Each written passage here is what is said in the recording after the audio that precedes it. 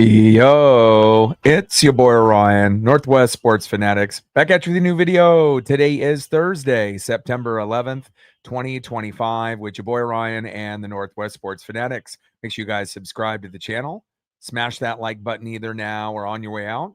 Donate to your boy if you can. Cash App $ ORIONNWSF or the YouTube Super Chat right here. We got the Los Angeles Angels versus the Seattle Mariners. First pitch is going to be here in roughly 5 minutes. So let's cue up the music, take a look at the thumb, and let's get into the starting lineups. Happy Thursday, everyone.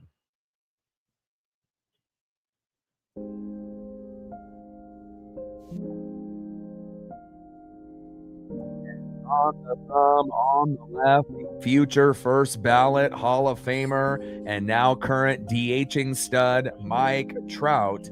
And on the right, one of the best first basemen in the league, making his debut on the thumb in 2025, Josh Naylor. Now let's get into the starting lineups here first for the visiting Los Angeles Angels. Leading off for the Angels, DHing stud Mike Trout. Batting second, playing shortstop for LA, Zach Neto. Batting third, playing third base, Yoan Moncada. Batting cleanup, batting fourth, left fielder Taylor Ward. Batting fifth, playing right field, Joe Adele. Batting sixth, playing second base, Chris Taylor. Batting seventh, catching today for the Angels, Travis d'Arnaud. Batting eighth, playing first base, Logan Davidson. And batting ninth, playing center field, Bryce Teodosio. And on the mound for the Angels with a 10-10 record, an ERA of 4.07, Jose Soriano. And now let's get into the starting lineups for your Seattle Mariners. Leading off for the Mariners in left field, Randy Arozarena. Batting second, the best catcher in baseball, Dumper Cal Raleigh. Batting third, playing center field, Julio Rodriguez. Batting cleanup, batting fourth, first baseman, Josh Naylor. Batting fifth, DHing today for Seattle, Jorge Polanco. Batting sixth, playing third base, good vibes only, Eugenio Suarez. Batting seventh, playing right field, Luke Raley. Batting eighth, with the walk-off home run last night, the most underrated player on the Mariners. We're going to need you to play great the rest of the way. I love you. Offense, defense, he can do it all. Leo Rivas. And batting ninth, playing shortstop, J.P. Crawford. And on the mound for the Mariners with a 4-5 record, an ERA of 5.53, it's Miller time, Bryce Miller. And shout out to the Blue Jays for beating the Astros 6-0 here today. So we're only a half game back. So as long as we just take care of business and win here today, again, once we end up getting dead even with the Astros and we continue to keep winning, at some point, sooner than later, we are going to be leading the division in the American League West. And we had to sweep the Cardinals after winning 2 out of 3 against the Braves. And the same thing goes for this series. I know it's tough, and I know this team plays us really well, just like the Athletics. Seems like we have an easier time with the Astros and Rangers compared to with the Angels and the Athletics, but we have to think big. We have to try to go for the sweep. And if we're able to do that, right, then it will put us in a very good position where if we only had to win a few more games at that point to be able to get to that 90 win number. And again, we end up sweeping, that'll get us to 82. And then if we can end up going 8-4 the rest of the way, that'll get us to 90 wins. And I know that's pretty aggressive, but again, we're on a 5-game win streak. Why not us? We're playing hot. And again, pitching, as far as the starters, hasn't been the greatest, but hopefully it'll get better as the year continues. The bullpen has been great, right? The hitting has been great. The defense has been immaculate. And again, we have a will to win. So hopefully we can get the job done here today. And again, worst case scenario, again, you want to be able to go at least 3 out of 4. But again, you want to shoot for the stars, and hopefully we'll be able to start off with game number 1 with a dub. We got Packers and the Commanders here on Thursday Night Football as well. And obviously the Commanders haven't won in Green Bay since the 80s, and they just missed a field goal here right before halftime, and they are still down 14-3. Mike in the building, what's good? Cody in the building, what's good? All day in the building, what's good? Marine Bean in the building, what's good? Anna in the building, what's good? Let's get it. Gibson in the building, what's good? Brett in the building, what's good? Yeah, and it makes you kind of wonder why Victor isn't in the lineup every day. I'm not sure if there's just some kind of, lingering injury. Obviously sometimes it depends on if it's like a left-handed pitcher or a right-handed pitcher. But honestly, at this point in the season, it shouldn't matter. Victor Robles and Leo Rivas should be in the lineup every day, regardless if it's a righty or a lefty. It gives us a better chance to win. And again, I think we all root for Cole Young, but Rivas should be starting over him the rest of the way. Cole has been on a slump, and Leo is a better player at this point. And again, for Luke Raley, Dominic Canzone, I like them, but they're not Victor Robles, and we haven't had access to him all year. Again, we need to play him.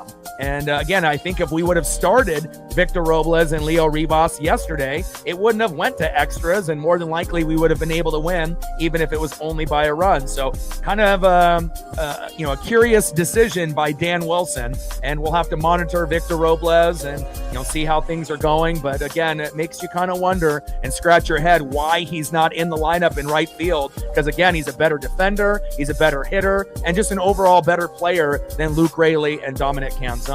We're going to be shooting for 100 likes, 100 on the Dono train, and then 5 to 15 subs. I'm going to get situated here real quick. First pitch in there for a strike for Bryce Miller. And things need to be refreshed here for the scoreboard, so let me do that here quickly. 0-1 pitch. Big swing and a miss by Mike Trout. Behind in the count now, 0-2. I like that. Miller on the mound. Mike Trout no longer playing center field, just kind of like Aaron Judge, usually DHing, or sometimes you'll see Aaron Judge in right field. So, when guys get a little bit older, things change. And hopefully we'll be able to limit the damage there. 0-2 pitch. And Trout deep into right field. And just foul. Oh, my God. We got lucky there. And again, even though we know Mike Trout may not be, the same type of player as he was, years ago, that doesn't mean that he can't still, at times, do some damage. And again, he, plays very well against the Mariners in his career. So hopefully we don't give up anything early. And we want to make sure we're giving up 3 runs or less for Bryce Miller, preferably 0-2 before the bullpen comes in. And the magic number will be 5 runs, 7 to 10 hits. If we hit that, we should be able to get the dub here today. 0-2 pitch. Big swing and a miss, and a great start there for Bryce Miller. And again, when you can start off with your first batter going against a future first ballot Hall of Famer in Mike Trout, and you get a punch out, you'll take that. Way to bring the electricity, Bryce. It's Miller time, and 1 away. Next up, shortstop, Zach Neto.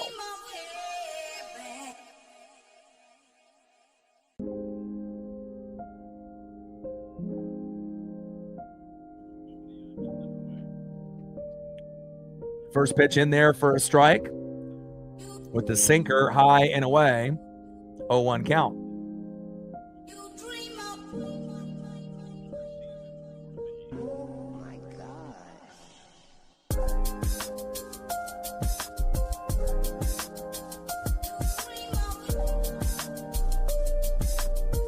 0-1 pitch.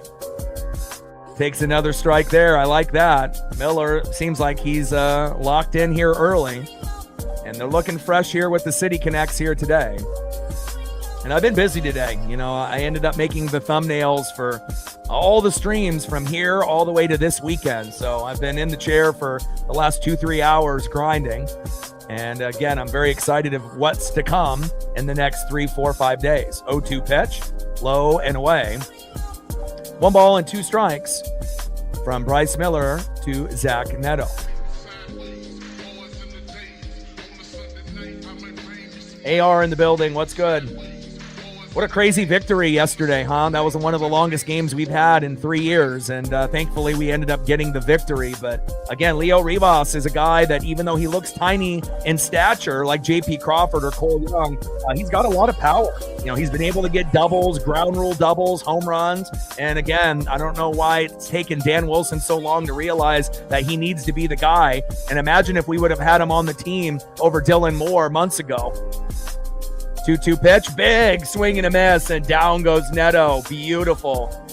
And just like that, down goes Neto on strikes, down goes Trout on strikes. And this is the type of Bryce Miller that we have been waiting for and hoping for all season long. 4-5 record, ERA of 5.53, has been injured on and off throughout the year, but a great start here for Bryce Miller. It's Miller time. Next up in the 3-hole, third baseman, Yoan Moncada. First pitch to Moncada, inside for a ball, 1-0 count.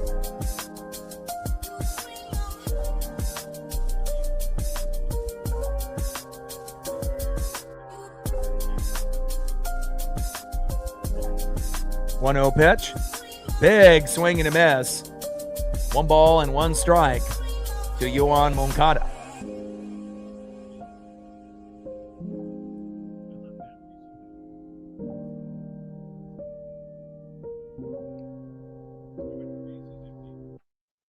One pitch, popped up, should be a routine play there for Julio Rodriguez in the no-fly zone.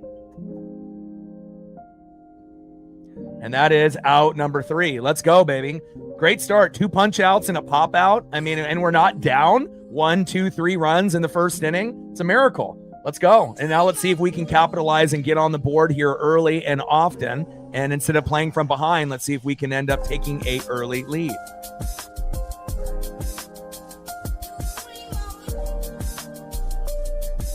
And let's see who's up next here for the Seattle Mariners. Josh Naylor looking good on the thumbs, and I got 2 images of Naylor in this series that he'll be on the thumbs. So I got this one, and I got another one of him in the white jersey, and then we'll be doing Cal and Julio on the other 2 days against the Angels. But again, I've been kind of saving and waiting for the proper moment to be able to get Naylor on the thumbs, and obviously he's earned it. And again, looking good, Josh Naylor. Leading off for the Mariners in left field, Randy Arozarena.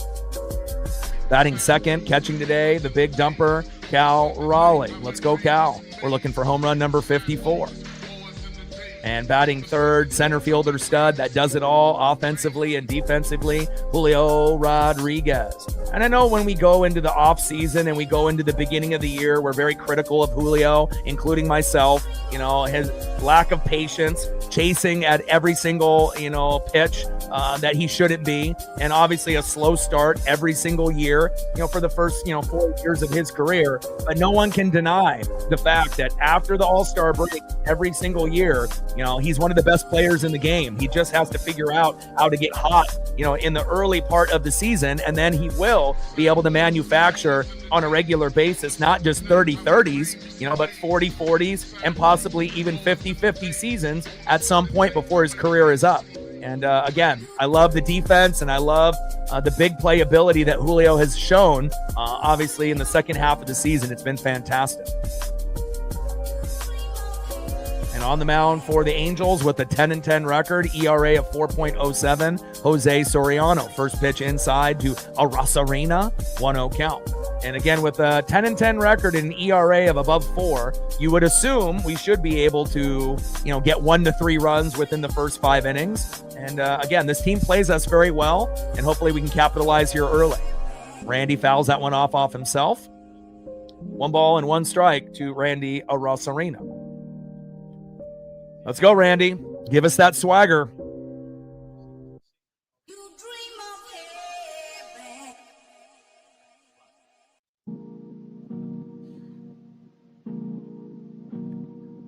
Yes, he did. I was tuning in. I had to always, Rangers have the day off after sweeping the Brewers. And there we go, Randy, with a nice single right up the middle, baby. Yes. Way to bring the electricity. And it's so important to be able to get on base with that first batter. Way to bring that electricity, Randy Arosarena. Hell yeah.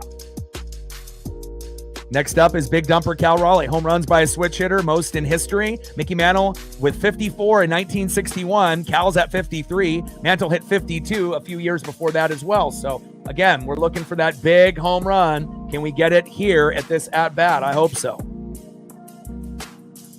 First pitch, big swing and a miss by the Big Dumper. 0-1 count. 241 average, 53 home runs. 113 ribbies. And again, we're talking about a catcher. This isn't a right fielder, left fielder, center fielder. Typically guys that are able to bomb home runs, or guys that play first base or possibly DH, that can hit 30, 40, 50 home runs. And, I'm just really happy that we got 2 of the best players in the world in Julio and Cal, and they're young. They're right there at the same time coming in, and we have a very, very bright future, not only short term, but long term. Fouls that one off. No balls and 2 strikes to Big Dumper Cal Raleigh. 0-2 pitch. Pops that one into left field. Fading foul. Count still remains. No balls and 2 strikes from Jose Soriano to Big Dumper Cal Raleigh. Let's go, Cal. Looking fresh in that City Connect tonight.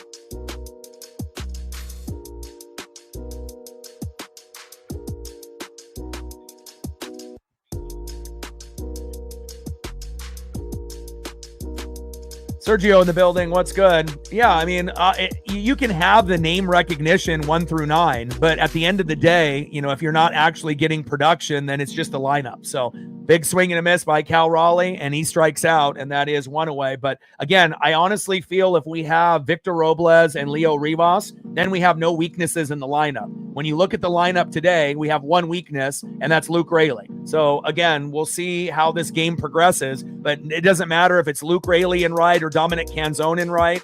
Those guys are not good enough offensively or defensively at this point in the season. It needs to be Victor Robles every day. And I'm not sure if there's an injury or if he's under the weather or what's going on, but it makes you kind of wonder why Victor isn't in the lineup every day in right field. He needs to be. Next up is Julio Rodriguez. Let's go, J-Rod. First pitch, takes a strike looking high and away, 0-1 count. 0-1 pitch. Nice patience in the box by Julio. Knuckle curve, doesn't bite. 1 ball and 1 strike to Julio Rodriguez.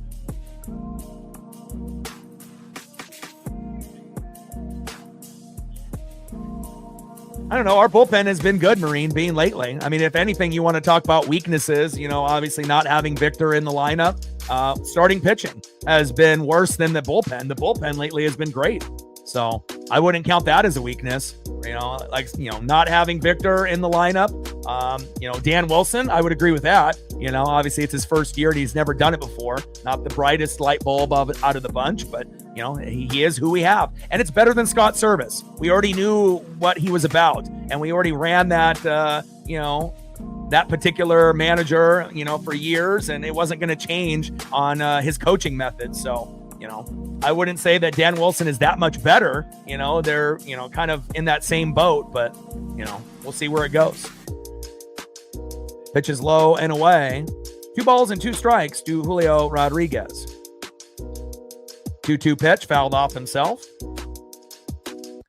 Yeah, it was amazing, Joe, and that's exactly what we needed. Obviously, rooting on the Blue Jays to beat the Astros. Only a half game back. We win here today. We're tied, and again, we need to sweep this team. And if we sweep them, we get to 82 wins, and then we go 8-4. The rest of the way, and then if we're able to do that, then obviously good things could possibly happen. We want to obviously get to a point where we're at 90 wins. So.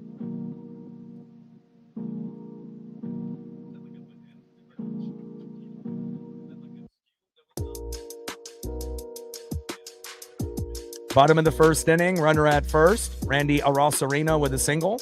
And hopefully Julio's toes are okay. You know, you always got to be a little weary when you end up fouling one off yourself. And Julio obviously has lots of padding there, and that one hit him right in the foot.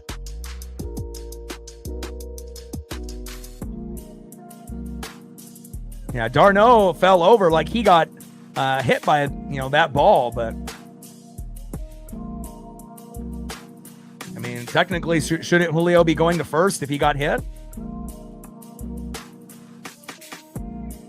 I do like the yellow cleats, though. You know, obviously with the silhouette with the blue and the yellow, Julio's looking very fresh out there.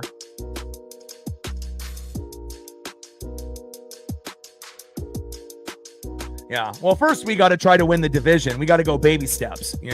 Again, we had 20 years of not making, the playoffs, just a few years ago. So, let's try to win the division first over the Astros, then ALDS, then ALCS, and then we can, start talking about World Series and whatnot. But, we have as good of a chance as anybody, to be able to make a deep run this year. That's 100% true.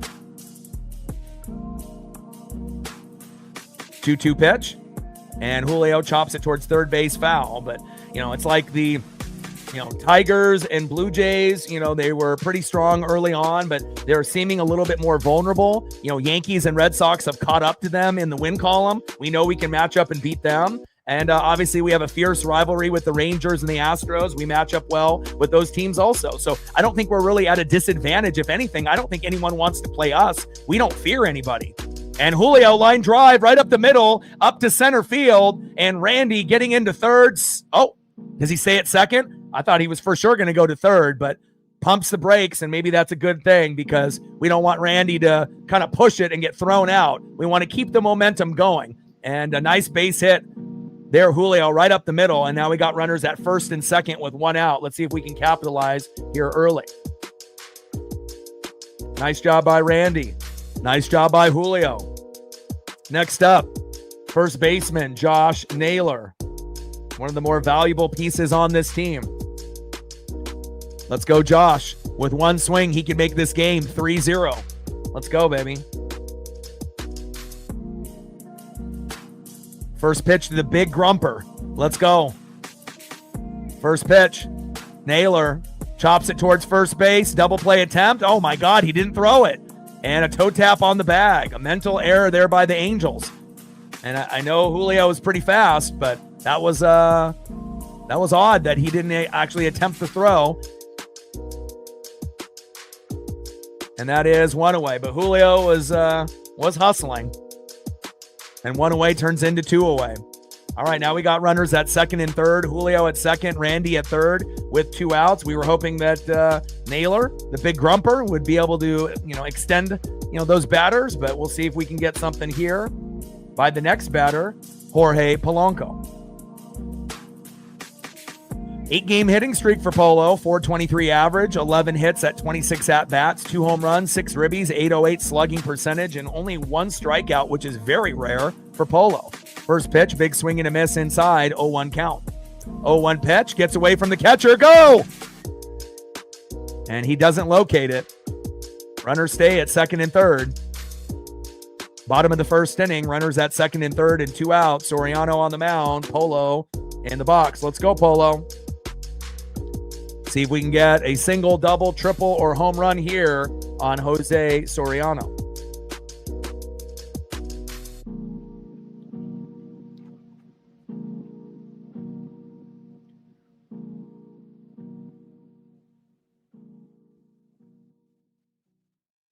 One pitch.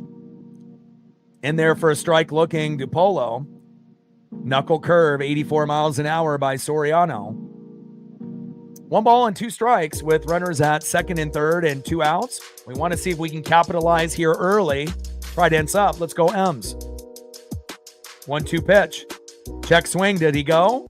He did not. 2 balls and 2 strikes to Jorge Polanco. Come on, baby.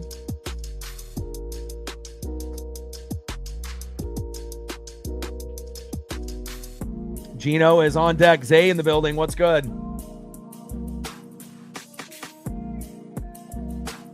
And Polo strikes out, and that is out number 3. And again, sometimes we'll have a couple guys on, and then we, leave them stranded. And then the next inning, we typically capitalize, and hopefully that'll be the case. We did get 2 hits, and hopefully in the second inning, we can get to at least 1. All right, let's see who's up next here for the Angels in the top of the second inning.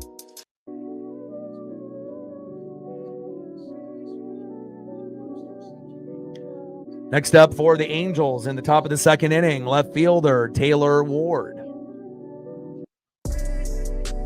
And they made it a substitution here late again. Batting second, who was supposed to be in the 6 hole, now in the 5 hole, Chris Taylor. And Joe Adell is a scratch, and then they're going to bring in Luis Rengifo. So I got to pull up a quick photo here.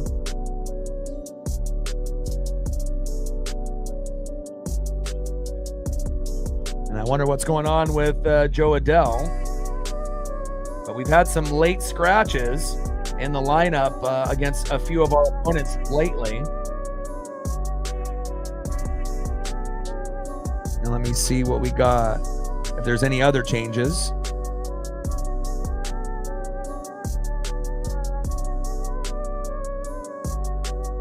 Okay, looks like that's the only scratch for Joe Adell. Everything else looks the same. But at least I caught it. All right, so we got Taylor Ward leading off. Chris Taylor now in the 5 hole instead of the 6 hole. And then Joe Adell is a scratch. And they're going to bring in Luis Rengifo. And he'll be playing second base.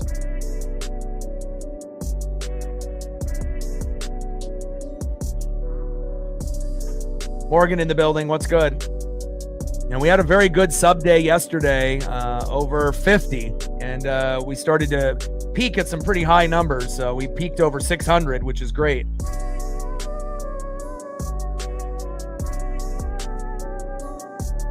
$57 subs to go to 21,800, and we just hit 21,700 yesterday, and we're already halfway. So within maybe a day or 2 or 3, we should be at 21,800. So first pitch in there to Taylor Ward, fouls it off, 0-1 count.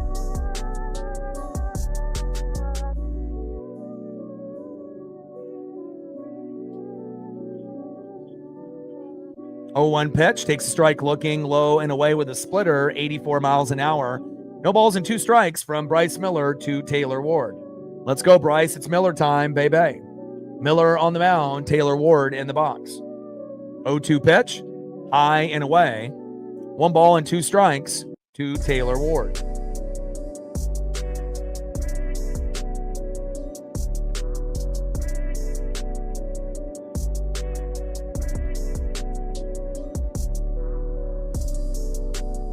One-two pitch, low and away. 2 balls and 2 strikes to Taylor Ward.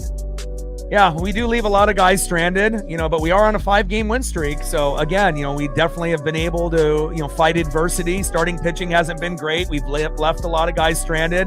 Bullpen and defense has been immaculate. And another great defensive play by Josh Naylor. Sign that man. And again, when we ended up bringing Castillo over, they ended up trying to make a deal, when we got him, obviously, on that playoff push in 2022. We should definitely try to do the same thing with Naylor. We got to make sure we lock him up for the rest of his career. Hopefully the Mariners are not stupid, thinking that they'll be able to find someone in the farm system, which would have been Tyler Locklear, but he's nowhere near, what you're going to get out of Josh Naylor. And, you're not going to be able to probably find one on his level, even the guys that are available in free agency next year on his level. So first pitch to Chris Taylor, fouls it off, 0-1 count. Former Dodger Chris Taylor in the box. Bryce Miller on the mound.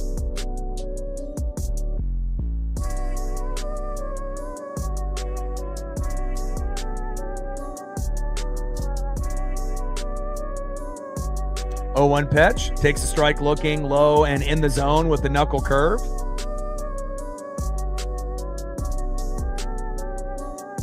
No balls and 2 strikes to Chris Taylor. 0-2 pitch, high and away. 1 ball and 2 strikes from Miller to Taylor. Yeah, I mean, we haven't seen a defensive player at first, maybe ever, on his level. You know, we've had a few notable names at first base over the years, but big swing and a miss, and down goes Chris Taylor. Bryce is locked in early, and that's exactly what we want to be able to see against the Angels. Great job there. Down goes Chris, and Bryce has given us a little bit of electricity here early. Great job. It's Miller time. Next up, second baseman Luis Rengifo.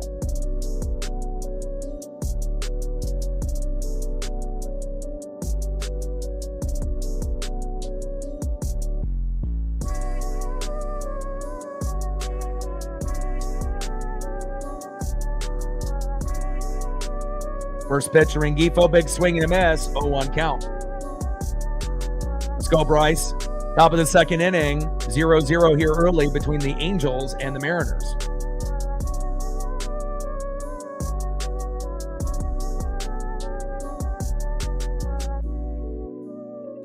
Let's go, baby. 0-1 pitch. Big swing and a miss. Man, Bryce is locked in. We haven't seen him locked in like this in quite some time. Keep it going, baby.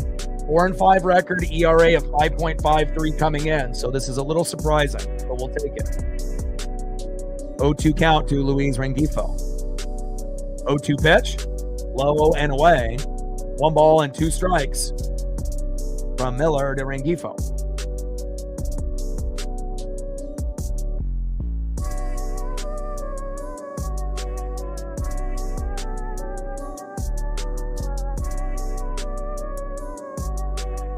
One-two pitch.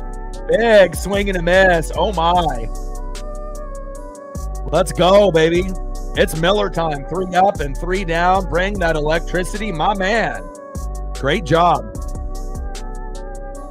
And now we just see if we can get some runs put up on the board here.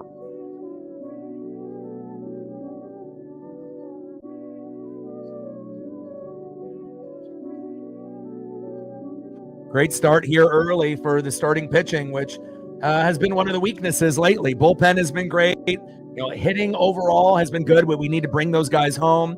Defense has been superb.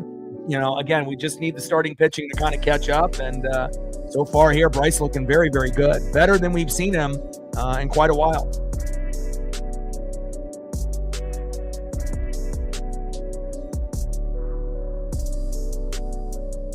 Keep it going, Bryce. Let's see who's up next here for the Seattle Mariners in the bottom of the second inning. Next up for the Mariners in the 6th hole, good vibes only, Eugenio Suarez. Batting second in right field, Luke Raley. And batting third, the hero with the walk-off, second baseman, Leo Ribas. Let's go, baby. Leo is a stud. Trident's up. Let's go, M's. Like, sub, donate, comment, share. If you haven't smashed that like button yet, please do. Help us get to 100 likes, 100 on the dono train. We're looking for our first donation on the channel here so far, and we're looking for 5 to 15 subs, and if we hit that, then we'll go to the secondary goal. Let's go.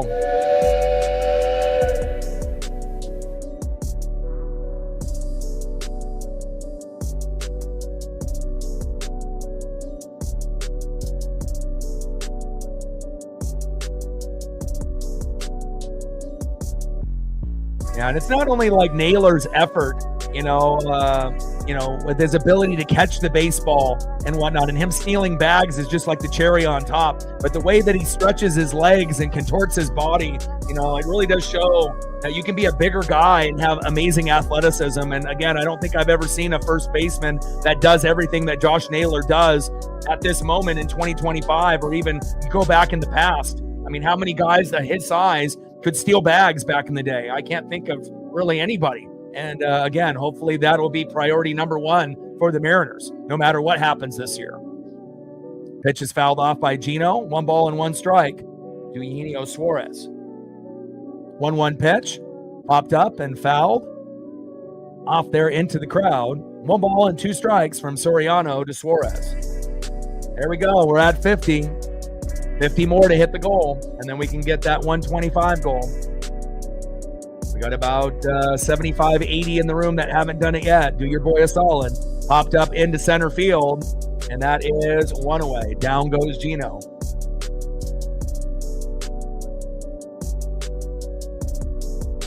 Next up, right fielder Luke Raley. And as far as the injury report, we only have Santos, Kowar, Logan Evans, Ryan Bliss, and Trent Thornton. So Victor is not on the injured list. So not really sure why, that we're deciding to go this particular route with, guys like Dominic Canzone and Luke Raley over Victor Robles. Doesn't make any sense to me, but, we'll see if Dom and Luke can step up. Dom did get the sac fly yesterday, to score in Naylor from third. So at least he did something, but, it's quite a bit of a downgrade offensively and defensively, especially when you're going from Victor Robles 1 and then Dominic Canzone 2. And Raley, he is obviously his timing has been off, and defensively not as good as the other 2 in right field. So maybe Luke will have a Luke nuke. You definitely use one. Make himself be an asset, not a liability. Takes a strike looking high and away. 1 ball and 2 strikes. And he gets beamed. There we go. That's good. And we know Luke can hustle, and that's one thing I really admire about him as he's limping to first base. And, you don't want a guy to get hurt when he gets plunked. And, if you guys end up having a few guys to get walked, but maybe now Luke will exit the game. I mean, he got hit right on the knee and right on the side there. No padding. I hope he's okay. But we'll see if we end up having Victor Robles or someone come in and run for him, or we'll evaluate to see if he's all right. I imagine he'll be able to walk it off. Probably has got a nice little strawberry there on his leg. Luke is a tough guy. Next up, second baseman, the hero yesterday, Leo Rivas. Most underrated player on the Mariners. He was very, very good in AAA for the Tacoma Rainiers.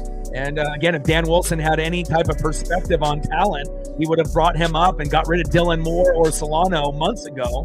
And if we would have had Leo Rivas starting at second base with JP, for the last 3-4 months, who knows how many more wins we would have? Probably 4 or 5. And again, it's not by just being a manager. You have to be able to understand talent and who's playing well right now. And again, better late than never. But again, we could have used Leo earlier in the year. You got to get rid of your weak pieces and your weak links. First pitch, knuckle curve, low and at the knees, 1-0 count. And the thing about Leo I love the most, he's got great baseball IQ. He can bunt, he can hit for power, and he can hit for singles. He's a good defender. He's got great attitude. He's just a gamer. He spent 10 years in the farm, in the minor league system. 10 years with 3 different teams. He's due to be able to, have that time to shine. And I'm so happy he's a Seattle Mariner. 1 ball and 1 strike from Soriano to Rivas as the ump is having a conversation with Leo. Let's go, Leo. Leo in the box. Jose Soriano on the mound.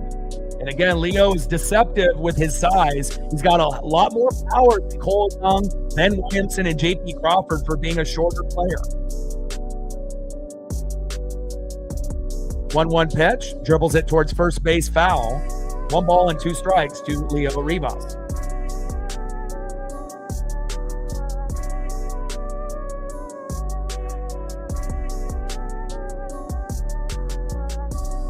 Yeah, I'm not really sure if it's a weird situation. It's just that we're competitive. That's just how it's been with the Astros, Rangers, and the Mariners over the last few years. So somebody's got to be able to take that first place spot, and we're gunning for it. Rangers got hot at the right time, sweeping the Brewers, had the day off today, and luckily the Blue Jays ended up skunking the Astros. Oh, double play, and he missed it. Go, Luke, go, Luke, go, Luke.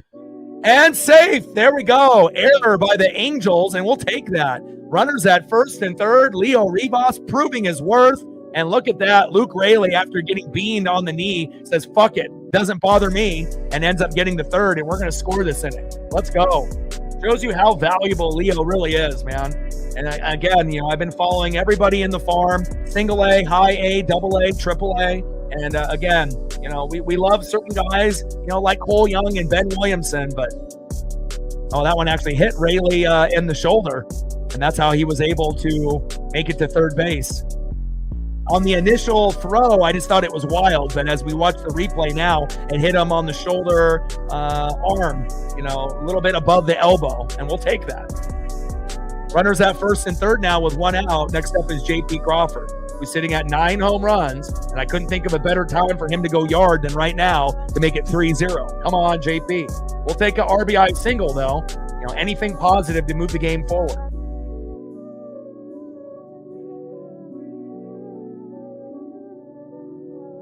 0-1 pitch.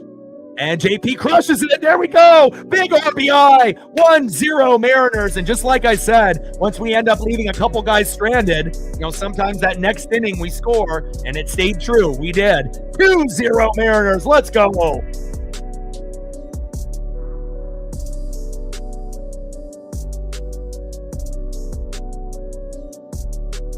Let's go, baby. That's what I'm talking about.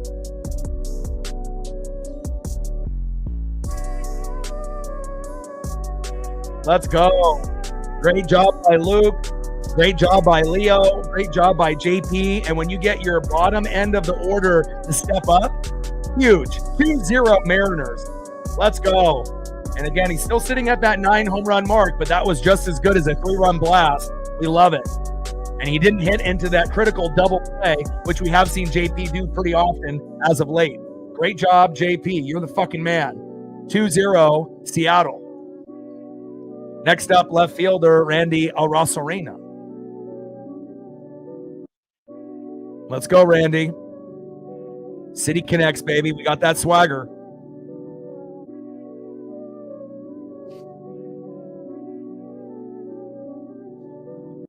And I feel like we play really well with the City Connect. You know, there's a different type of swagger. Like, you know, sometimes when you see, you know, alternate, you know, uniforms, you know, sometimes they're ugly. And then you just, you know, it doesn't really make a difference. But, you know, like Dion said, you look good, you feel good, you play good. And the batting helmets are, you know, top tier. You know, reminds you of the Ken Griffey Jr. era. The jersey is top tier. And I know a lot of us weren't really used to the black pants when they first came out, but they've grown on me. And again, I just feel like we play a little bit different, you know, with these City Connect uniforms compared to maybe some of the new uniforms that the NFL teams are rolling out. If you guys saw those 6, 7, 8 teams that ended up getting new jerseys, almost all of them are ugly. And again, you know, some people are in charge of fashion and they know what they're doing, and others absolutely do not. 1-0 pitch is low and away. 2 balls and no strikes to Randy Arozarena. Mando in the building. What's good?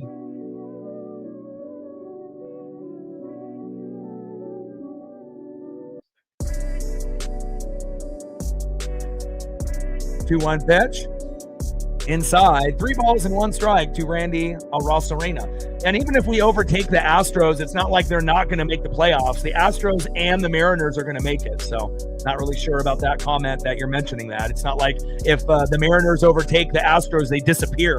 You know, they're going to make it. So if we end up getting first place, it'll be Yankees, Red Sox, Astros. If we get wild card, it'll be Yankees, Red Sox, Mariners. And, you know, those teams are in. It's simple as that. You look at the records and how the teams have been playing. You know, Texas has been hot as of late, but they're nowhere near on the Astro level, in my opinion. So it's nice to see the Rangers, you know, get hot late to make it interesting. But I mean, if you have to compare the two teams, you know, the Astros are the better team. Pitch is low and away, and that's a walk.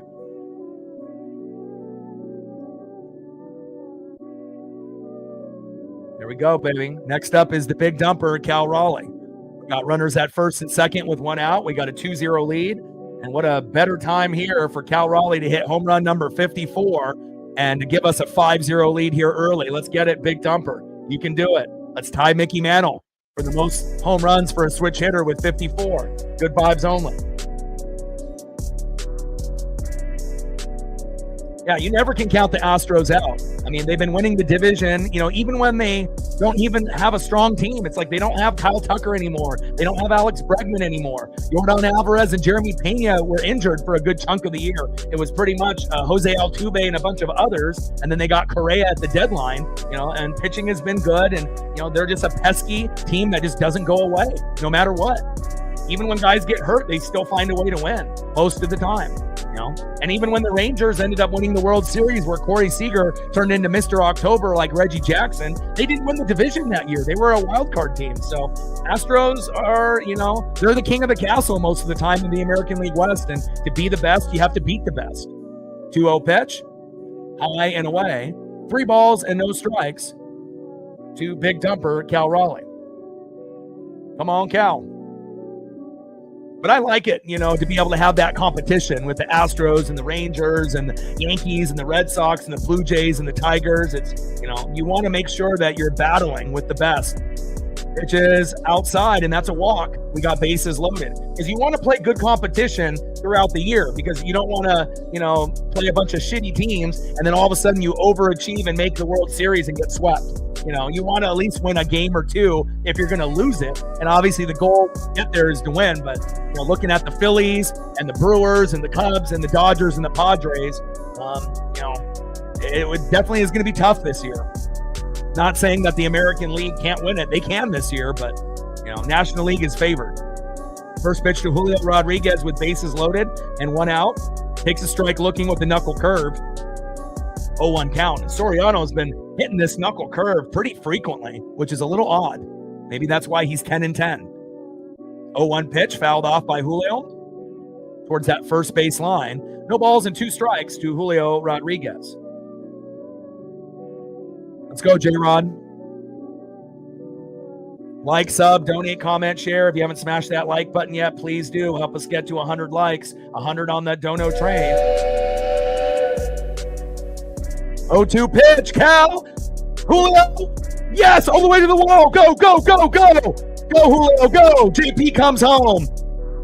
Let's go. Randy comes home.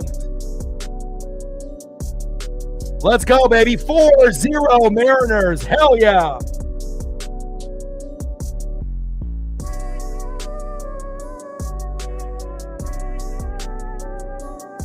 Hell yeah, baby. Julio with a great follow-through swing. 4-0 Mariners. And again, we have to try to sweep this team. We won 2 out of 3 against the Braves. We swept the Cardinals. We knew it would be tough. We're hot. We won 5 in a row. We got the best record in the American League at home since the All-Star break. Let's keep the momentum going, baby. I love it. And again, normally, if it was in the regular season earlier, sweeping the Angels would not happen. They would normally, it would be like split 2-2. But based on how we're playing right now, winning 3 out of 4 or 4 out of 4 is definitely realistic. Next up, big boy, the big grumper, Josh Naylor. Let's go, Josh. 3-run blast. Let's make it 7-0. 0-1 pitch.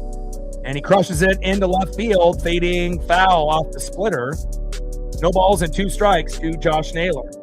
I love this team, man. We go through a lot of ups and we go through the downs. And when we're down, it's really, really down. Like when we were obviously on our couple road trips, which were terrible, Orioles and Mets and fucking Phillies. And, anytime we go on the road, it's not ideal. It sucks, right? But again, at least we're the best team at home in baseball, after the, All-Star break. And again, that might be surprising to some, but, again, we have the lineup. And again, just imagine if Victor Robles was in the lineup with Leo Rivas, then we have literally no weaknesses 1 through 9. And it's just the starting pitching, with Wu, Gilbert, and Kirby and Castillo and Miller just doing their job. Bullpen has stepped up. Defense has been immaculate. Like, we literally have just as good of a chance as any team in the American League this year to make a deep run.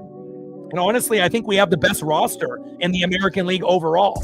We might not have the best record, but as far as roster, I think that we have the best roster, But again, those players need to be consistent so that way we can overachieve and, see how far we can take this special run in 2025. This is the best team we've had since 2001, and that team won 116 wins. But if you look at the roster, this team is better roster-wise. 0-2 pitch, Naylor pops up into left field and caught. And Cal decides to pump the brakes at third. Smart decision, Cal, because you would have gotten thrown out by a mile. 4-0 Seattle. And unfortunately, Naylor can't get the home run or the big RBI. They already got a guy warming up in the pen. We love that. Meltdown by Jose Soriano. And it's nice to finally have a guy have a meltdown that's got a record that's not that great. 10-10, ERA of 4.27. And, obviously, if we were on the road, he probably would pitch like a Cy Young candidate. But at home, we take care of business. Next up, Jorge Polanco. Let's go, Polo. Let me see some of that Polo magic, baby. First pitch to Soriano to Polo. Big swing and a miss. 0-1 count. Let's see if we can get to 5 before this inning ends up ending. We're at 4-0, bottom of the second. Runners at second and third with 2 outs. Polo hits a home run. It's 7-0. RBI double, 6-0. RBI single, 5-0. Let's go. 33 to get to a hundo. Let's get it, baby.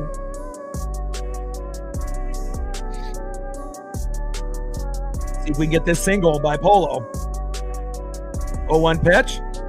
And chops it foul towards that first base line. No balls and 2 strikes to Jorge Polanco, who's been on a heater as of late.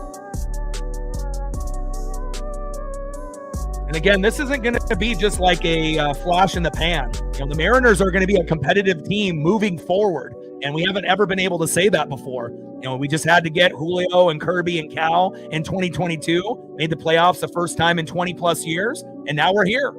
And 2025 moving forward, it's like, expectations are to try to win the division and make the playoffs every year instead of just seeing what's going to happen, and ownership, even though it's always been complained that we're 54% in, we have seen them go all in the last 2 years, by bringing in Randy and then this year, Gino and Naylor at the deadline. 0-2 pitch, and Polo fouls that one off himself as he goes down to a knee. And we've had a hard time preventing the players from hitting the baseball off their own bodies. You got to prevent that. We don't want to have any injuries, especially self-inflicted ones. Let's go, baby.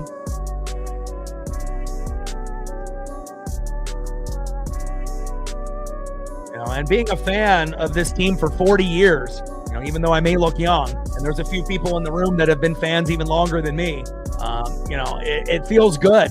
And I've always been this way. Even when we were in that 20-year stretch where I knew we had 0 chance of making the playoffs, I still rock the gear. I still watch the games. I still root them on, and again, when you're a hardcore fanatic, it means more than just being a bandwagon fan, of a team that's good every year. You definitely feel the emotions when things go wrong, but when things go right, it makes you feel a type of joy that I can't even explain. And I know some of y'all in the room know exactly what I'm talking about. 0-2 pitch, low and at the knees, 1 ball and 2 strikes to Jorge Polanco. Yeah, but the thing is, as we continue to get better and better and better, there will be more people that have interest coming here, even though it is one of the hardest ballparks to hit at, but it doesn't affect Josh Naylor. He's been able to find a way, and obviously we know Polo wasn't good last year, and then obviously was super hot at the beginning of the year, and then kind of hit a slump, and then now has gotten hot again. So, most guys that come in are bootios when they come here, and then they go somewhere else later, and then they get back to being the player that they were. But with the right type of coaching, and the right type of supporting cast, guys can do it here.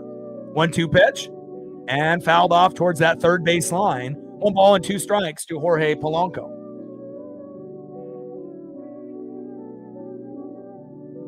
Nobody in the building. What's good? Yeah, but anyone that lives in Oregon or Washington, like I said, it's not easy being a Pacific Northwest fan. I live in here in Oregon, being a Mariner fan, a Blazer fan, and again, for some of y'all that are Kraken and Seahawk fans and Huskies and Cougs and Beavers and Ducks, again, it's not always going to be, peaches and cream. Sometimes it's going to be really rough. And he fouls it off himself again. My goodness. 3 consecutive foul balls by Jorge Polanco. And out of all the teams, obviously the Mariners are looking pretty good right now. The Huskies and the Ducks are looking great right now. There are some things to get excited for. Blazers, obviously will be shooting for the 8 seed this year. And at some point, if they keep drafting the way that they have been, Yang was the steal of the draft this year. It wouldn't surprise me if they, end up making a playoff run. They're not going to be able to win it all, obviously, but again, at least they might be able to make the playoffs in a year or 2 or 3. Pitches low and away. 2 balls and 2 strikes to Jorge Polanco.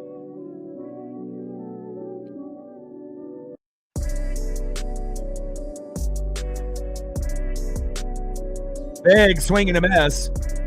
And down it goes. Down goes Polo, but not after we get a 4-0 lead on the Angels.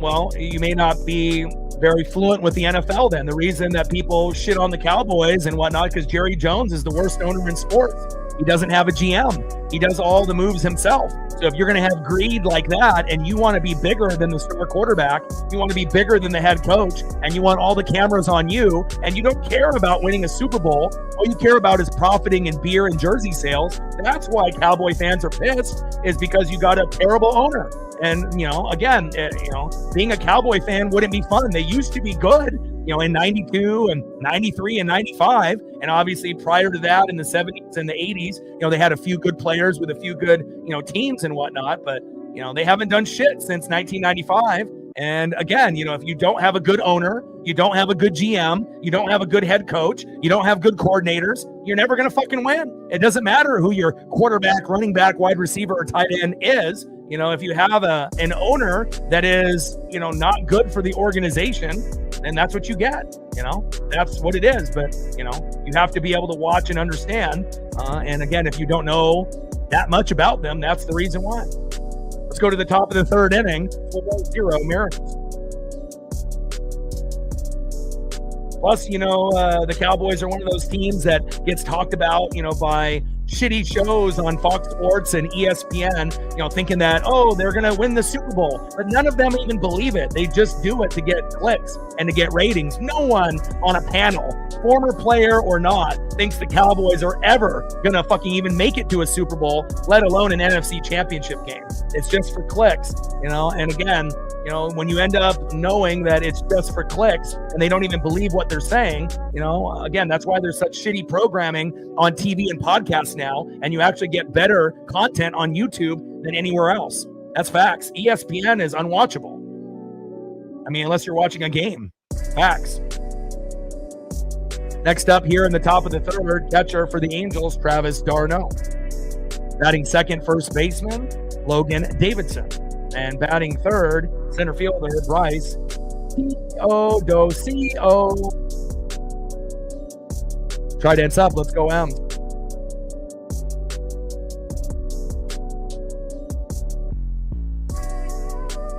$10 holla. Nobody is a somebody. Stacks. Racks. With a little Cactus Jack. Bang, bang. Appreciate you. $10 holla on the Dono train. 90 to go.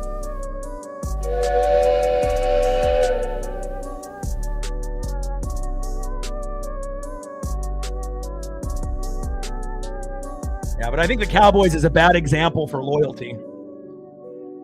Even famous people like Denzel Washington doesn't even really want to be a fan anymore. It's like you grew up with a certain type of team, but again, if you have the worst owner in sports out of the NFL, NBA, NHL, and MLB, at some point people are going to give up, and they're going to change their loyalty to the Texans or just, not watch.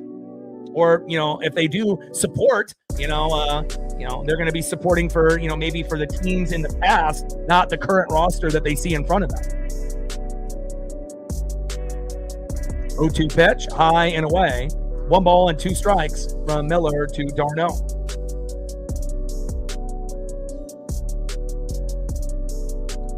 I mean, if you're talking about like loyalty, it would be better to do loyalty for like a team like the Cleveland Browns. That would be more like loyalty, where you go through fucking 50 fucking quarterbacks in the last like 15 years, and the people still, are fans, and even though that they know they're not going to be able to go to the playoffs every year, but they're still loyal. That's a better, example of loyalty to a team that's normally not great all the time, but they stick it out, Obviously with like the Cowboys, it's, you got a shitty owner there. As Darno strikes out looking, and that is one away.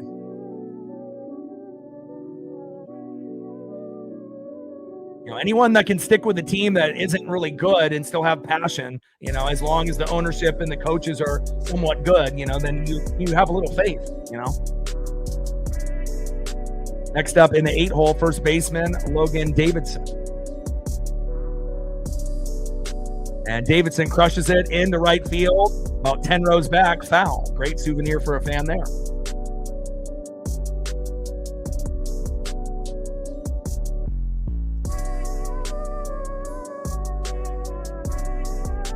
Well, not really the Bills, though, because, they got Josh Allen. They've already been great, for many, many years. They just haven't been able to get past the Chiefs.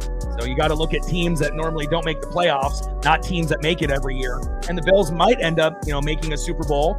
They did go to 4 Super Bowls, in the 90s in a row, which you'll probably never see again unless the Chiefs make it, which would be 4 in a row. But, to lose 4 years in a row, they just ran into the wrong teams at the wrong time. They ran into Lawrence Taylor and then Mark Rippon in the Redskins, and then the beginning of the Cowboy era of Aikman, Emmitt Smith, and Michael Irvin back to back. So, if the Bills didn't have that, Marv Levy and Jim Kelly and Thurman Thomas and Andre Reed and Don Beebe and Bruce Smith and Cornelius Bennett, they would have won at least one, but that's how the cookie crumbles.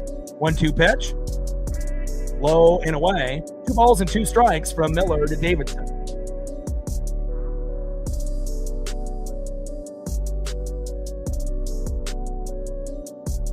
Top of the 3rd inning, 4-0 Mariners.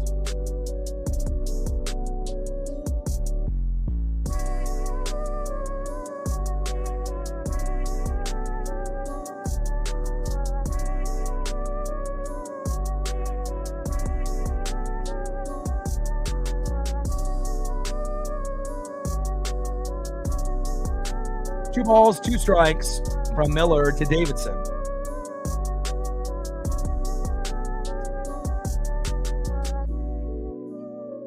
Two-two pitch. Inside. Count now is full with that knuckle curve by Miller. 3 balls and 2 strikes to Davidson here in the top of the 3rd with nobody on and 1 out. Yeah, it's Thursday. People work and whatnot. There'll be a lot more people Friday, Saturday, and obviously Sunday there's football. So hit it long, hit it deep, back to the wall, and gone. And a big homer by Davidson to get them on the board, 4-1 Seattle. And hopefully that'll be the only home run that Bryce gives up in this particular matchup. Nice homer there by Logan Davidson. I'll give you that swagger and electricity getting them on the board. Next up in the 9-hole, center fielder Bryce Teodosio.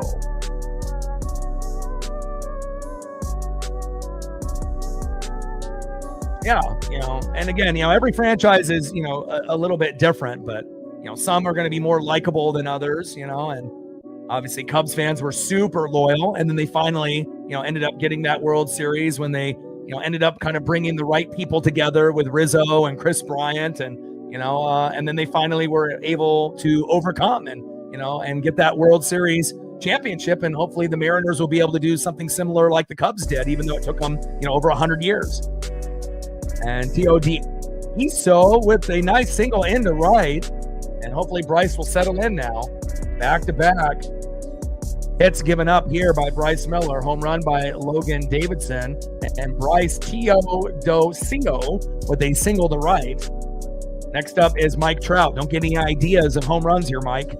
We need a slow dribbler right up the middle. The JP or Leo Rivas, a throw to Naylor, and we get out of this inning 4-1.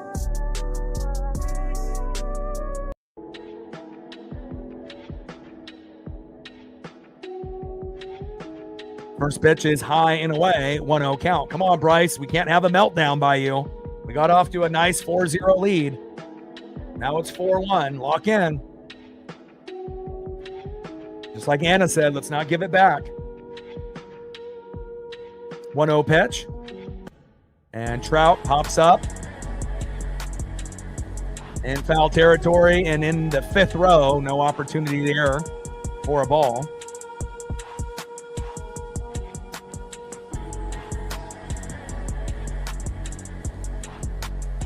Career .315 hitter against the M's. He is getting a little bit older, but don't let that age fool you.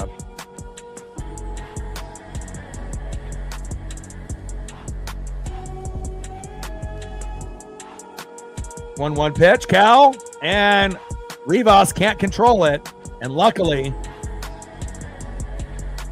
the runner did not see where the ball was. Not sure if he would have even attempted to go to third anyways. And he is safe at second. Angels getting a little bit of momentum here. Come on now, shut it down.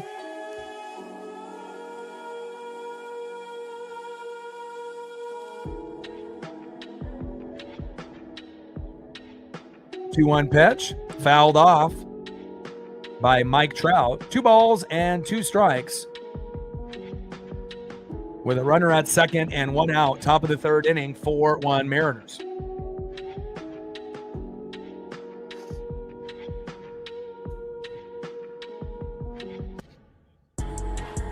But we'll be doing the Mariner game today, obviously. Mariner game tomorrow on Friday. We'll be doing 2 streams on Saturday and Sunday. I'll be doing the Ducks and Northwestern at 9 a.m. and then the Mariner game in the evening. And then obviously on Sunday, we'll be doing the Mariner game back-to-back with Sunday Night Football when we're going to get Michael Penix Jr. versus J.J. McCarthy in a natty rematch for the Falcons and the Vikings. So I know I'm going to be really tired on that Sunday, but definitely looking forward to seeing Michael Penix Jr. and J.J. McCarthy. And I'm going to do every single Mariner game the rest of the way. So sometimes that's going to mean double dipping. And, again, you got to grind if you want your dreams to come true. Next up is Zach Neto.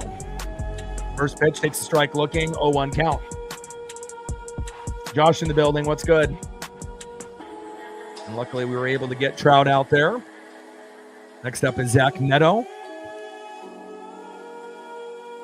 First pitch from Miller was a strike. Second pitch, big swing and a miss by Zach Neto. Behind in the count now 0-2 with a runner at second and 2 outs, and let's keep it that way.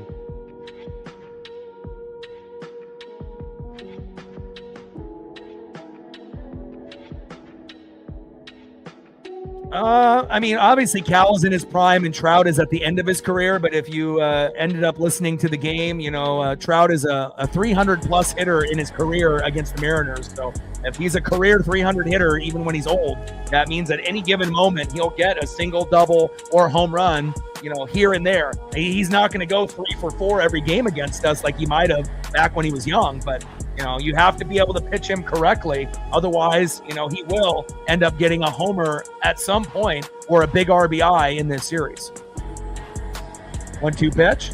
And big swing and miss by Neto. And down he goes. Nice job by Bryce Miller. It's Miller time. Nice job. You gave up the solo jack to Logan Davidson, but I think we can all live with that. 4-1 Seattle. And let's see if we can get that run back in this inning. Next up, third baseman, good vibes only, 0 for 1, Eugenio Suarez. Batting second, getting beamed at his first attempt, right fielder Luke Raley. And batting third, the hero yesterday, second baseman with a lot of pop in his step, Leo Rivas. Let's go, Leo.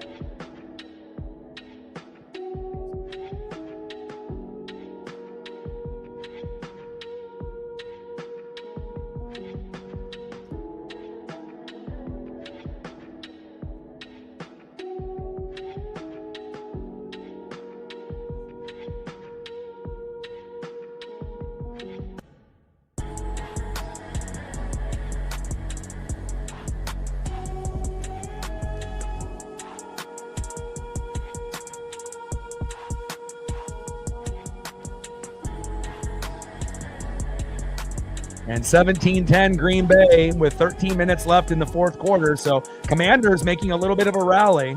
Jaden Daniels is a real fun player to watch.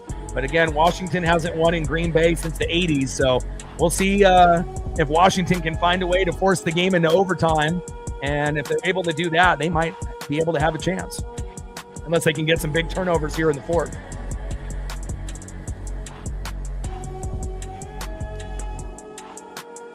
Yeah, it's one of the longest games that we've had, for the Mariners and myself in the last few years. So, they haven't had a game really go that long. And thank God we won. Could you imagine us going, 13, 14, 15 innings and then losing? So luckily we were able to get that done. We're only a half game back right now to the Astros. We win today. We're tied with them. Rangers had the day off. And then obviously right now it's Yankees, Red Sox, Mariners. And the Yankees and the Red Sox, 81-65, 81-66, have caught up to the Tigers and the Blue Jays. So, we don't really know who's going to have the best record by the time the season's over. I mean, it is possible, that the Astros, the Mariners, the Red Sox, or the Yankees could, potentially catch up, and surpass the Tigers or Blue Jays, which would have been insane to talk about a few months ago. But, here we are. Certain teams are getting hot, and the teams that were hot are starting to slow down slightly. 0-2 pitch to Gino. Low and away. 1 ball and 2 strikes to Eugenio Suarez. John in the building, what's good? Yeah, that was probably the best defensive game I've seen all year. And again, so many great plays from second to first, third to first. And even the Cardinals had some beautiful double plays and some great plays, from your fan base and from obviously you and, everyone that represents the Cardinals. And again, normally we're not going to sweep a team like that, but again, at this point of the year, that's what we needed. And, we'll see how things go moving forward. And hopefully Mason Wynn will be, better for you guys the rest of the year, even though he's battling an injury, and hopefully next year as well. 1-2 pitch to Gino, inside, low, and at the knees. 2 balls and 2 strikes to Eugenio Suarez. Absolutely, Huskies are going to beat the Cougars. I mean, really, the only teams that are going to be tough, you would assume, obviously the Huskies and Ducks play in Seattle, so the Huskies will have that game at home at the end of the year. They'll probably lose to the, Buckeyes. But again, I see the Huskies and Ducks winning a lot of games this year. Obviously, Ohio State and Penn State are going to get all the love, but Oregon is starting to get a little bit of it, but we're still kind of an underdog. They're not really giving us the credit that we deserve, I feel, early in the season. And I think this team is better than last year. So, again, at some point, Oregon will, be number 2, to Ohio State at some point. But, again, I really like the Huskies this year. That was my sleeper team in college football. And, again, they got a lot of key pieces that are very fun to watch. Damon Williams is kind of like Kyler Murray. Arguably, you got one of the best running backs in the nation in Jonah Coleman, if he's not the best. You got David Boston's son, Denzel Boston, a wide receiver. You got some good defensive pieces. Offensive line is really nice. So, I'm hoping to be able to follow them with some good success. As Gino pops up, and that's an easy out by Rengifo, and that is 1 away. 17-10 Green Bay over the Commanders here in the fourth quarter. And Gossman, God, he killed it. And thank God he did, and shut out the Astros and won 6-0. We needed that. And a lot of times when the Astros lose, we lose, right? And then when we win, they win. So we definitely need to take advantage of when the Astros lose to be able to win this game, which I believe we will. Next up is Luke Raley. Let's go, baby. I mean, like I said, for me, I'm a little different compared to most fans. I actually like rooting for, typically the Huskies and the Cougs and the Beavers. The teams are in Oregon and Washington, just not when we're playing each other. I like to be able to see those other teams, even the rivals like the Cougs and the Beavers, have success, but they're nowhere near where we are with the Huskies and Ducks this year. 0-2 pitch and throw to first, and Luke Raley with some great hustle, but doesn't be able to run that one out, and that one is 2 away. Next up is Leo Rivas. But again, at some point, the Huskies are going to climb.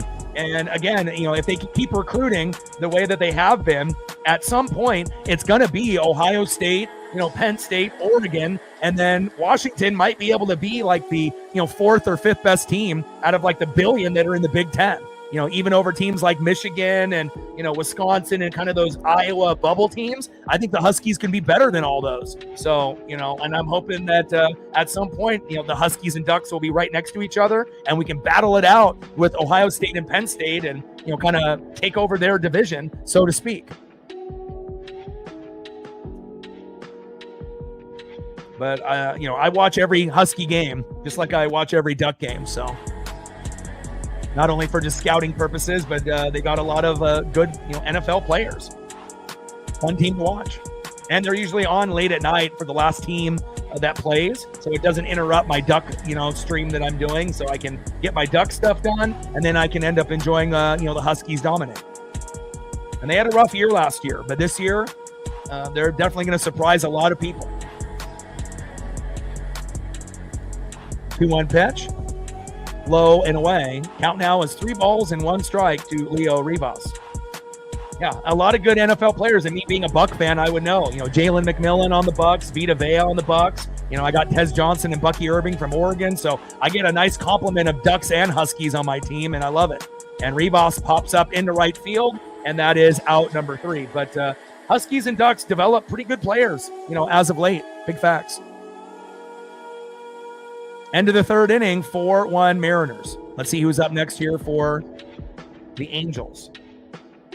And honestly, even though we know the Ducks are, natty contenders with the Buckeyes this year, there's no doubt about that. We look better than last year. But again, if we were to lose games this year, the 2 games that they would lose would be, at Penn State, even though I think we're better than them, but going on the road is hard, no matter who you are. And then going on the road to the Huskies at the last regular season game in Seattle.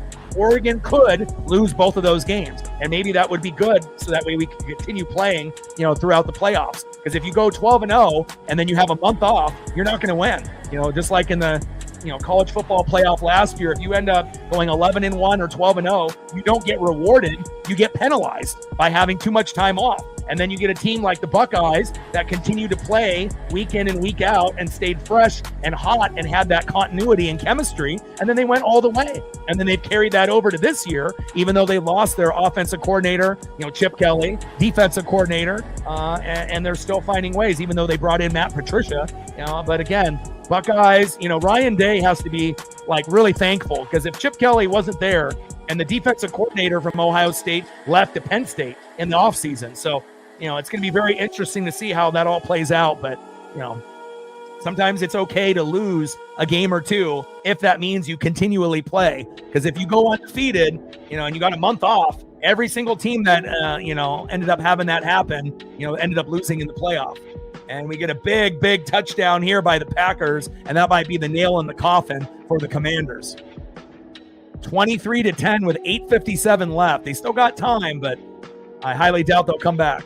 They might be able to score one more touchdown, but the Commanders, but that one might be over. Yeah, I've been watching college football, NFL, MLB, wrestling, since I was 3, and I'm 43. So, again, it seems like it keeps getting more and more exciting as the years, continue on. Top of the 4th inning, 4-1 Mariners. First pitch from Miller to Moncada. In there for a strike looking, 0-1 count. 0-1 pitch, line drive right over Bryce's head. Luckily, he moved out of the way. Goes into Julio's mitt, and Moncada with a single.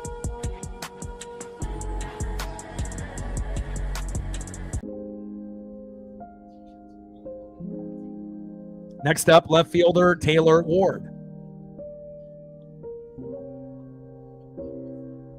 Miller on the mound, Ward in the box.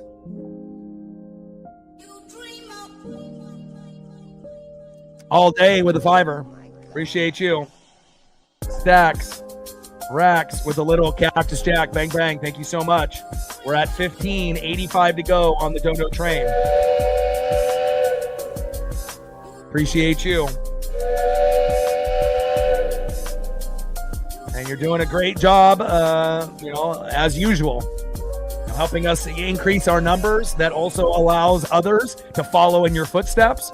And that way that we can try to get, 100 to 125, 150, 200 plus likes. And it's a part of the algorithm. That's why it's so important. The more likes you can consistently get, the more recommendations you get to people on YouTube that are looking for the Mariners, the opposing team that we're playing, MLB streams, or anything that we're doing, whether that be basketball, baseball, football, hockey, NASCAR, or wrestling. And Ward with a great hit into left field. Run, Randy! God, Randy is so fucking lazy in left field. This kills me, man.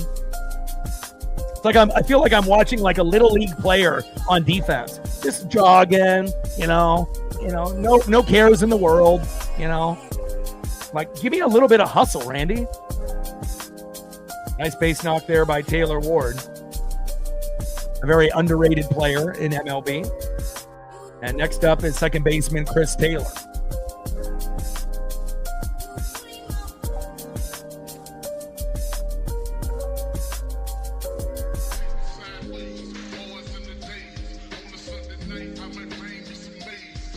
Former Mariner and former Dodger Chris Taylor in the box. First pitch, big swing and a miss, 0-1 count.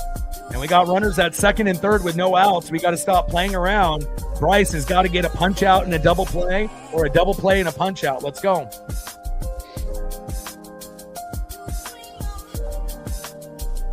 Warren Moon, one of the best Pacific Northwest players and one of the best Huskies. Absolutely. Popped up, and Julio is there. Tag up is made. Moncada should be able to get in there, and now it is 4-2 Seattle.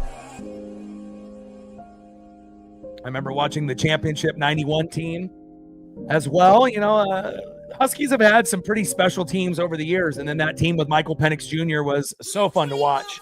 And again, even though we had Bo Nix, like I watched every game of Michael Penix Jr. I even followed him when he was on Indiana before he came over to the Huskies, and I knew that that was going to be a piece that could really do some damage there. And great running backs, wide receivers, and you just kind of ran into a team that ran the ball and played good defense with the Wolverines. And a lot of teams would have lost to Michigan that year, so it's not like just the Huskies were going to lose. Like no one was going to beat them that year based on how they were built. So next up is Luis Rengifo. We got a runner at third. We're up by 2 now, and we still are comfortable, but we would like to add on another run or 2 before this game is over for sure, minimum. First pitch from Miller to Rengifo, takes a strike looking, 0-1 count. 0-1 pitch, and that one is fouled off into the crowd. No balls and 2 strikes to Luis Rengifo. Come on, Bryce.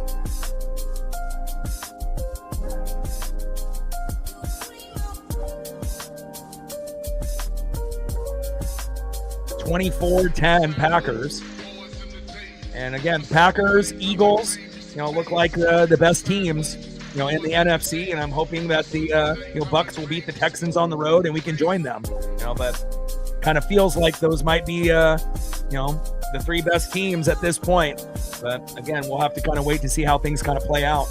Lions look a little bit worse than last year, and Niners lost Brock Purdy for 2 to 5 weeks, and even though the Rams barely beat the Texans, they look like the best team for now, and we'll kind of see where it goes. But I'm definitely going to be tuning into a lot of NFL and a lot of college football this weekend. Even though I'm going to be doing 2 streams on Saturday and Sunday, I'm going to be exhausted, but it'll be worth it. 1-2 pitch, high and away. 2 balls and 2 strikes from Miller to Rengifo.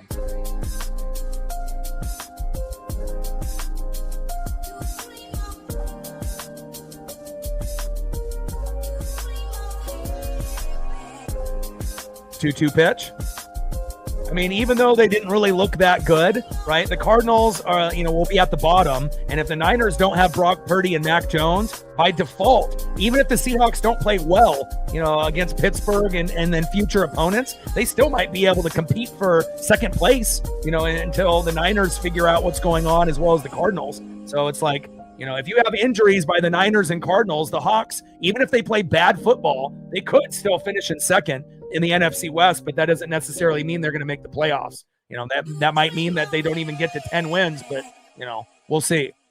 They kind of look like a 7-9 win team right now, but if injuries happen to the Niners and Cardinals and you're able to win both of those, or win, some of those games later, within the division, after obviously losing to the Niners in week 1, we'll see where it goes. Throw to first, and that is 2 away as another run comes home there by Taylor Ward, 4-3 Mariners. Come on, Bryce. It should be an interesting division, but you're not going to really see a Super Bowl contender come out of the NFC West. You got the Packers in the north, the Eagles in the east, Bucks in the south, and then for now we can say Rams, but I don't think the Rams are on the same level as the Bucks, Eagles, or Packers this year. But we will find out as the season continues. But if you're a Hawk fan and a Husky fan, the Huskies will be fucking exciting, let me tell you. First pitch to Travis d'Arnaud. In there for a ball, 1-0 count. Top of the 4th inning, 4-3 Mariners. Come on, Seattle. 1-0 pitch, big swing and a miss by d'Arnaud. 1 ball and 1 strike from Miller to d'Arnaud. Come on, baby. Yeah, they definitely catered that Super Bowl to Pittsburgh. There was a lot of questionable spots in that game, 100%. But at least, even though that they lost that Super Bowl, at least you ended up getting the big one with the Legion of Boom, and obviously that made up for it, going against Peyton Manning and, getting that job done. Especially with that big muff, in the very beginning of the game, you already knew that, the defense was going to take over. And that was one of the biggest blowouts in Super Bowl history that we've seen. 2-1 pitch, and d'Arnaud fouls that one off into right field. 2 balls and 2 strikes from Miller to d'Arnaud. And unfortunately, the Angels are creeping, which they normally do. It's the same thing with the Athletics. We play better against the Astros and the Rangers. We play up to the competition. But sometimes when we play down to the competition, sometimes this happens. So big thing in a miss, and that's a big out there, but not after the Angels score 2 more. And now we're only up by 1. And hopefully we'll be able to extend our lead because this is getting a little too close for comfort.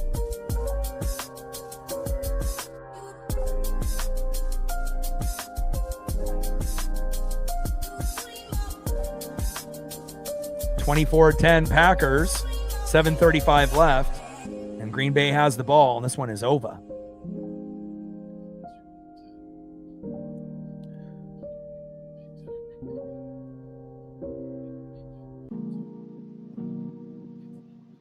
Where are we sitting at the likes? How close are we to 100? Are we at 100 yet or close?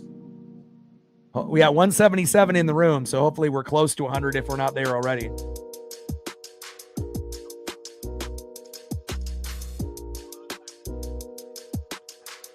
Next up for the Mariners, 1-for-1 with a run and 2 RBIs. The guy that got the party started, J.P. Crawford. Let's go, J.P. Batting second, back at the top of the order that started the game with a single. 1-for-1 with a run and a walk, left fielder Randy Arozarena. And batting third, 0-for-1 with a base on ball and a K. The best catcher in baseball. We're looking for home run number 54, big dumper, Cal Raleigh. Trident's up. Let's go, M's. Now we're at 90. 10 more to go. Let's get it, baby.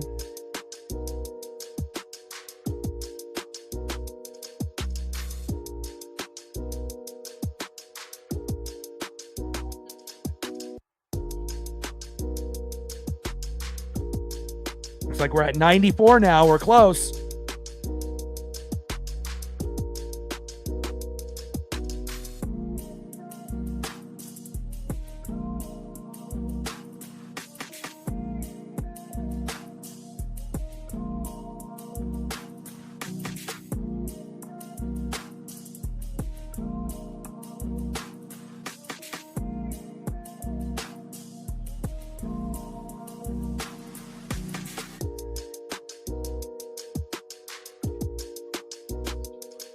All right, baby. It's time to stop fucking around. Got to be able to try to keep extending our lead, especially if the Angels are not going to, let up. First pitch from Soriano to Crawford with a knuckle curve. 1-0 count. 1-0 pitch, low and at the knees by Soriano. 2 balls and no strikes to J.P. Crawford. Hopefully this is the meltdown that we need here in the bottom of the 4th inning. See if we can get a run or two to get to 5-3 or 6-3. 2-0 pitch. Takes a strike looking there in the zone. 2 balls and 1 strike from Soriano to Crawford.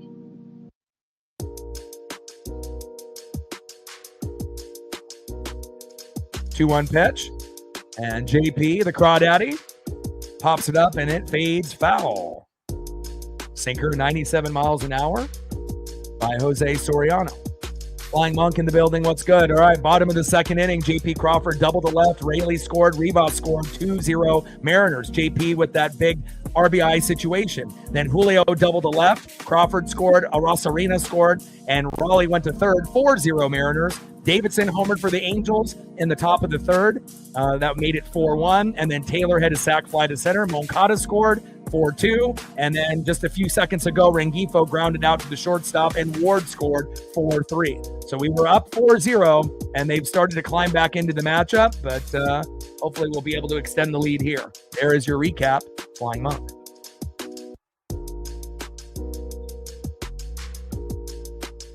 Count now is full. 3 balls and 2 strikes to JP Crawford.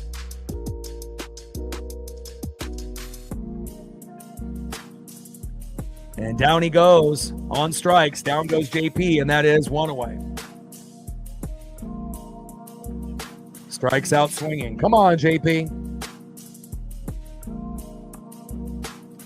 Next up, left fielder, Randy Arosarena. Let's go, Randy.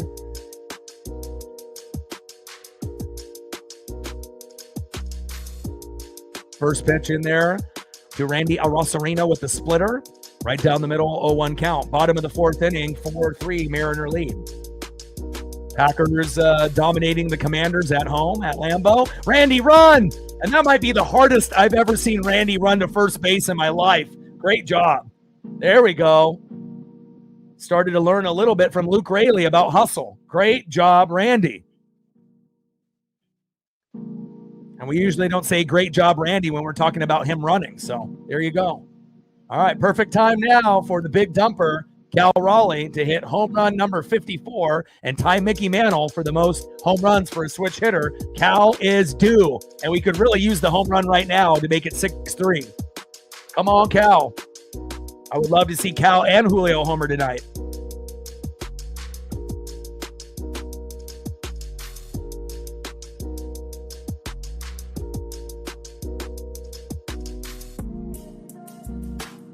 Throw to first, and hopefully Randy will have the awareness not to get thrown out.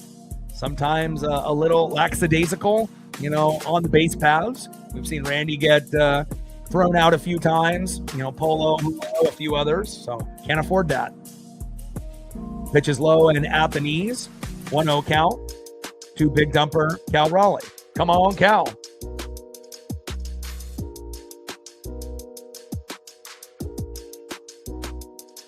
No problem, Flying Monk. We're getting close to 100 on the likes. A few more to go. And we have at least 90 plus people in the room that haven't done it yet. And I'll take a look at the sub count here in a moment. Last time I checked, we needed 57 to go. And we gained a few more now. Now we gained 5 more. Now we only need 52.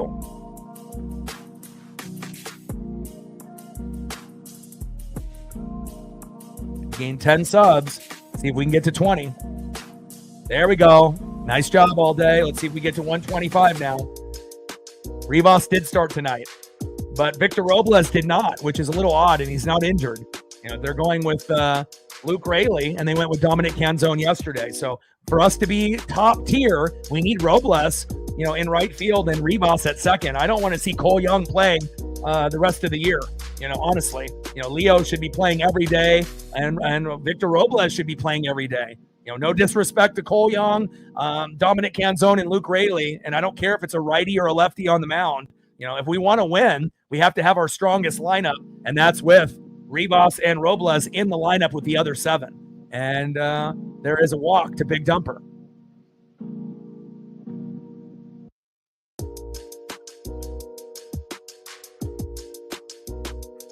All right, next up is Julio Rodriguez. Let's go, J-Rod. And it looks like we're going to have a pitching change. It looks like Soriano's day is done.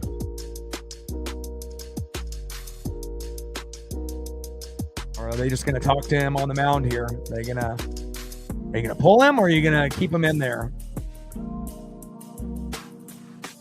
I mean, he's at 90 pitches. Miller is at 67. And we're only in the 4th inning, so hopefully they keep him in. And then Julio will be able to make a big play, and then we'll be up. So it's bottom of the 4th inning. Runners at 1st and 2nd with 1 out. 4-3 Mariner lead, and we have Julio Rodriguez in the box.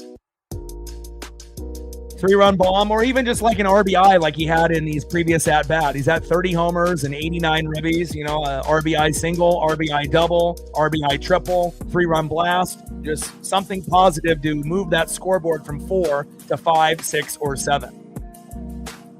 First pitch, and Julio gets a hold of it in the gap. Oh my God, diving catch. Wow. And hopefully the runners tag up. And it looks like the player is injured and the players don't tag up. And he might have knocked the wind out of himself there. But we have seen some amazing defense by the Mariners and the opponents with diving catches and great double plays and throws from 3rd to 1st within the last week. Wow. Unbelievable. I can't believe he caught that. That would have scored 2 if it would have dropped, for sure. Teodosio, they're in center field with the big play.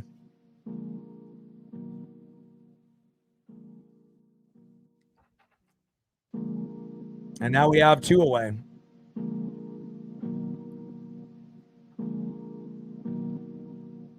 All right, baby. Next up, first baseman, Josh Naylor. Let's go, Josh.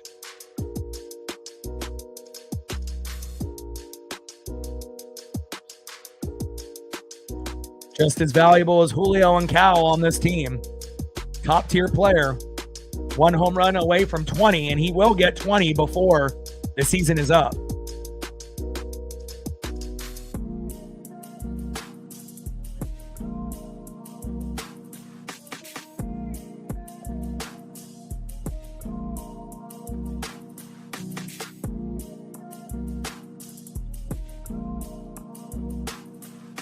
Now they're trying to say that we're out at second.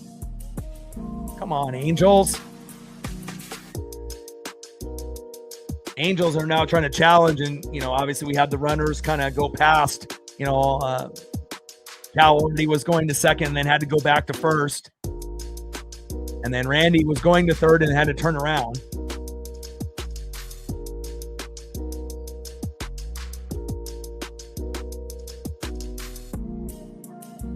Hopefully Cal grazed the bag there. Otherwise, if he doesn't, then that's out number 3.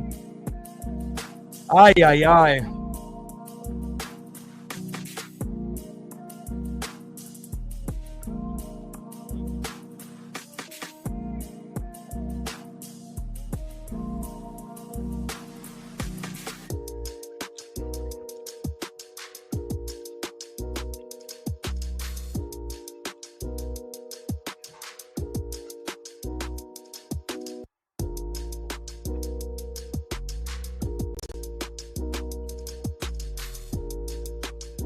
And hopefully Cal got the heel on the bag there. It's close.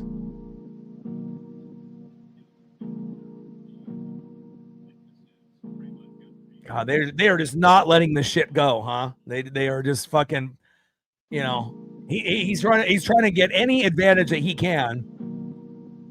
Long conversation here to see if Cal ended up tapping that bag after having to go back to first. I don't think he's going to win that argument, though.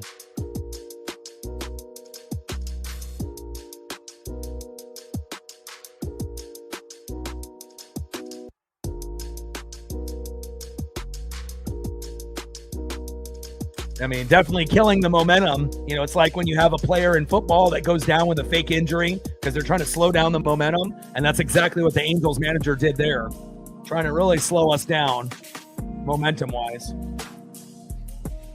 And hopefully now we get a big 3-run blast by the big grumper, Josh Naylor. Let's go, Nails. Make them pay. Bring that electricity, baby. RBI single, RBI double, but preferably a 3-run blast.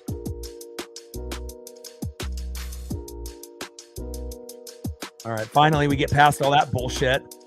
And that one is chopped foul by Josh Naylor, 0-1 count.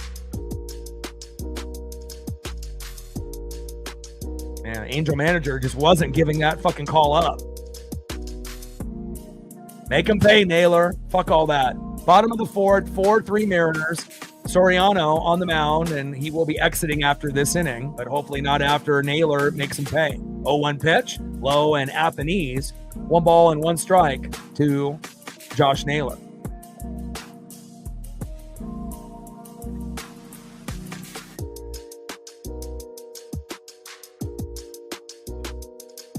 And he's at home run number 19. Next one is 20. Just like JP's at 9, and next one will be 10. You know that they're going to get there. It's just a matter of when. 1-1 pitch. And Naylor crushes it towards first base. Foul. 1 ball and 2 strikes to Josh Naylor.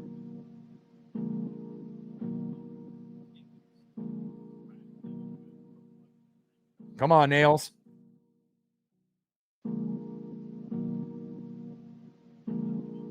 Time is called.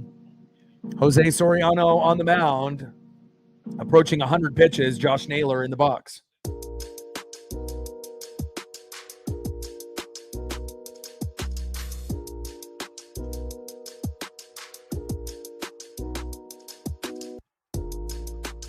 Come on, Josh.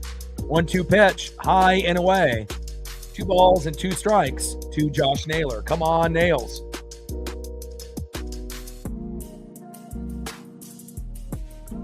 Bottom of the 4th inning, runners at first and second with 2 outs. In a good game here today, 4-3 Seattle. Mariners did get off to a 4-0 lead.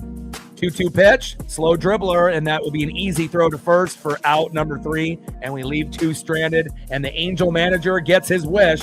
He slows the momentum down, and he leaves us stranded. We have to make him pay for that later in the matchup.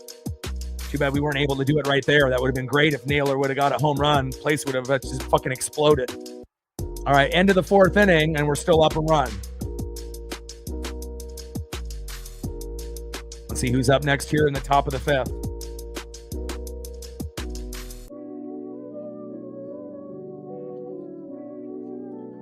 Next up for the Angels, 1-for-1 with a solo dinger, first baseman Logan Davidson. Batting second, 1-for-1, center fielder Bryce Teodosio. And batting third, 0-for-2 with 2 Ks, DHing Mike Trout. Trident's up, let's go M's. And Bryce Miller's pitch count is only at 67, so we assume that he'll be able to make it, 6 full innings, and hopefully he doesn't give up any more runs. It's usually 3 runs or less, preferably 0-2, but we were up 4-0, and he's been a little shaky in the last few innings, but hopefully he'll be able to be clean here in the 5th and the 6th.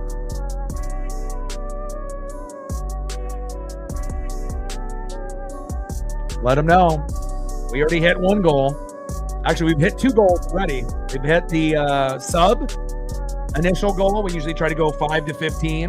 We've already hit that one. We've hit the likes. So now we're on secondary for both of those. And then we're at 15, 85 to go for the dono goal. So 2 out of the 3 goals initially. Shout out to nobody in all day. And we'll see if we get a few others to show some love as well.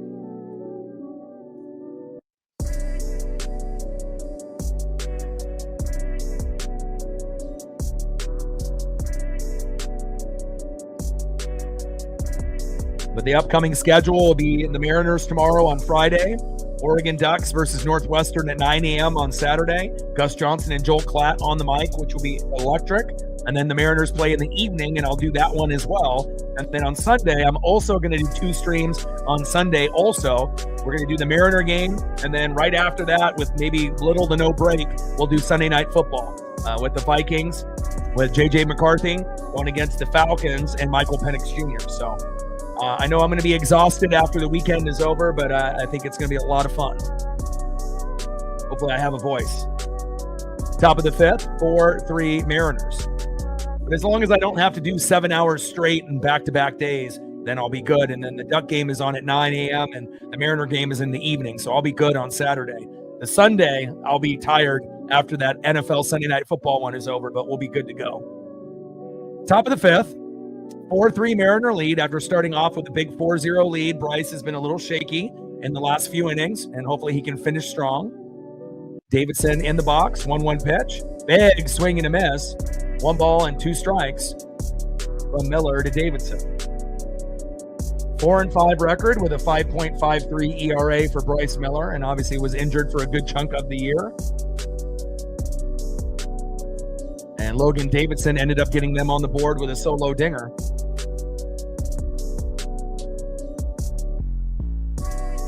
Got to win this game so we can be tied with the Astros. It's the closest we've been in a long time. Big swing and a miss and a nice punch out. It's Miller time. Great job, Bryce. There you go. Nice job. Nice split finger, baby. 1 away. Next up, center fielder that made that amazing catch that robbed us of 2 runs. Center fielder Bryce Teodosio.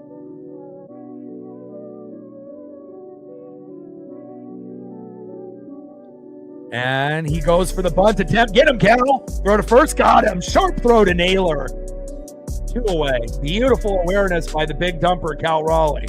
Don't you dare try to bunt on us. Nice job, Cal. Nice job, Nails.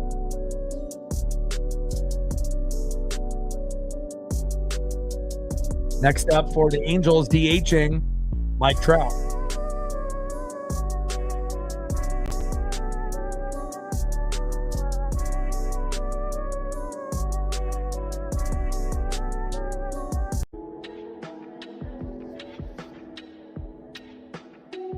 First pitch from Miller to Trout, who is a career 300 hitter on the Mariners. He's at 20 home runs and 57 ribbies. Typically DHs most of the time. Similar to Aaron Judge, not really playing center field for both of those guys anymore. You'll see Aaron Judge play right field and DH, and Trout is pretty much a DH guy most of the time nowadays. 1-0 pitch, high and away. 2 balls and no strikes to Mike Trout. But even with that being said, this first ballot Hall of Famer, again, has the Mariners number. It doesn't matter, game in and game out. He's not going to go, 4 for 5 or 3 for 4. But every once in a while, he'll get a big single, a big RBI, or a big home run, to help the Angels obviously keep it competitive. 2-0 pitch, takes a strike looking high and inside. 2 balls and 1 strike to Mike Trout. Let's get Trout out here. Let's go, Bryce. 2-1 pitch. Crushes it foul. 2 balls and 2 strikes to Mike Trout. Come on, Bryce. Finish strong, baby. It's Miller time.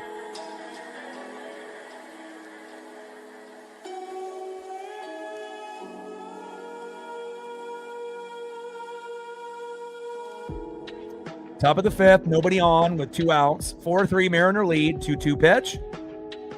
High and away. Count now is full. 3 balls and 2 strikes to Mike Trout.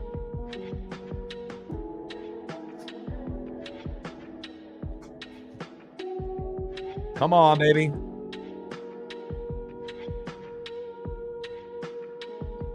Three-two pitch. Oh, shit. Crushes it into left field. And gone. Just like I said, man. You never can underestimate Mike Trout. He's a 300 hitter on the Mariners. And just like that, 4-4 tie. Fuck. I knew it. I had a feeling, and again, when you see a guy like this, he might be an old man, but that doesn't mean this old man can't get a home run once in a while. And that was a big one too. 395 feet. And as soon as he hit it, you could tell he was gone. And hopefully the bullpen will be great for us. They'll have a meltdown in theirs. And we definitely need the bats to start to come alive because the Angels are not going away. And we need to try to do our best to win 3 out of 4 or preferably sweep this team, which is going to be very hard to do. Oh, man. Bryce.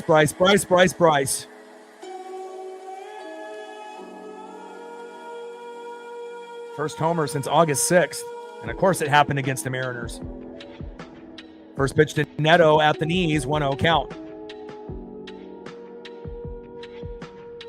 1-0 pitch, takes a strike swinging right down the middle. 1 ball and 1 strike to Zach Neto.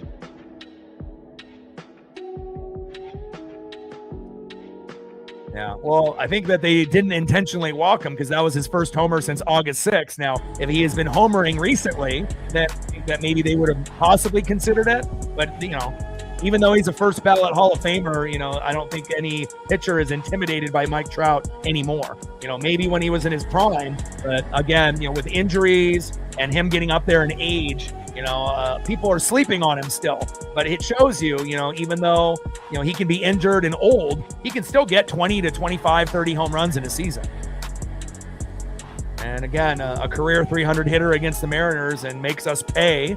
But at least on the bright side, if we're going to be positive, at least it was only a solo dinger and it tied the game up. It wasn't like a 3-run blast and then we're down. So we have to keep it in perspective. Top of the 5th, we're knotted up at 4. It's always a tough series against the Angels and the Athletics. And again, we're going to have to earn this one here today like we did last night against the Cardinals in the sweep. Starting pitching hasn't really been the greatest for us lately, but thankfully the bullpen, the hitting, and the defense have. So 3 out of 4 ain't bad. 1-2 pitch. Big swing and a miss, and got him. And we finally get out of the inning, and down goes Zach Neto, but not after Mike Trout blasts a solo dinger to give us a 4-4 tie. All right, we need to definitely get on the board now.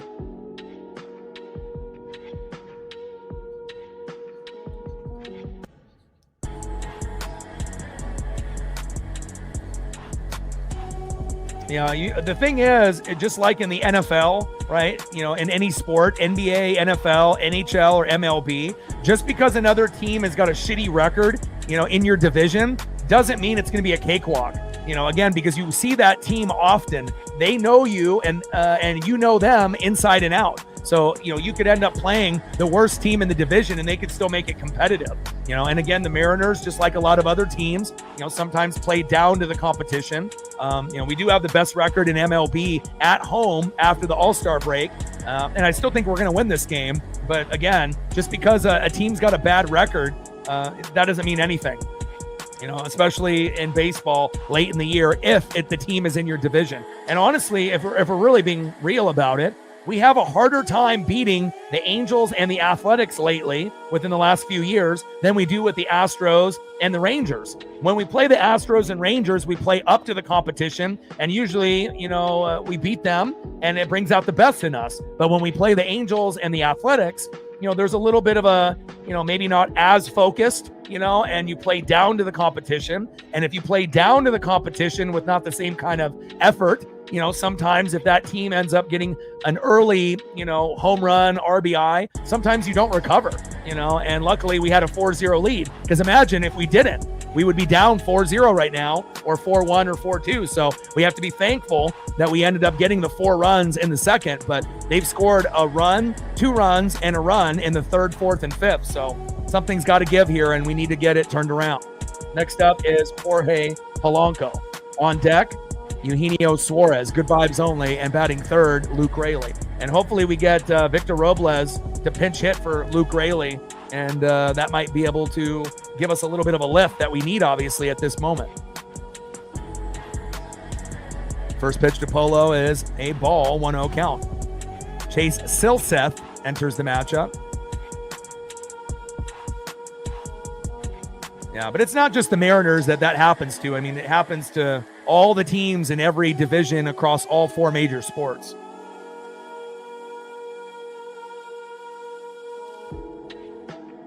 One-0 pitch, takes a strike looking, 1 ball and 1 strike from Silseth to Polo. 1-1 pitch, crushes it towards 3rd. Go, go, go, Polo, go! Go, Polo! Yes, and a big stand-up double by Jorge Polanco. My boy.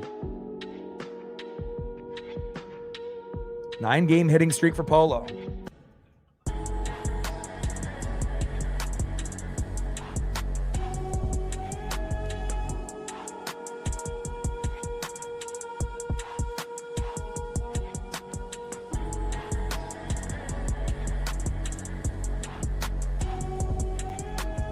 Next up is Gino.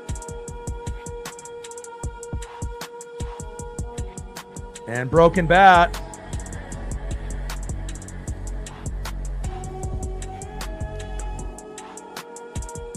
I was getting the Silseth photo while he would hit that.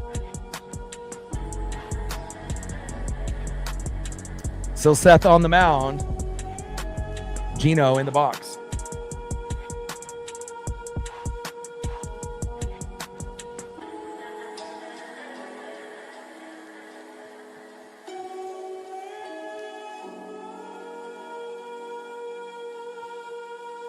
Shattered that bat. Come on, Gino.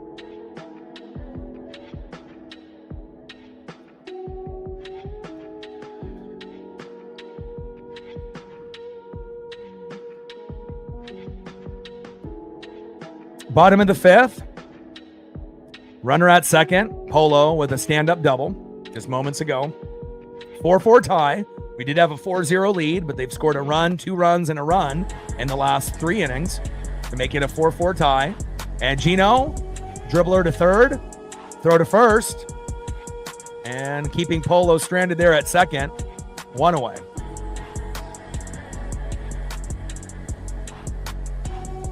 Next up is right fielder Luke Raley. We need to substitute Victor Robles in.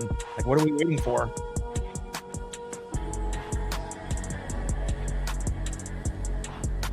I mean, this would be a great time for a Luke Nuke. Luke Nukem. We need a nuke. He's only got 4 home runs on the season. His timing has been off this year, and he's not a very good defender either. So anything that we can get out of Luke would be great, but you know, when you have Luke Raley playing, it's like Cole Young at this point in the season. It's kind of a liability when you got someone that's better. Leo should be playing over Cole the rest of the year, and Robles should be playing over Dom and Luke the rest of the year.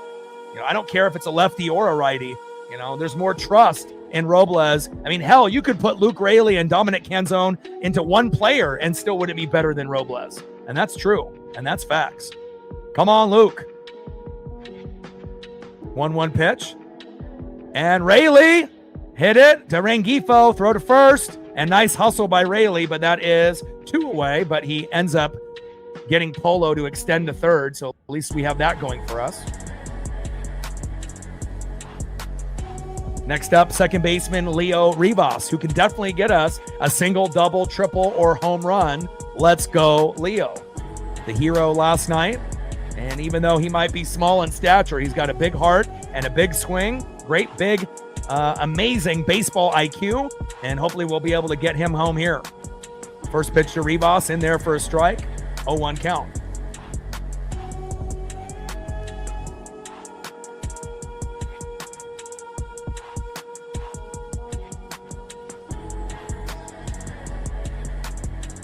Oh, 0-1 pitch. Rivas hits it into center field. Ooh. Over the shoulder catch, Willie Mays style. Golly, the defense has been so good for both teams, whether it's us and the Cardinals or us and the Angels. And again, they definitely have robbed us of a few runs today, you know, based on some good play in the outfield. I mean, the defense yesterday might have been the best defense I've seen all year.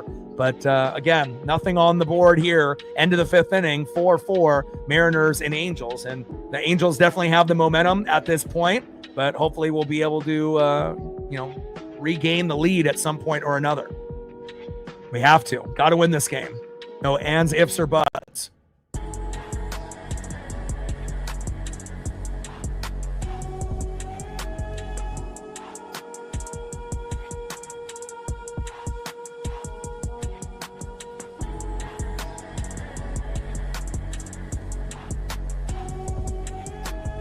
No, we don't got time to worry about the Rangers. You know, good for them, you know, for sweeping the Brewers. You know, they had the day off today.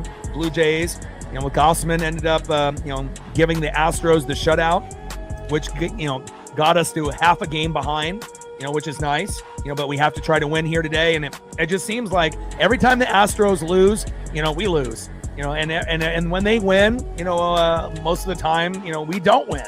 So it's like we have to try to take advantage every time the Astros lose. But, you know, I don't know what it is in the, you know, baseball air, but it just seems like every time we have a chance to be able to tie or take the lead, over a team like that. They're just so pesky that they just don't give up that first place position. And it's been like that for the last how many years? 3, 4, 5, 6, 7 years. But now we have a team that can actually match up with them. And we did in 2022 as well, but got to get this win.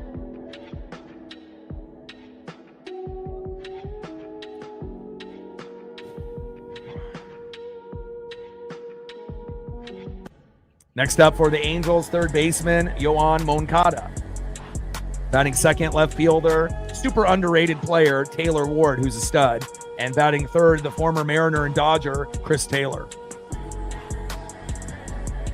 First, big swing and a miss by Yoan Moncada, 0-1 count. Top of the sixth, 4-4, Angels and Mariners. 0-1 pitch. And I think if Bryce's pitch count was higher and we pulled him for a bullpen piece, maybe we wouldn't have given up that Mike Trout home run. But, pitch count was low and, momentum has been switched from Seattle to Los Angeles, but that doesn't mean that we can't regain it. 1-1 pitch inside. Did he go? Check swing. No, he did not. 2 balls and 1 strike to Yoan Moncada. And Miller's at 5 innings pitched, 5 hits, 4 earned runs, no walks, and Miller's got 10 Ks, believe it or not. But again, has been giving up some runs the last 3 innings. But, kind of a surprising 10K outing for Bryce Miller. I mean, when's the last time we've seen Bryce get 10 Ks? It's been a minute. And that one goes foul. 2 balls and 2 strikes from Miller to Moncada. It's crazy to be at a 4-4 game and he's got 10 Ks, but it doesn't feel like it. Feels like he has 6, 7. 2-2 pitch. And Moncada fouls that one behind the plate. 2 balls, 2 strikes, 4-4 tie, top of the 6th, nobody on. Miller on the mound, Moncada in the box.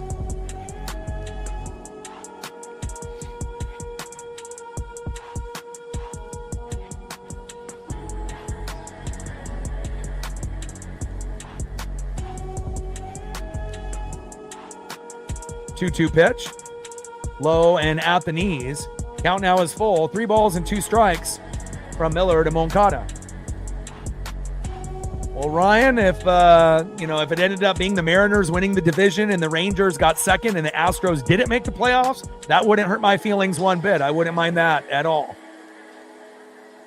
Fucking Randy, what are you doing? Terrible defense. What is that? Golly, the guy doesn't hustle in left field. He jogs. He doesn't throw hard into the infield. And then what kind of defense is that? My God. Jesus, we need a better left fielder. I mean, I get it. His bat is great, but what are you doing?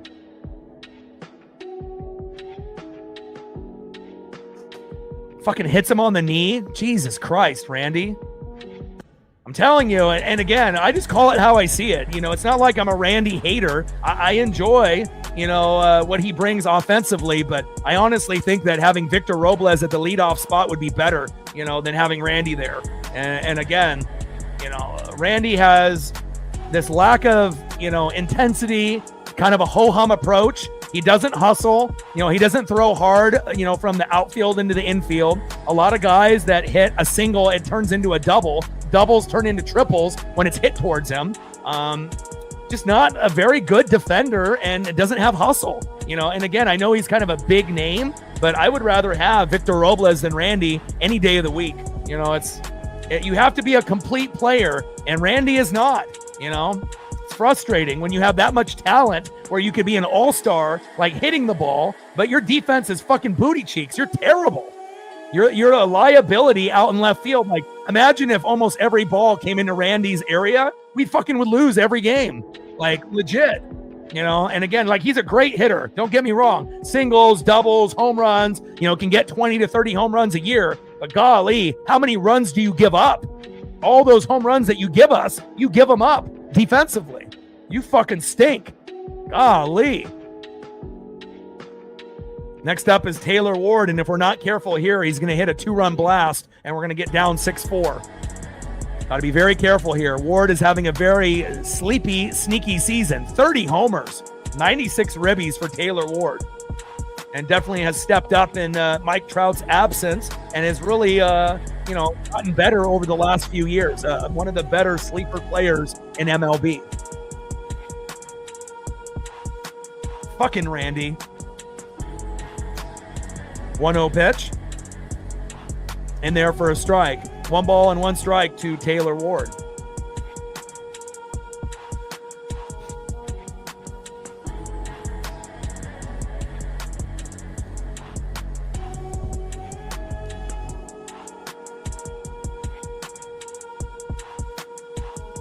One pitch, high and away. 2 balls and 1 strike to Taylor Ward. And again, I need to be able to see Dan Wilson, Edgar Martinez, Seitzer, Ichiro, Griffey. I don't give a fuck who it is. I need them to have an iPad and say, what is this? And again, it's not like he only does it like once in a while. It's like an everyday thing, Frustrating. Popped up. And JP Crawford is there. At least I can count on him defensively. And that is 1 away. I'm pretty confident that we can still win this game as long as the baseballs don't go to fucking Randy Arozarena. He fucking stinks on defense. I don't think I've seen a defender in left field as bad as him all year. I mean, it just like cancels out everything that he does offensively. Fuck. Now hopefully Bryce can finish strong here.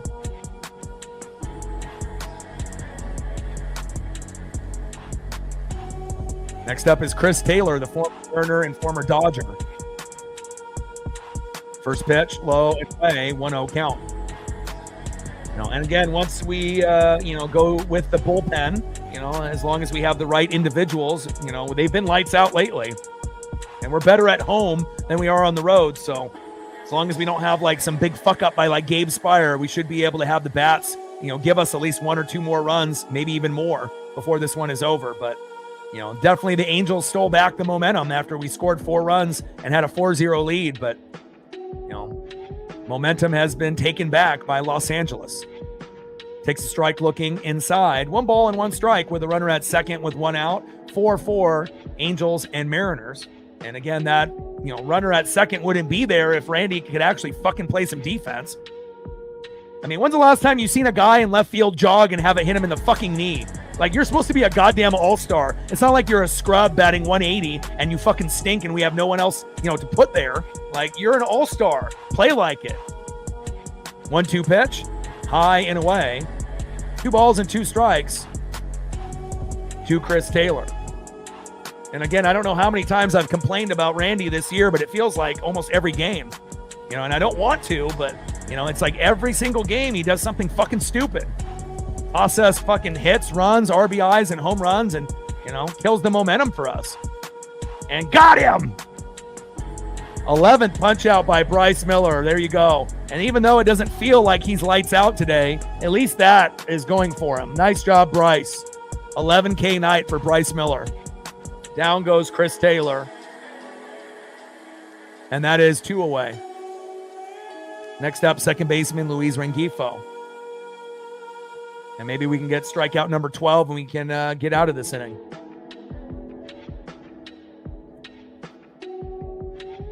Yeah, and now he's getting pulled. And that's a good time to pull him right now, too. I agree with that.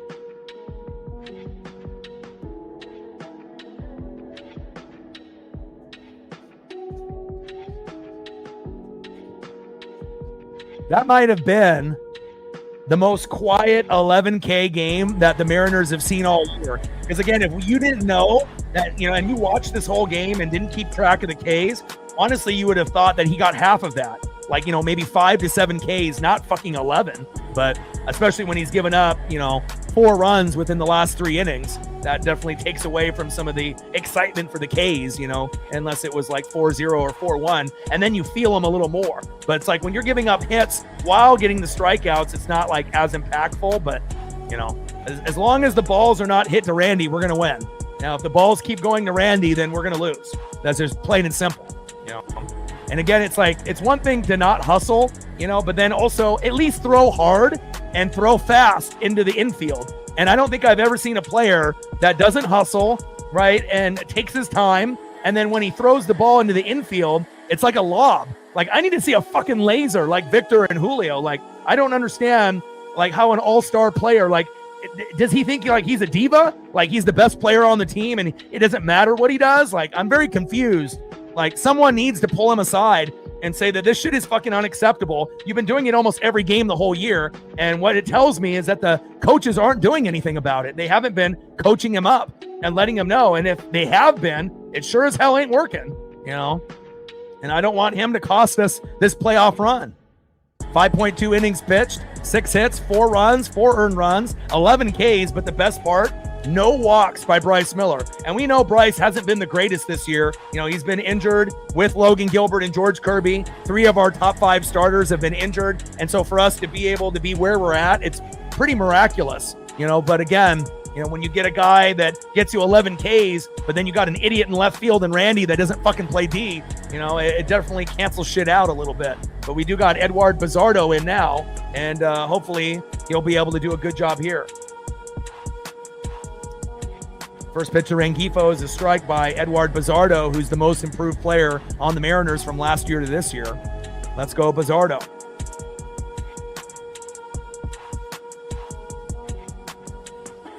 Oh, 1 pitch. He fouls it off himself. No balls and 2 strikes from Bizzardo to Rengifo. And honestly, you know, I'm getting kind of fucking sick and tired of talking about Randy's defense game in and game out. It's like a goddamn broken record, you know? I mean, a casual Mariner fan won't notice, you know, but for a lot of us that are hardcore and that are watching, you know, game in and game out, every single pitch, every single fucking inning, you know, it's hard to dismiss when it fucking is a problem every game, sometimes multiple times in a game. 0-2 pitch, inside, 1 ball and 2 strikes to Eduard Bizzardo.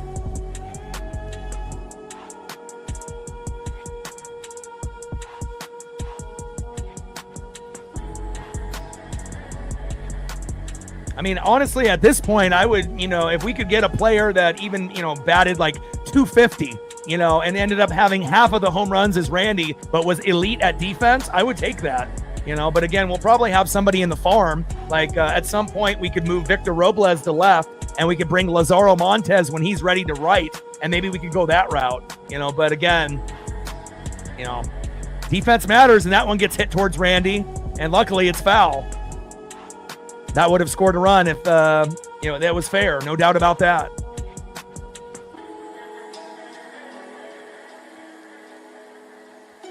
You know, you want two-way players. You know, it's not just about one guy that can hit or a guy that just can play defense. You know, it's like you want a guy that can do, you know, things both. You know, and again, when you end up getting exposed, you know, and then you're not getting coached up or making any adjustments, you're hurting the team, you know? Like, stop being a fucking diva out there. Like, you don't see Julio playing like that. You don't see fucking Victor Robles playing like that. I mean, hell, even Luke Raley and Dominic Canzone fucking play better, at least trying to, you know? They may not have the natural talent like Randy, but at least they try. 2-2 pitch, big swing and a miss, and Eduard Bizzardo says, see ya! There we go. Nice job by Bizzardo. We probably could have had him earlier, but at least Bryce got that 11th K. All right, now we need the momentum to shift back into our favor. 4 runs, 6 hits apiece. And again, let's see what we get here in the box. Next up, the best defender in left field in baseball, Randy Arozarena. Batting second, the best catcher in baseball, big dumper Cal Raleigh. And batting third, center fielder stud, 2 for 3 with 2 RBIs, Julio Rodriguez. Let's go. You suck ass at defense, Randy, but if you can get a big home run or single, double, triple, or something positive, it's not going to make up for the fact that your defense is ass and booty cheeks, but obviously if you can help us get the lead, that'll help us win. Ay, man. And literally, you know, with, you know, we're only a few games left in the season, and I think that, you know, we've talked about Randy almost every fucking game with this issue, you know. And again, maybe we can move Victor Robles to left field, and when Lazaro Montes is ready, he's a natural right fielder. And then we can have Lazaro in right, Victor in left, Julio in center, and just get fucking rid of Randy. You know, or you make Randy a DH and don't let him fucking play defense ever fucking again. You know, have him, you know, DH with Polo, and then that might be better. So that way we don't have to give up a bunch of big fucking hits and runs and worry about singles turning into doubles and doubles turning into fucking triples when he's out there in left field. So that way we can still keep him on the team and we can use him for his bat, but then we don't got to worry about his goddamn legs that are obviously broken or his goddamn arm that doesn't work. And then we can at least use his talents for something. Let's go to the bottom of the sixth and let's see who we can get up here for the Mariners. Let me see if they're going to make any pitching changes here. And they're going to go from Silseth to Garcia. Sick and tired of fucking Randy, man. Appreciate what he does in the box, but goddamn, he sucks in left field. All right, JP Crawford is up next. I was about to say I didn't think it was Randy, Cal, and Julio, but that's, they'll not work in ESPN for you. They're slacking. All right, so we got JP Crawford, and then Randy, and then Cal. First pitch to JP Crawford, down and in, 1-0 count.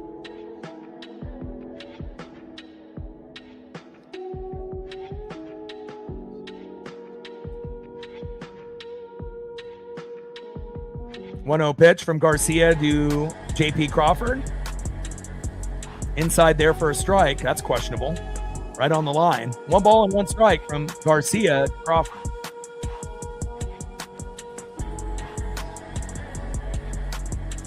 Luis Garcia. And JP fouls that one off. 1 ball and 2 strikes from Luis Garcia to JP Crawford. Come on, JP. You're sitting at home run number 9. Get home run number 10, baby.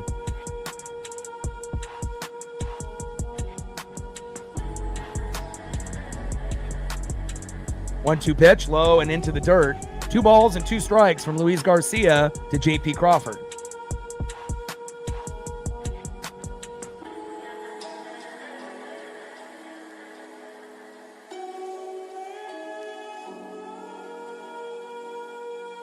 Yeah, we're a half game back. JP, and nice catch there into left field. I wish Randy could do that. That would be nice.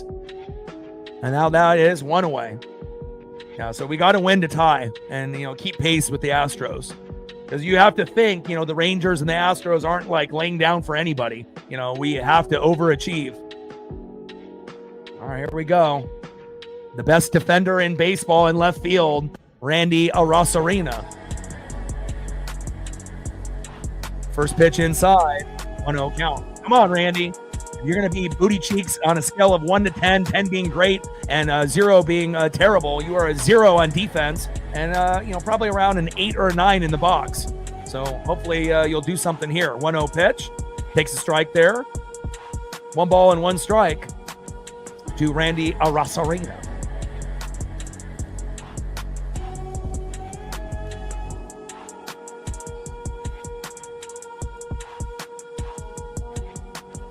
One pitch, high and inside. 2 balls and 1 strike to Randy Arozarena.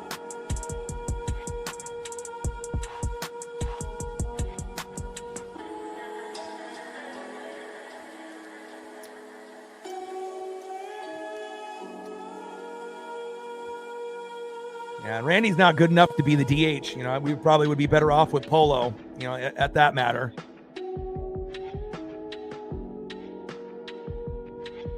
2-1 pitch, low and away.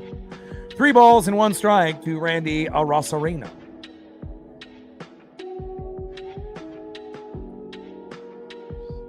Zoom is having a meltdown, worse than Randy in left field. Someone check on him.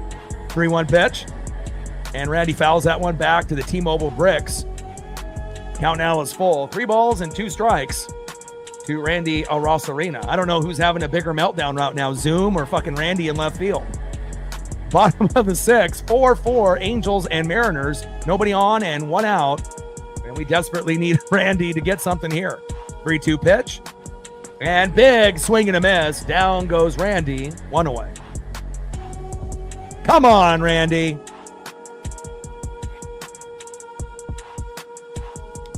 Next up, big dumper, Cal Raleigh. Next home run ties Mickey Mantle for the most by a switch hitter. 55 sets the MLB record for a switch hitter. 56 ties Ken Griffey Jr., who did it twice. And 57 will get him the record for the Seattle Mariners. So what does that mean? He needs to get it done right here. Trident's up. Let's go, Cal. First pitch, fouls it off, 0-1 count. But in defense of Cal, he hasn't really been getting a lot of pitches in the sweet spot. He's been getting a few, but most pitchers lately have been pitching him high and away or low and away. And if he actually gets to like the 5th, 6th, 7th pitch, he might have been able to get 1 or 2 pitches that he could have potentially got that home run on. But again, pitchers are very, cautious against Cal Raleigh, especially knowing where he's at home run wise right now in 2025. 0-1 pitch, low and away with the splitter. 1 ball and 1 strike to big dumper Cal Raleigh. Let's fucking dump it. 1-1 pitch, low and away again with the splitter. 2 balls and 1 strike to big dumper Cal Raleigh. I mean, unless he chases it and goes for like a Happy Gilmore fucking golf swing, which we've seen some players do this year and, homer, but that's not really something that you would advise. 2-1 pitch from Garcia. Crushes that one foul. 2 balls and 2 strikes to big dumper Cal Raleigh. Let's go, Cal. Like, sub, donate, comment, share. If you haven't smashed that like button yet, please do. Help us get to 200 likes, 100 on the dono train. And we're looking to gain 20 to 50 subs. Let's go. Pump and dump. Just like Randy's salary.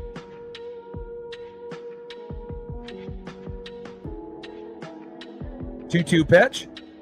Big swing and a miss, and that was a beautiful strike. And down goes Cal Raleigh, and that is the end of the Mariners, and we definitely need some type of, lift. And you know what that lift is? Fucking Victor Robles. Why is he fucking played in the last 2 games?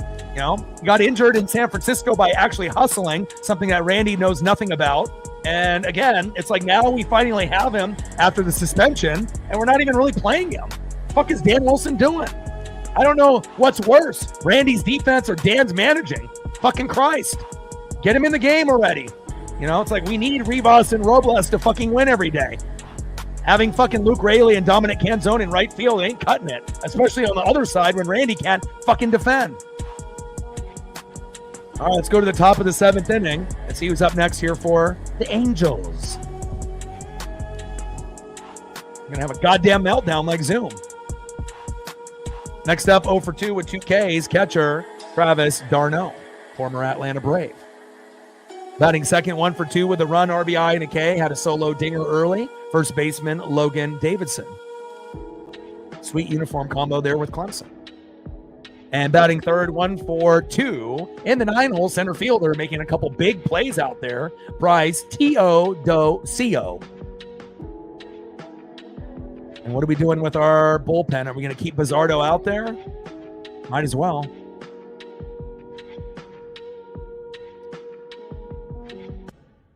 And especially when the game is tied, we can't lose this game. We have to find a way to win. 5-game win streak needs to turn into 6. And if we're really being real, we need to fucking try to win not only this game, we need to try to do our best to try to sweep this team, which is, going to be obviously easier said than done.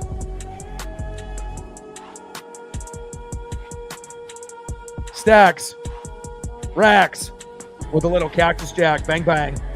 Appreciate you. Another $5 holla on the dono train. You love Megan Fox's toe thumbs, huh? Maybe the only unattractive thing about her besides all the plastic surgery. Let me tell you, when she did Transformers, though, if she would have kept that appearance to this day, would be much better than what we see now. It's a terrible thing in Hollywood. Too much plastic surgery, and it ends up making you worse than where you were at when you were a natural beauty. Little slow dribbler by d'Arnaud. Throw to first. And that is 1 away. Just like that actress in The Boys. That's another one. It's like you already looked great. Like, what are you doing? But it's the pressure of Hollywood. to keep up with all the other, girls on OnlyFans and models and, this perception of beauty. Less is more. You don't need to be caking up on all that makeup. Facts. Top of the 7th, 4-4 Angels and Mariners. Next up is Logan Davidson. First pitch in there from Bizzardo. 1-0 count.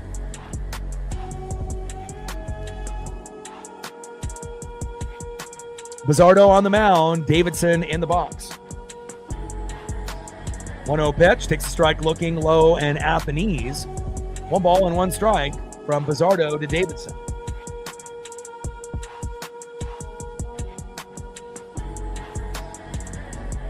Pitches inside, low, and at the knees again. 2 balls and 1 strike from Bizzardo to Davidson. Come on, Edward.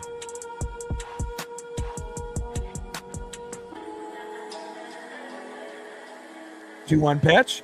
Big swing and a miss by Davidson. Nice pitch there by Bizzardo. 2 balls and 2 strikes from Bizzardo to Davidson.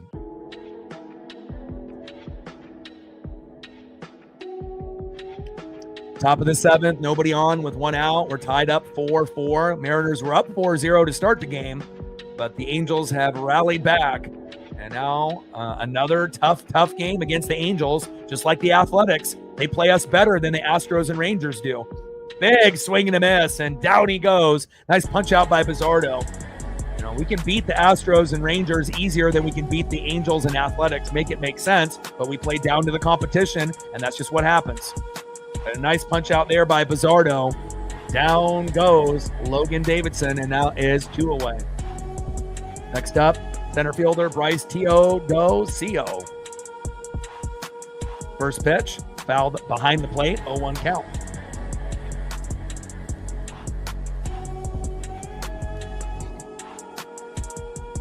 Yeah, Bizzardo has been the most consistent bullpen guy that we have. Obviously, he's better than Spire. When Spire used to be number 2 behind Brash, Brash was electric in the first half of the season. Throw to first, and Cal got him. There we go. Nice catch by Naylor for out number 3. But, Bizzardo, if you look at the innings pitched, he's got, top 3, top 4 in the American League of innings pitched. And he used to be one of the worst players on the team with Taylor Saucedo, and he's made a big leap. And I'm hoping Carlos Vargas, if he's still on the team in a few years, he can make that same type of leap of being shitty and unreliable and actually being like one of the best with Brash and Mooney. So, because again, we want to have quality guys in the pen, not guys that are going to fucking blow games for us, right? All right, let's see if we can find a Megan Fox photo here for his thumb obsession here.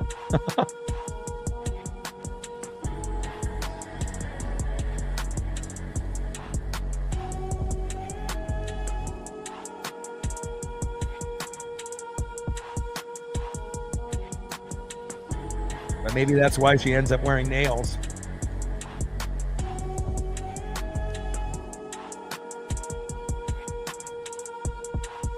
And I'm not sure if this is going to be good luck for the Mariners, my boy, but I sure as hell hope so.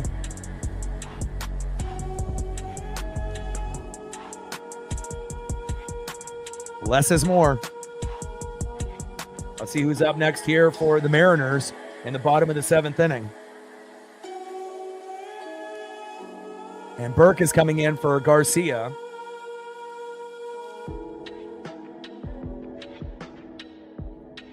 Next up for the Mariners, 2 for 3 with 2 RBIs, Julio Rodriguez. Tight end sub, let's go M's. Batting second, first baseman Josh Naylor. Let's go Nails. And batting third, DHing Jorge Polanco.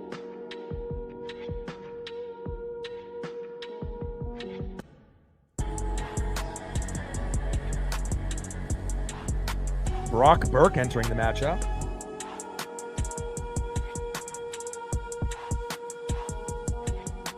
Hard throwing lefty.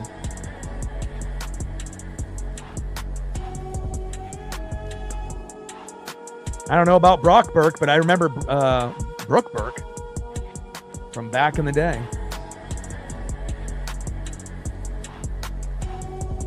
Former Ranger. First pitch in there. Big swing and a miss by Julio. 0-1 count. Burke on the mound. Julio in the box. Come on, J-Rod.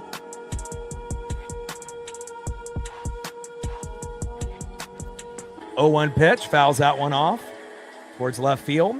No balls and 2 strikes to Julio Rodriguez.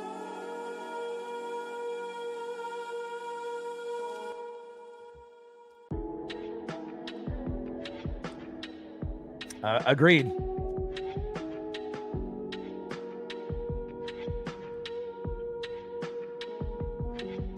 Oh, 2 pitch. Fouls that one off behind the plate. No balls and 2 strikes to Julio Rodriguez. Appreciate you, Chris. Bottom of the 7th, 4-4, Mariners and Angels. Someone has to represent for the Seattle Mariners, and that would be me. Burke on the mound. Hard throwing lefty. Julio Rodriguez in the box. 2 for 3 with 2 ribbies so far. And Julio, hard hit ball to first base. Flip to the pitcher. And toe tap on the bag. Great defense there. And that is 1 away.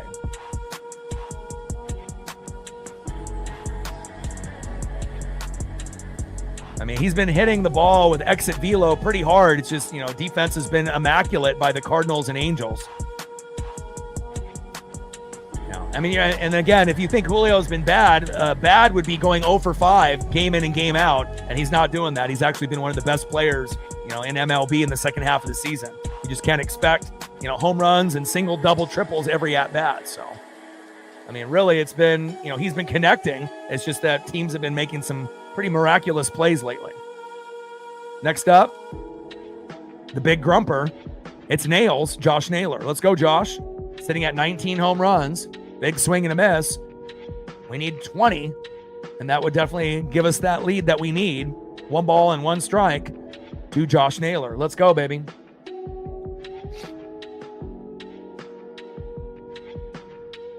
One pitch.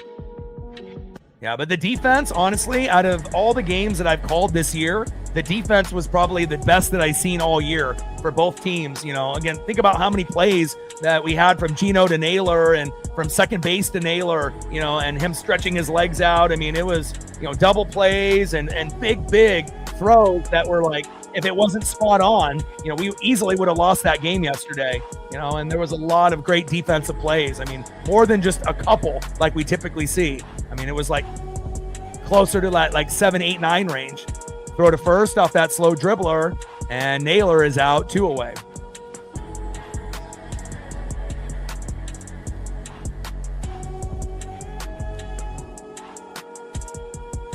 Next up, DHing Jorge Polanco. Polo has been on a 9-game hitting streak, and hopefully Polo will be the guy that gets us a solo dinger right here to give us the 5-4 lead. I'm trying to talk it into existence. Sports gods, are you listening? I need a solo dinger by Polo, please. First pitch, doesn't go around, 1-0 count.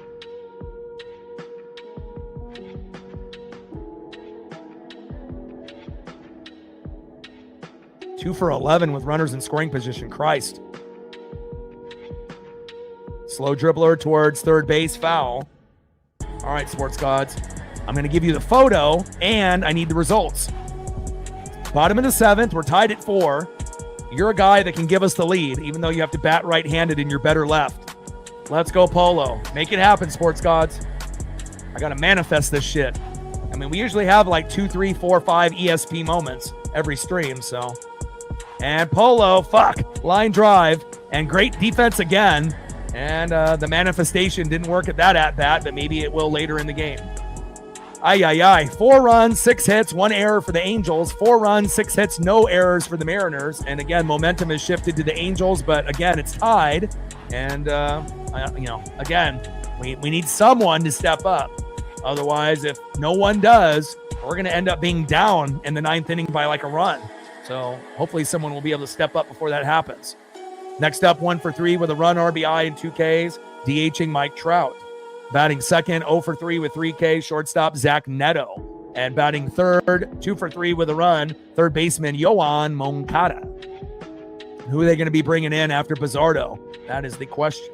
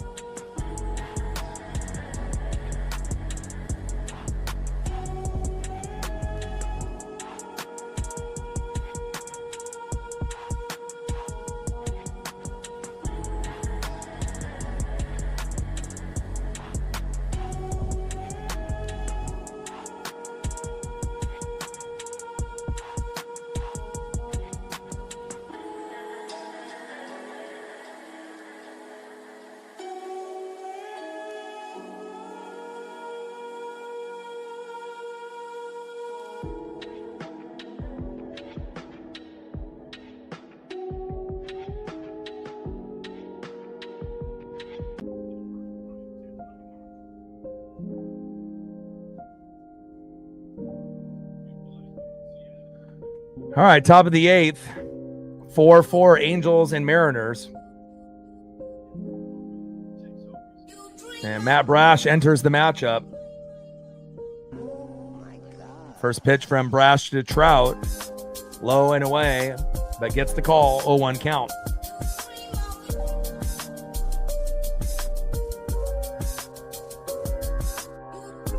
Oh, 1 pitch, high and away.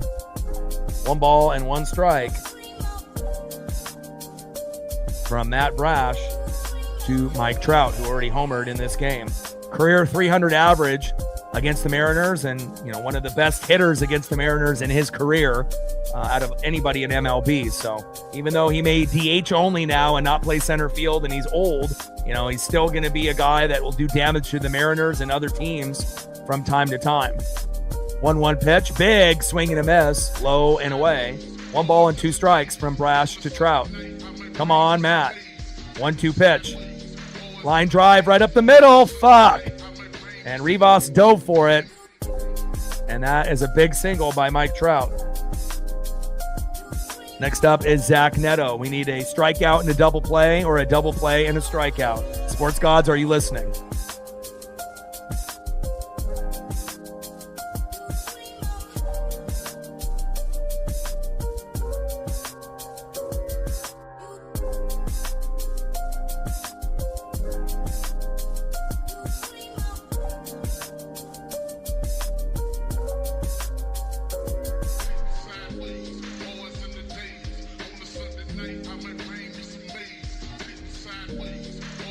First pitch fouled off by Zach Neto.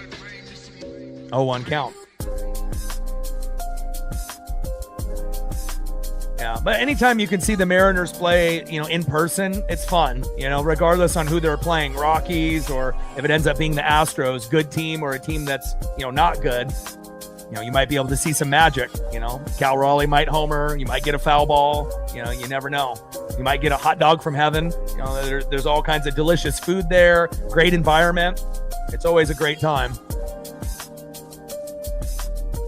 Big swing and a miss, low and away to Neto. No balls and 2 strikes from Brash to Neto. Top of the 8th, 4-4 with a runner at first. 0-2 pitch, low and away. 1 ball and 2 strikes to Zach Neto. Third game, who are the other 2 games that you went to see? Did you see the same team twice in a series, or did you see 2 different teams prior to the Rocky game that you're going to? 1-2 pitch, low and away. 2 balls and 2 strikes to Zach Neto. I mean, I try to do almost every game here. I usually do 155 out of 162, but I usually go either for me and my best friend's birthday. But lately, since I have my pup and I have my responsibilities with her, I usually go on the 4th of July. So that's kind of the new tradition for me when I go. So, and on the 4th of July, it was pretty amazing. We've won the 4th of July matchup of the last 2 years, and you end up getting a hat giveaway both of those times. 3-2 pitch fouled off by Neto. But last time, obviously on the 4th, I saw Cal homer twice in person. He homered twice. I believe Randy homered, and then Dylan Moore, out of all people, fucking homered.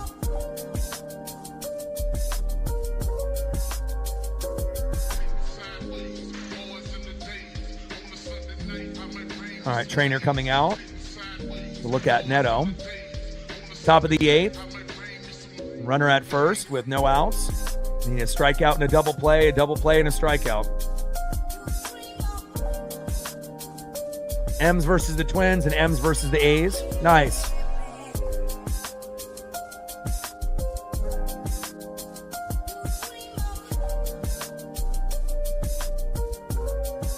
Well, hopefully it doesn't go fucking 13 innings like it did yesterday.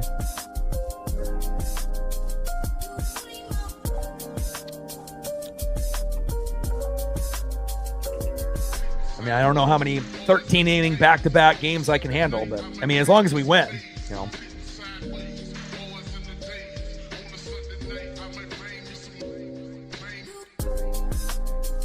But I got a pretty good track record when I go to games. I've been to like 10, 11 games. I've gotten 3 baseballs. So, again, that's pretty good, the ratio. And my best friend has probably been to like 50 games, 50 to 60, including Dodger games and Mariner games when he used to live in LA when he was younger.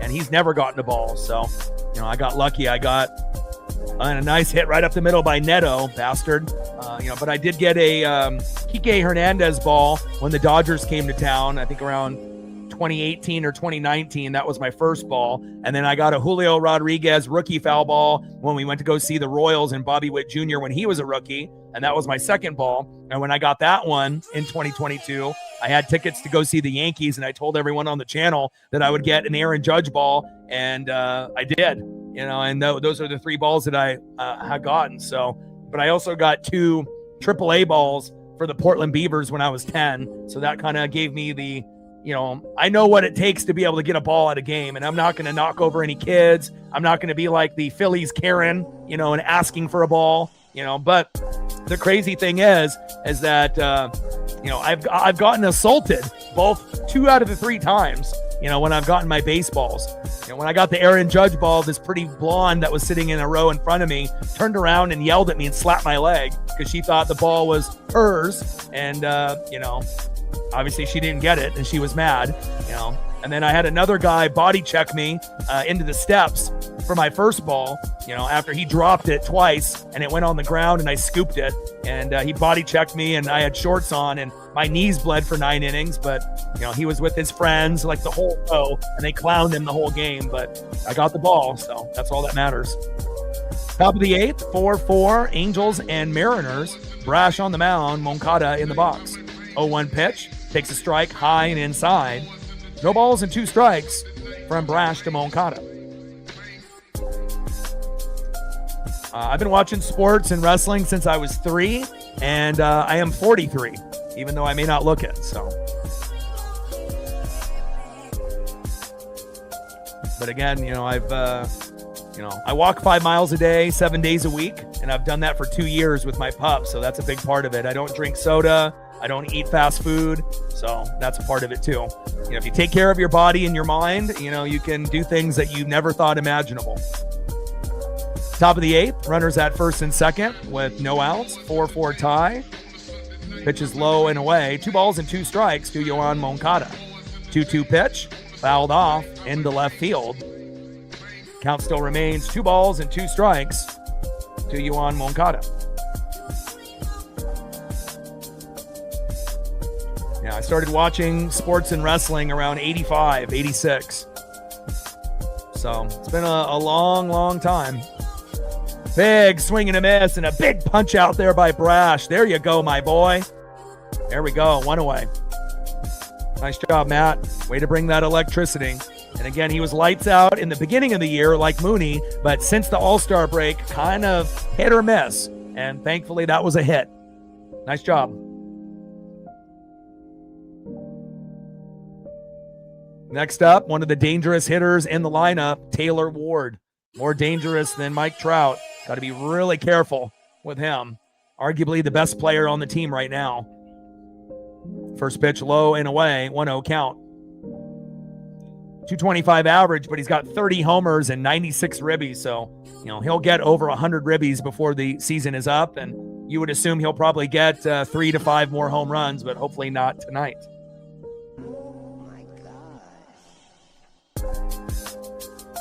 Appreciate that, Mark.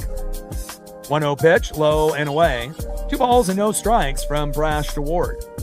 Top of the 8th inning, 4-4, Angels and Mariners with runners at first, second, and 1 out. We need a double play. Pitch right down the middle, 2 balls and 1 strike to Taylor Ward.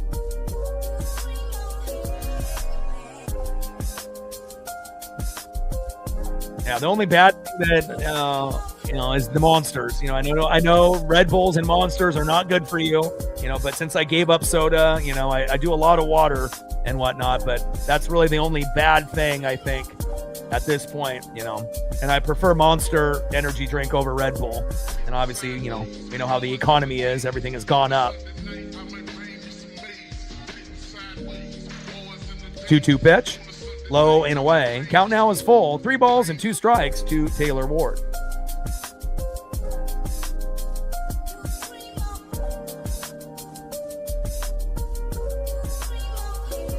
Yeah, energy drinks are terrible for you, but some of them taste goddamn good. Here we go. Double play. Throw to first. Get it down. Bang.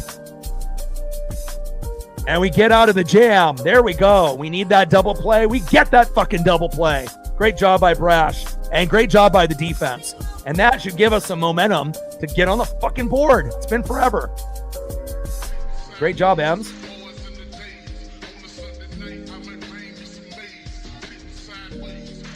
Huge double play.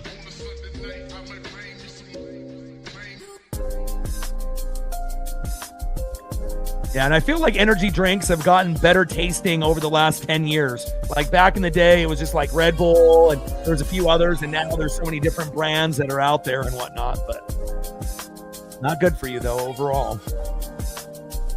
But sometimes, you know, it's either coffee or that, so, or soda, I guess.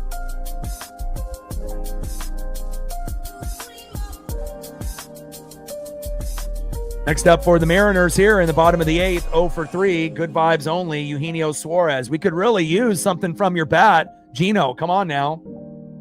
Batting second, 0 for 2 with a run. Why the hell has Victor Robles not entered the game yet? Someone please tell me. Batting second, Luke Raley. And batting third, the hero from last night, second baseman, 0 for 3 today with a run, but he won't finish 0 for 4, Leo Rivas.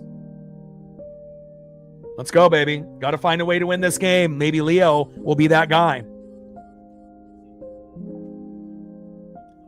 Pablo with a 5-er. Appreciate you. Stacks. Racks with a little Cactus Jack. Bang, bang. Thank you so much. $5 holla on the Dono train. Appreciate you.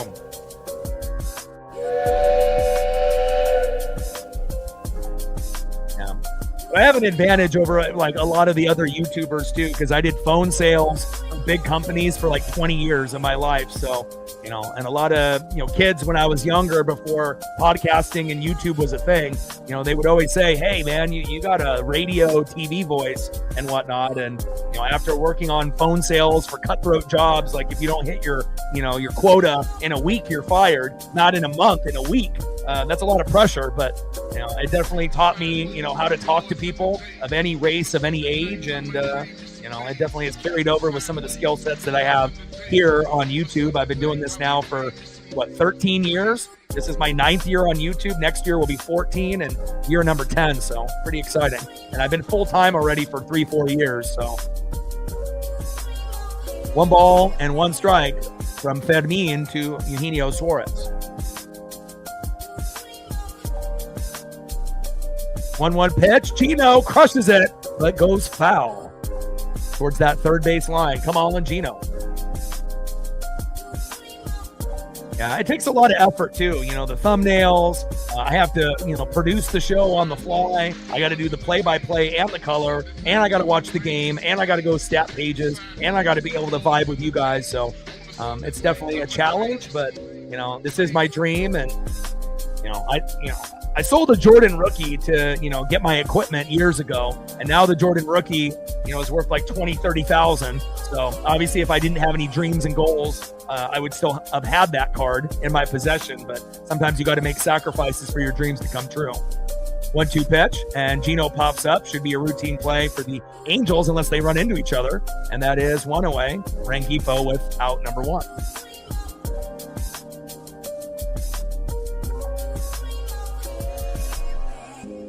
Next up for the Mariners, right fielder Luke Raley.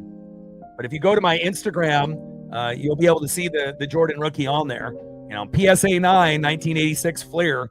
You know, and I ended up getting it on eBay in 2003 when it was worth $2,500, and the economy was bad, and I got it for $1,000. You know, believe it or not. You know, and you'll never be able to have that happen in today's economy. You know, and then hung on to the rookie card until 2017. And then ended up selling it for the iMac and the microphones and the speaker, and to try to take the channel to the next level. So no regrets. I mean, I owned it for 14 years, but you know, sometimes you got to make sacrifices. 1-0 pitch. That one is fouled off by Luke Raley. 1 ball and 1 strike from Fermin to Luke Raley.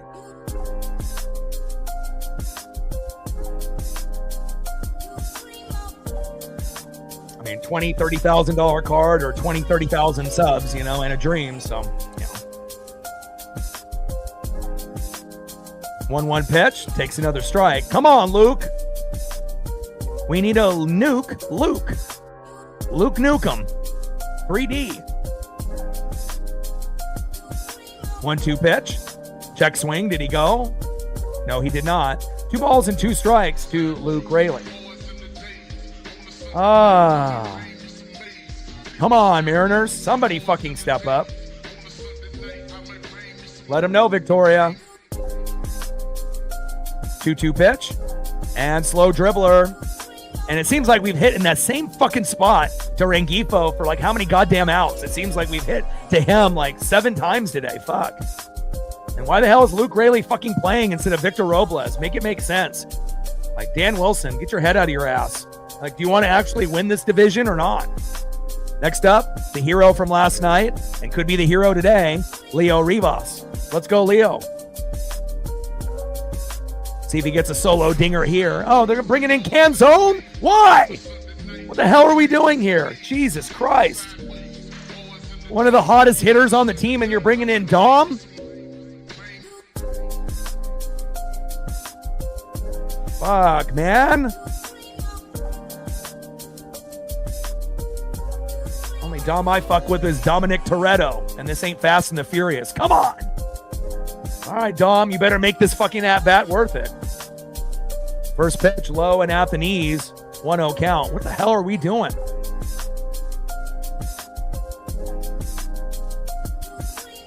One 1-0 pitch, takes a strike. 1 ball and 1 strike to Dominic Canzone.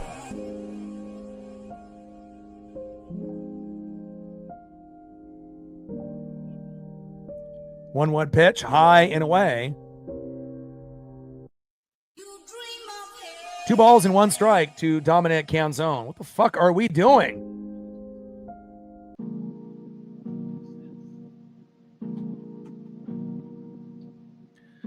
Two 1 pitch, big swing and a miss. 2 balls and 2 strikes to Dominic Canzone. I swear, Dan Wilson, he manages this team as if he's like a kindergartner. Like, what are you doing, bro? I swear I could manage this team better than him, and I don't have any experience, and I guess neither does he, but Jesus. Like, recognize your personnel. You're supposed to bring in guys that are better, not bring in guys that are worse. And there's strike 3 on Dominic Canzone. Dan Wilson, you're a fucking idiot. Jesus Christ, dude. I mean, are we really trying to give this game away? Because that's what it kind of feels like. I mean, you got Randy Arosarena that can't fucking play defense, and then you're going to bring in fucking Dominic Canzone for Leo, and Leo won the game for us yesterday?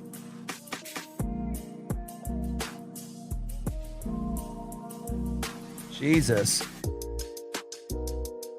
Momentum is not on our side. It's not looking good, but I still think we have a chance to win, but you got to make better decisions. Next up here in the top of the 9th, 0 for 2 with an RBI and 2 Ks. Former Mariner and Dodger, Chris Taylor. Batting second, 0 for 3 with an RBI and 2 Ks, Luis Rengifo. And batting third, 0 for 3 with 2 Ks, former Atlanta Brave, Travis d'Arnaud. Trident's up. Let's fucking go M's.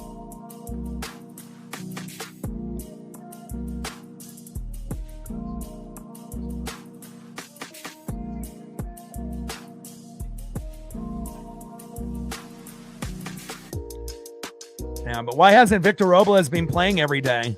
You know, and why are we substituting a shittier player for a player that could actually help us win? You know, it's like I almost feel like Dan is like managing this team as if he's trying to like be friends with everyone. Listen, like you can't be friends with everyone, like, you know, and you want to be able to give opportunities, and you can do that at the beginning of the season. But when you're trying to make the playoff push, you got to bring in your best players. And there's a reason why we got rid of Rowdy Tellez and Leody Taveras and Dylan Moore and Donovan Solano. So if you actually, you know, got rid of the, you know, pieces that didn't deserve to be on this team, and then you have, you know, a roster that you're trying to construct, you know, we need Leo Rivas and Victor Robles to be playing fucking every day, you know, and no disrespect to Cole Young and some of the others, but they haven't been playing well. You know, Luke Rayleigh, Dominic Canzone, Cole Young shouldn't be playing, period. I mean, we're a half game back. I mean, are we really trying to give this game away? Let's go.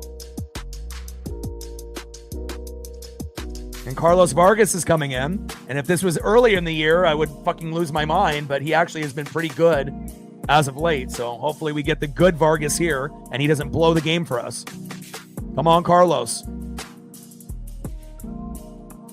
First pitch in there to Taylor. Big swing and a miss. Beautiful. And Cole Young enters the game.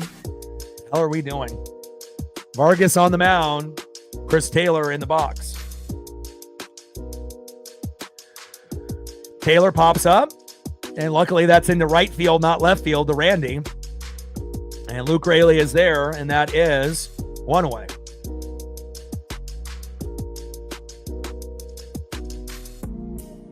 Next up is Luis Arengifo.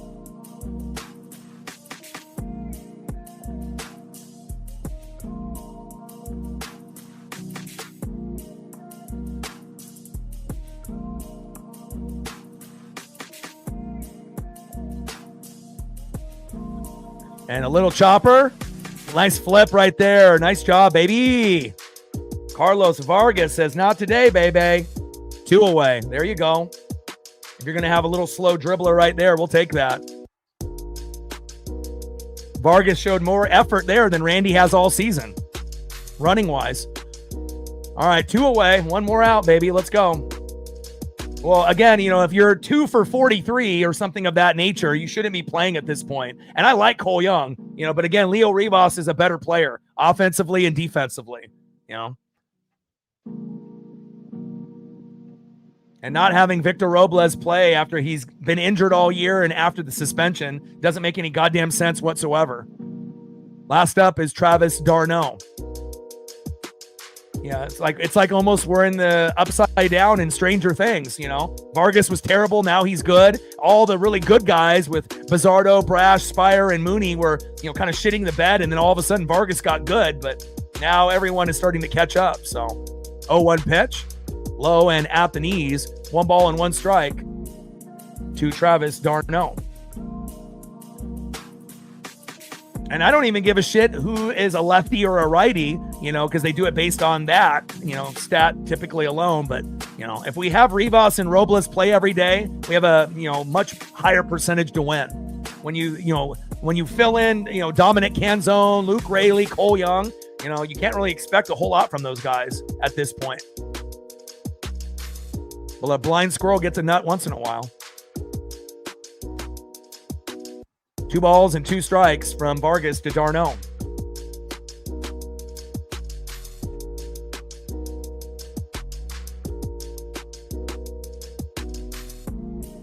Two pitch. Got him! I'm telling you, Vargas is nice now. Vargas is more trustworthy than Gabe Spire and quite a few others that are in the pen. Nice job.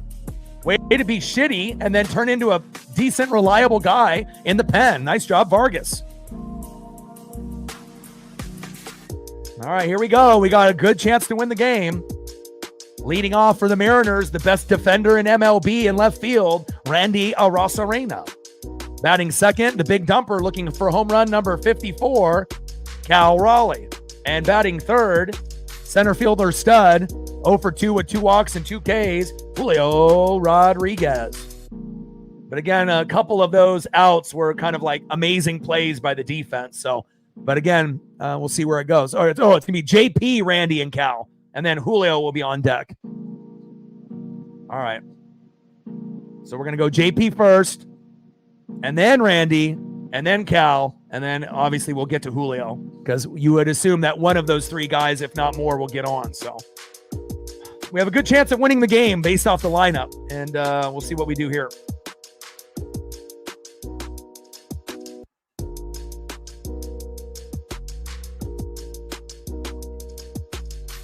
All right, it's time for our rally.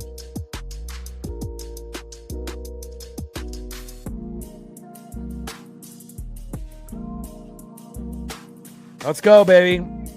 No time to fuck around. Bottom of the 9th, 4-4 tie. JP Crawford, Randy Arozarena, and big dumper Cal Raleigh. Let's go.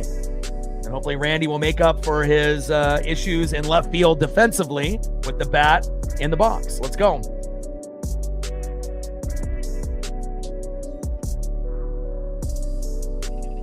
Griffey wants it.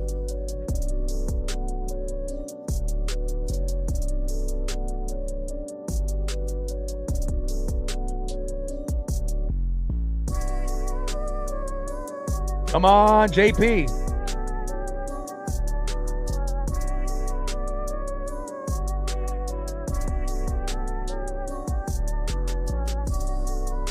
August 1st, 2025, he had a walk-off.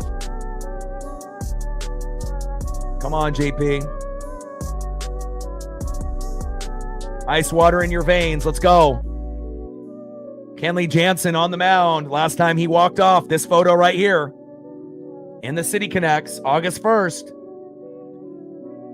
First pitch from Jansen to Crawford. Low and at the knees. 1-0 count.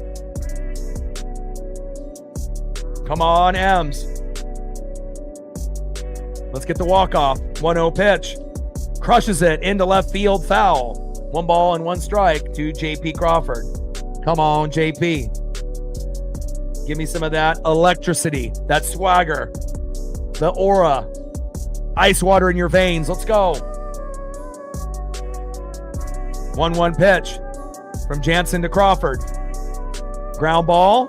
Rengifo is there. Throw to first. And again, I don't know how many goddamn balls we've hit to him, but it seems like, 7, 8, 9, fucking 10. Got to hit it somewhere other than Rengifo. Golly. Terrible luck for the Mariners.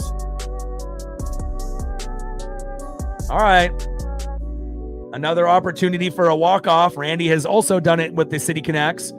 Let's see if he can do it here. Your defense stinks, but you're pretty good in the box. 2 for 3 with a run, base on ball, and a K. Can Randy be a hero? First pitch to Randy, low and away. 1-0 count. Come on, Randy. We need a walk-off, baby. Let's go. Bottom of the 9th, 4-4, Angels and Mariners. Kenley Jansen on the mound. A Rosarena in the box. 1-0 pitch. Big swing and a miss. And with that little hezzy that Jansen pitches with is like, it kind of feels like it should be illegal, where you get that little stop. Like it feels like he's going to pitch and then he just like freezes. And then, the momentum and timing is fucked by the hitter. And then, some guys will figure it out. Some guys won't. 1-1 pitch inside, 2 balls and 1 strike to Randy Arosarena.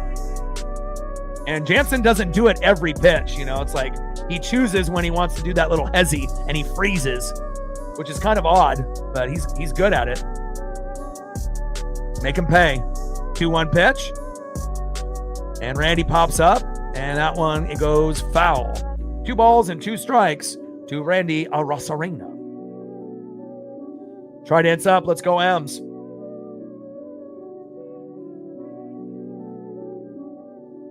Come on, Randy. Jansen on the mound. Randy in the box. 2-2 pitch. Fucking hezzy. High and away. And I almost feel like it fucks with his delivery, too. Like, sometimes it works for Jansen, but then other times, like, when he gets stuck in midair, then he has nowhere to go, and then it ends up just being a ball. So, not the prettiest form, but, it is what it is. Count now is full. 3 balls and 2 strikes to Randy Arosarena. 3-2 pitch. And that's ball 4. That was really close. There we go, Randy. All right, it's time for the best catcher in baseball to hit home run number 54 and a fucking walk-off, as long as they don't intentionally walk him, which teams have been doing lately. Big dumper, Cal Raleigh. Give me that electricity, baby. I want a walk-off. Home run number 54. Tie Mickey Mantle for the most home runs by a switch hitter in MLB history. 0 for 2 with 2 walks and 2 Ks. Let's go, Cal. I got the Cal jersey on right now. Me and my best friend got Cal jerseys on the 4th of July. They were very hard to come by, let me tell you. First pitch from Jansen to Cal. Big swing and a miss, and Randy steals second, standing up. Wow. No throw. Oh, now they say he has to go back.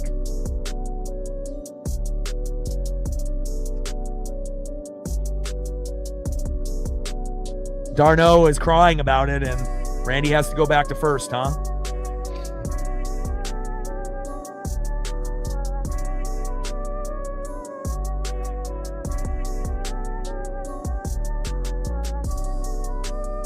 So the ump got in the way, and so Randy can't go to second? Fuck all that. What kind of bullshit is that, dude? Like, we finally actually get a stolen bag, and then it has to come back? Fuck out of here. Dumbass ump. Umps have been goddamn terrible. Bring the ABS in, and Jesus, man. Bottom of the ninth, 4-4. Randy at first with one out. 0-1 pitch to big dumper Cal Raleigh. Pitch is high and away. 1 ball and 1 strike to Cal Raleigh. Like, how are you going to penalize us when your fucking fat ass was in the way? That's not our problem. Bottom of the ninth, runner at first with 1 out. 1-1 pitch. High and away to big dumper Cal Raleigh. 2 balls and 1 strike to the big dumper. Let's go, Cal. We believe. Home run number 54, a walk-off. Jansen on the mound. Big dumper in the box. Let's go. Crowd chanting MVP. Everyone standing at T-Mobile. Throw to first. And that was a throw that Randy usually does to the infield. A lob.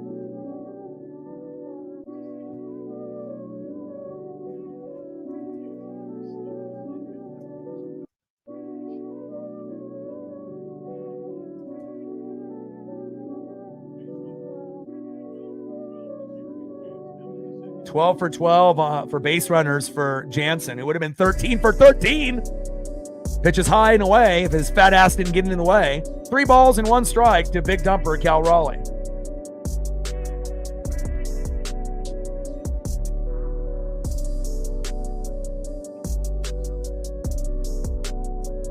Jansen on the mound. Big dumper in the box. Come on, baby. 3-1 pitch. Cal pops up. And that should be a routine play for Rengifo. It seems like every fucking ball has gone to him in this game in the last 4 innings. And that is 2 away. All right. We still have a individual that could be a hero here. One of the best center fielders in the game, Julio Rodriguez. Tridents up. Let's go, Julio.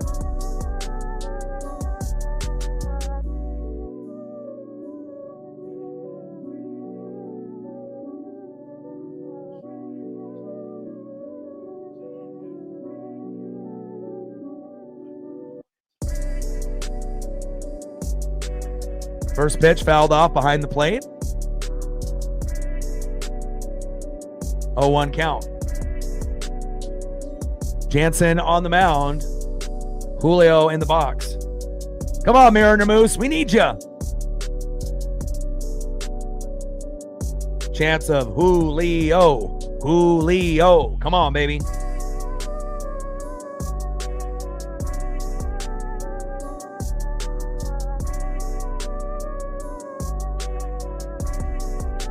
I mean, obviously in the first half of the season, there's quite a few players that are better than Julio because he always starts off slow, every single year, 2022, 2023, 2024, and 2025. But he is a 300 hitter every single year after. So, I don't know if I would really want anyone else at center field other than Julio, honestly. I like having Julio and Cal on the team. 0-1 pitch. Nope, throw to first.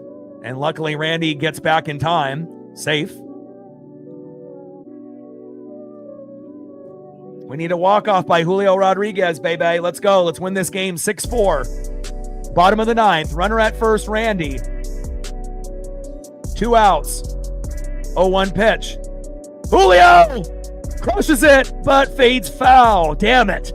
If that would have stayed fair, it would have been game over. He crushed it, though. No balls and 2 strikes. To Julio Rodriguez. Damn. 93-mile-an-hour fastball. Got all of that. Come on, Julio. Jansen on the mound. Julio in the box.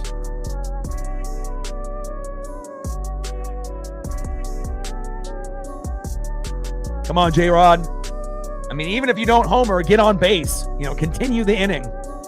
Someone can be the hero and get the RBI if it's not you. Winning run at first base, Randy. 0-2 pitch. Julio! Oh, and foul again. Golly. Julio in the box. And Jansen on the mound. Like, sub, donate, comment, share. If you haven't smashed that like button yet, please do. Help us get to 200 to 300 likes. 100 on the dono train. And we're looking for 20 to 50 subs. Let's go. Bottom of the ninth, 4-4, Angels and Mariners. We had a walk-off with Leo Rivas last night in the 13th. Is that going to happen again? 0-2 pitch. And Julio fouls that one off.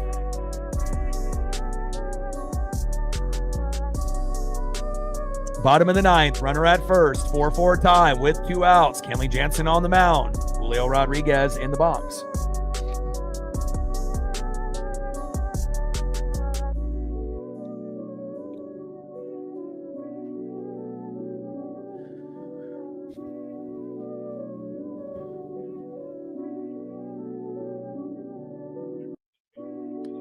Bottom of the ninth, 4-4. Runner at first. 0-2 pitch from Jansen to Julio. High and inside. 1 ball and 2 strikes to Julio Rodriguez. And Randy steals second. 13 for 13. And no throw to Randy at second base.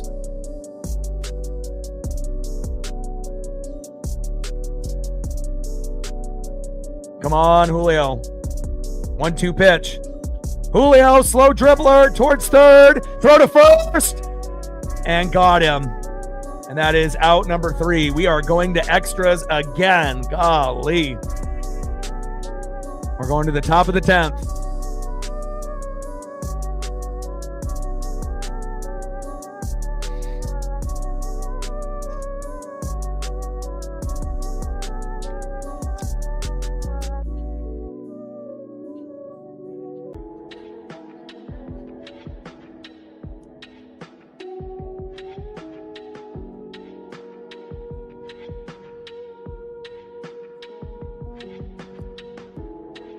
All right, let's see who's up next here for the Angels.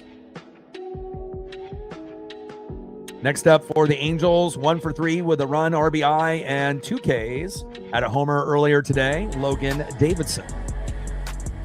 Batting second, 1 for 3, center fielder in the 9-hole, Bryce Teodosio. And batting third, back at the top of the order, 2 for 4 with a home run, and run, RBI, and 2 Ks, Mike Trout. And I'm curious on what we're going to be doing in the pen. We went Miller, Bizzardo, Brash, and Vargas. Who will we bring in now? And hopefully we don't have a meltdown by whoever they bring in. I mean, I don't really feel confident with Caleb Ferguson. I don't feel confident in Gabe Spire. So it's like, where do we really go from here? And we kind of got lucky, sweeping the Cardinals by, bringing in Jose Castillo and some of those guys that we normally don't have. Luke Jackson, thankfully we were able to win with those guys coming in. And remaining series for the Astros, Mariners, Rangers, and Guardians. We got the Angels, Royals, Astros, Rockies, and Dodgers. 3 here at home against the Angels, 3 at the road in Kansas City, 3 in Houston, and then 3 at home against the Rockies and the Dodgers.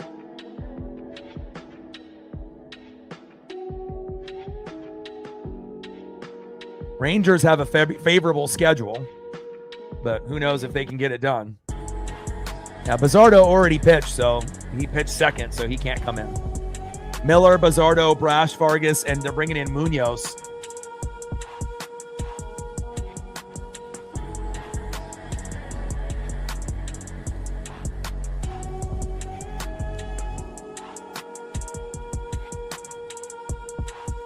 First pitch to Munoz, and they show bunt.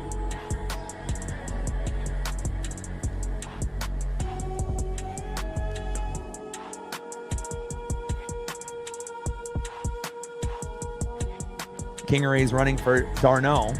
1-0 pitch, showing bunt again. Dropping it down. Throw to first. And a great bunt there to get the runner to advance to third base. 1 away.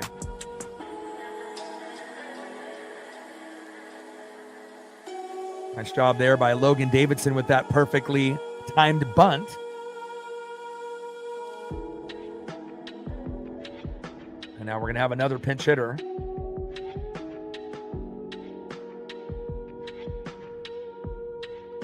Lugo coming in.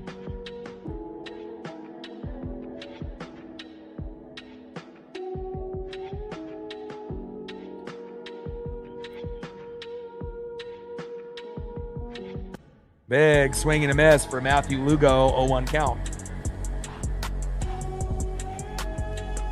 Munoz on the mound, Lugo in the box. 0-1 pitch, wild. Thankfully, Cal got a handle on that. That could have been bad. 1 ball and 1 strike from Munoz to Lugo.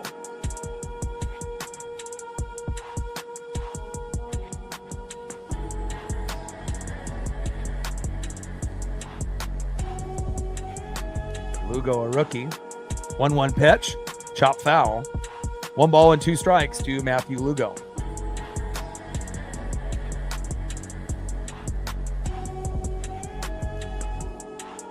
Lugo in the box. Munoz on the mound. Top of the 10th, 4-4 with a runner at third and 1 out. 1-2 pitch, high and away. 2 balls and 2 strikes from Munoz to Lugo.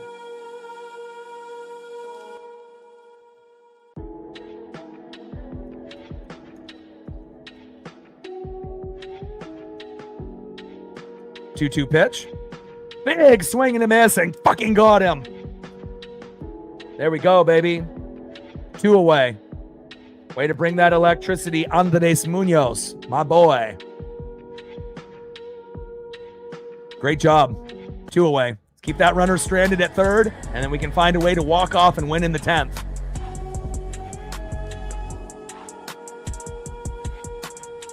One more out, please. Mike Trout, who's already homered today, so Trout in the box, Mooney on the mound.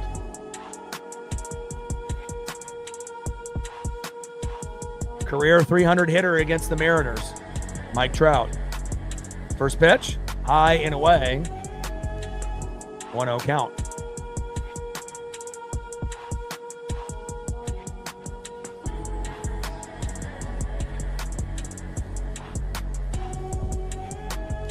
One 1-0 pitch. Right there down the middle. 1 ball and 1 strike from Mooney to Trout. Come on, baby.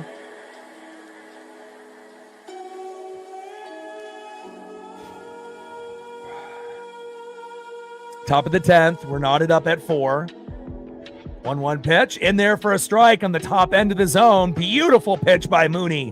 1 ball and 2 strikes with a runner at third and 2 outs, and we're 1 strike away. Let's go. Trident's up. Let's go, M's.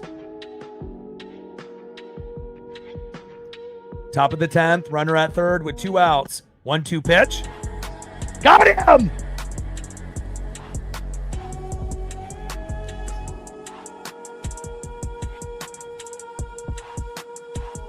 All right, here we go. This is where we win. Great job by Mooney. And that was the good Mooney.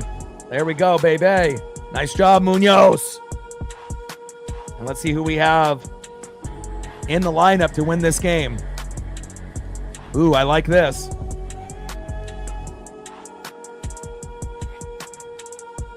Leading off, 0 for 4, but he won't be 0 for 5, Josh Naylor. Batting second, 1 for 4 with 2 Ks. 9-game hitting streak, Jorge Polanco. And batting third, 0 for 4. But if we get to him, maybe he could be the hero, Eugenio Suarez. Let's go, baby. Naylor, Polo, Gino. We're going to have a chance.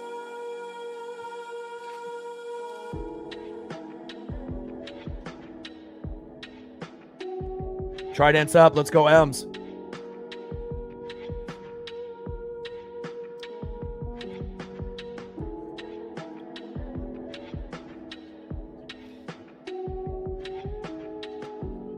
We went Miller, Bizardo, Brash, Vargas, Munoz. They went Soriano, Silseth, Garcia, Burke, Fedmin, and Jansen.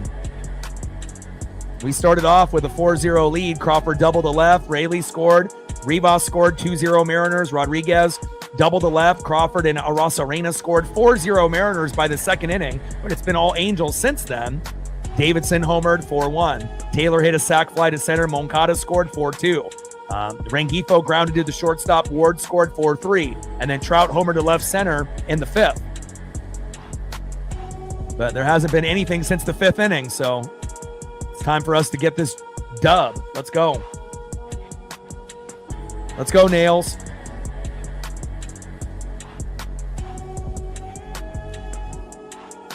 Jordan in the building. What's good, brother?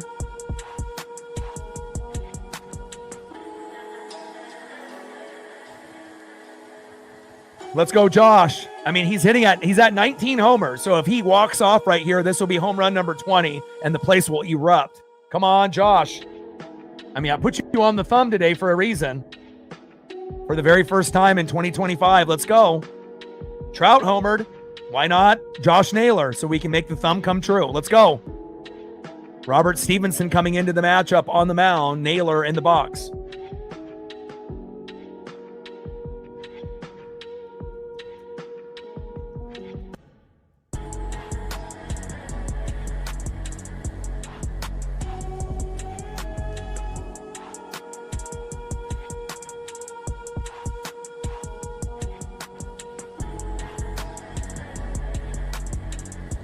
Come on, Naylor. First pitch. Wow. Wild swing by Naylor. Happy Gilmore. Can't be doing that. 0-1 count. Come on, baby. Stevenson on the mound. Naylor in the box. Come on, Josh. Focus.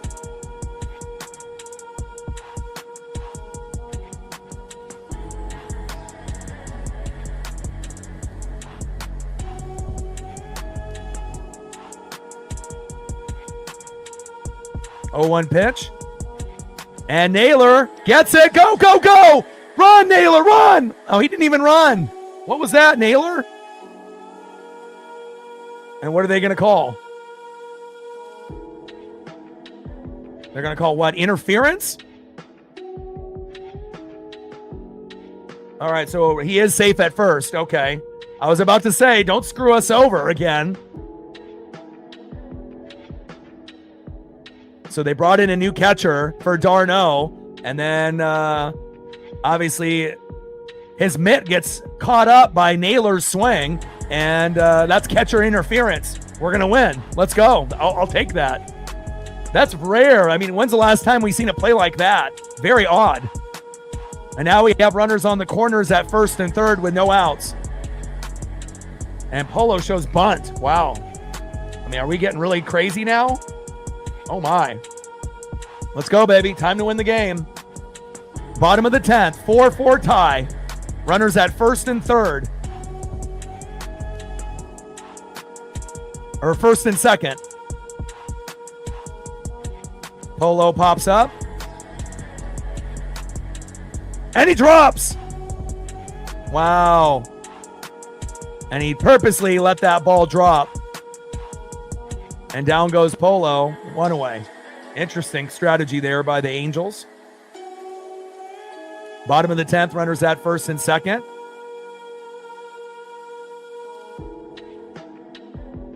All right, come on, baby. I mean, umpire interference, fucking catcher interference. What kind of bullshit are we having happening here? Well, let's go. Let's try to win this game, baby. Good vibes only. Eugenio Suarez. Let's go. First pitch, takes a strike looking right down the middle, 0-1 count. Bottom of the 10th, 4-4, Angels and Mariners. We already had a 13th inning walk-off by Leo Rivas. Can we get it here with Gino in the bottom of the 10th in back-to-back games? Cardinals yesterday, today, Angels. 0-1 pitch, takes a strike looking high and away. No balls and 2 strikes to Eugenio Suarez. Come on, Gino, please, for the love of God. Let's go. Come on, Gino.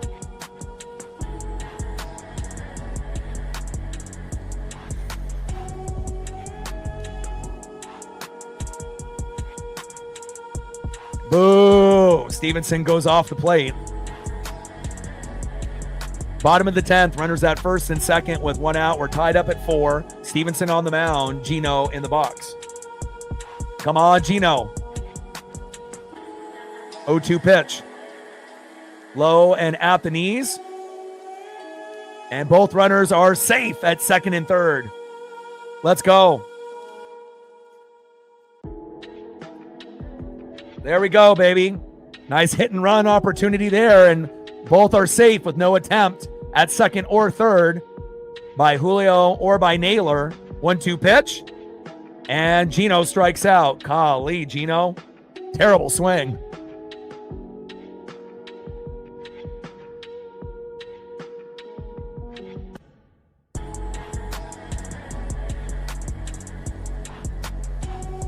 Come on, baby.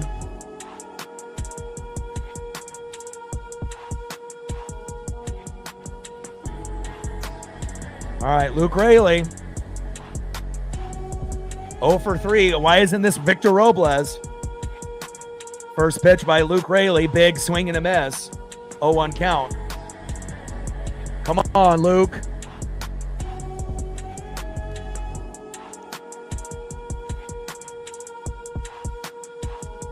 Come on, Luke. 0-1 pitch. Big swing and a miss. Timing is off for Luke Raley all year, and it looks like that's the same situation we're getting here. And like, what the hell is up with Victor Robles? Why hasn't he played in 2 games? Come on, Luke. 0-2 pitch. Low and at the knees. 1 ball and 2 strikes with runners at second and third, and now 2 outs. We just need a single to win. Oh, well, Raley started the game in right field, so they decided to go with him over Victor Robles today, and they went with Dominic Canzone in right over Victor yesterday. Dan Wilson is an idiot. 1-2 pitch from Stevenson to Raley incoming. 1-2 pitch. Raley! Oh, crushes it, but it goes foul. Fuck. 1 ball and 2 strikes with runners at second and third and 2 outs. Stevenson on the mound. Raley in the box. Come on, Luke. We don't even need a nuke. We just need a single. 1-2 pitch. Raley crushes that one foul. 1 ball and 2 strikes with runners at second and third and 2 outs. 4-4 tie between the Angels and the Mariners. And we already had to go to extras yesterday. One with a walk-off by Leo Rivas. And we're hoping for an RBI single and a walk-off hit here by Luke Raley. 1-2 pitch. And that's strike 3. Jesus Christ. And that's why you don't have Luke Raley fucking play. Period. All right, end of the 10th inning. We go to the 11th. The Mariners have a knack for the dramatics, don't they?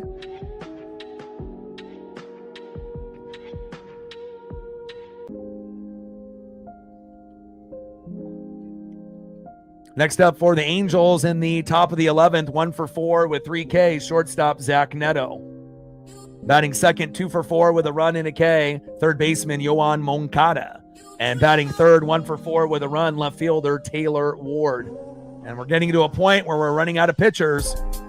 I'm curious to see what we're going to bring out here. We've already gone through Miller, Bazardo, Brash, Vargas, and Munoz.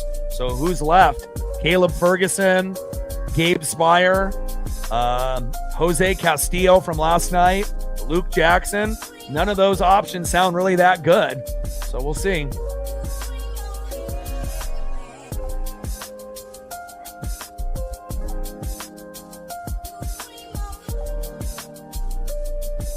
Fucking A, man.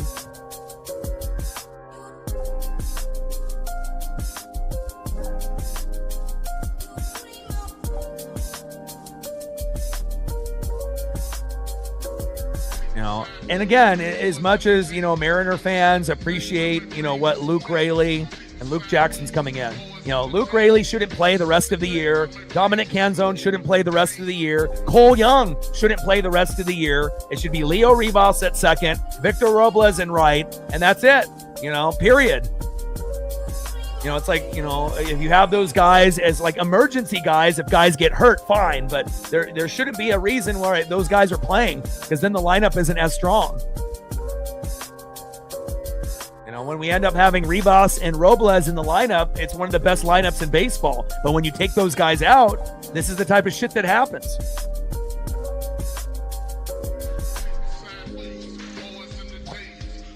All right, Luke Jackson on the mound.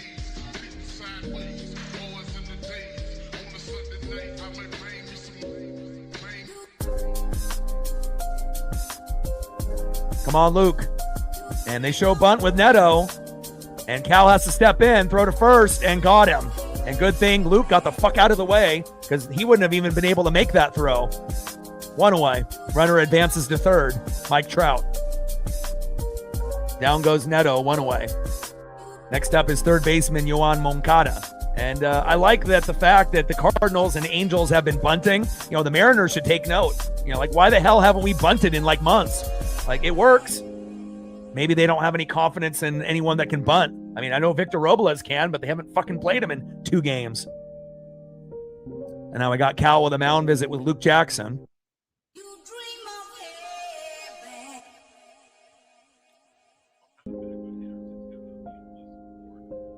And they're trying to talk strategy here on how to try to win this.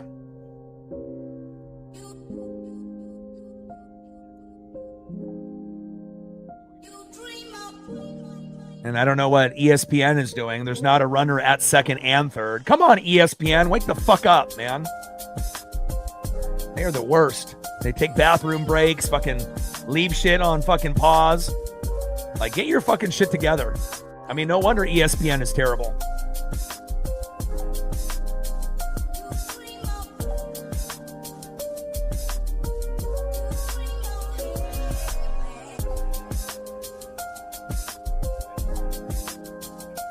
All right. Intentionally walked Moncada. I'm not sure if I agree with that. Now we got runners at first and third with one out, but they did it because of the double play. But Taylor Ward is a good hitter. He's the best player on the team. Not named Mike Trout. Do we really want to do that? I mean, again, if we get the slow dribbler right up the middle, yeah, but I mean, we may or may not get that with Ward. First pitch in there for a strike, 0-1 count. We need a double play. Please, sports gods, double play. 0-1 pitch from Jackson to Taylor Ward. Crushes it up the middle. And it goes right up the middle, and a run scores. Fucking A, dude. There's Mike Trout, 5-4, Angels.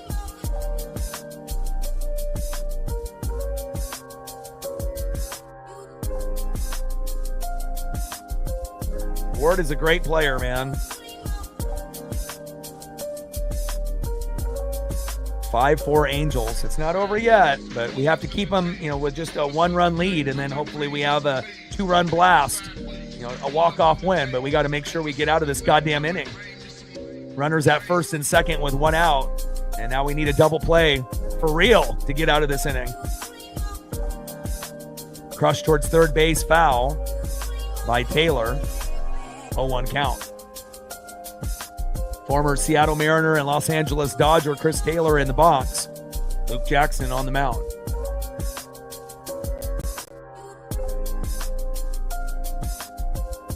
Oh, 1 pitch. High and inside. 1 ball and 1 strike from Jackson to Taylor. Bottom of the 11th, or excuse me, top of the 11th, 5-4 Angels. Runners at first and second with 1 out. Luke Jackson on the mound. Chris Taylor in the box. 1-1 pitch, low and at the knees. 2 balls and 1 strike to Chris Taylor.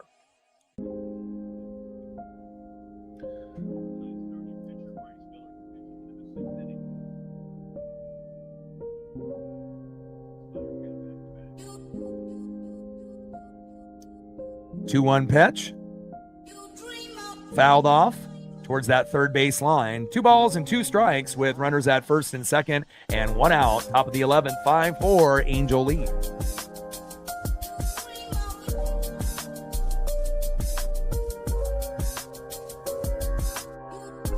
Like, sub, donate, comment, share. If you haven't smashed that like button yet, please do. We should be able to get to 250 before this is up. Minimum. 2-2 pitch. Pops up, and it's fading foul.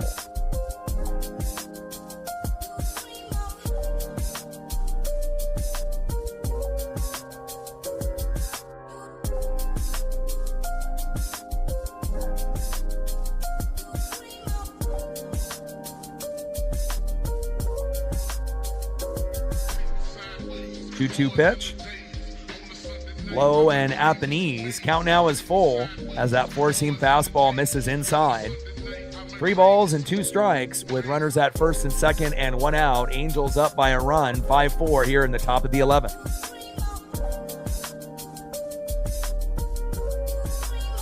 Three-two pitch and fouls it off himself. Count still remains 3 balls and 2 strikes to Chris Taylor.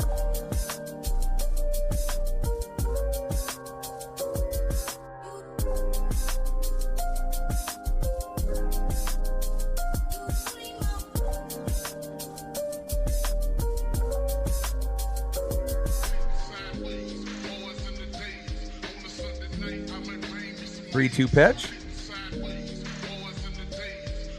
Popped up. Get that. JP Crawford is there, and that is 2 away. Nice job, JP.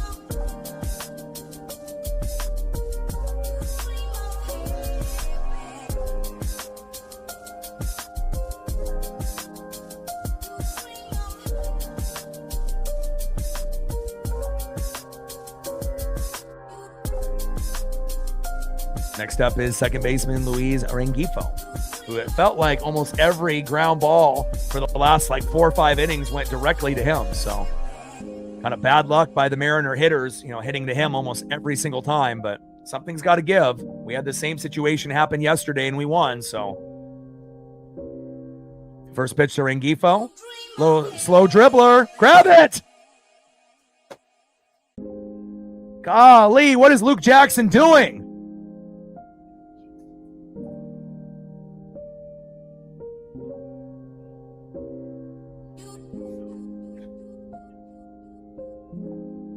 Grab the damn baseball. What are you doing? Christ.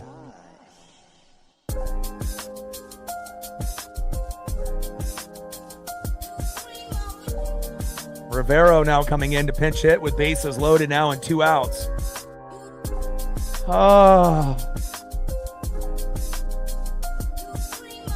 Rivero coming in.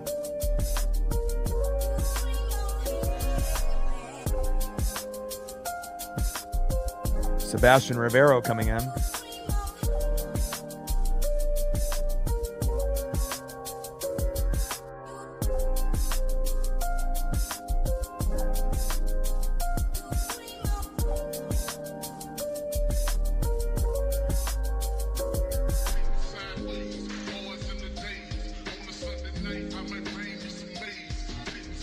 First pitch is high and away from Jackson to Rivero, 1-0 count.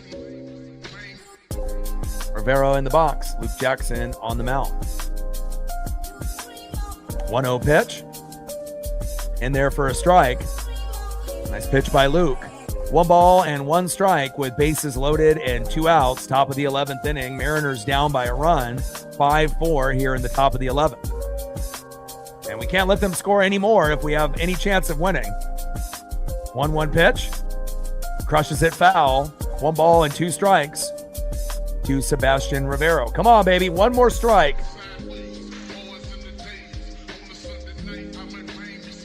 Rivero in the box. Luke Jackson on the mound. Come on, Luke.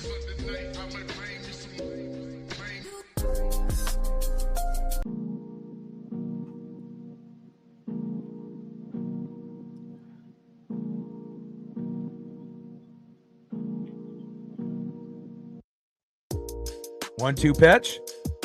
And fouled off towards third base.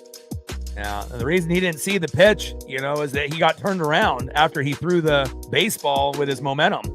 And, I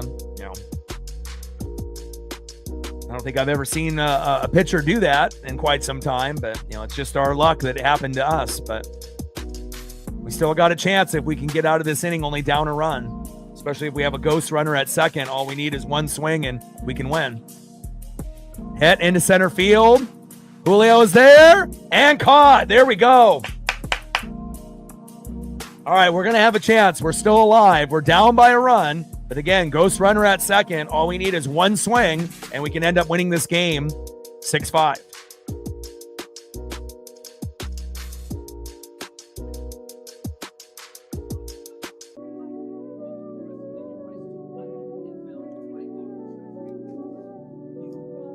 Trident's up. Let's go, M's. Let's win this.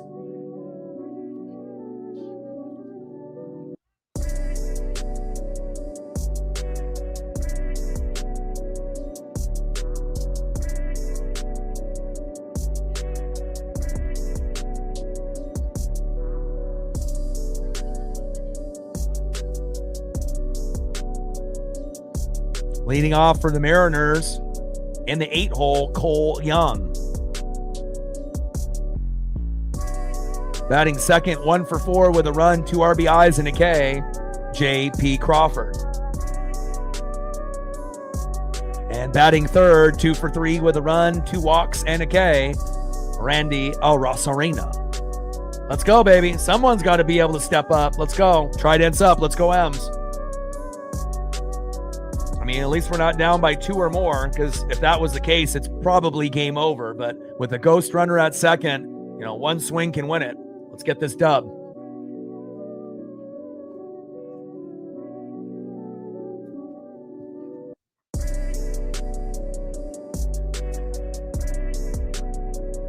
Like, sub, donate, comment, share. If you haven't smashed that like button yet, please do. Help us get to 200 to 300 likes, 100 on the dono train. And we're looking for 20 to 50 subs. Let's go.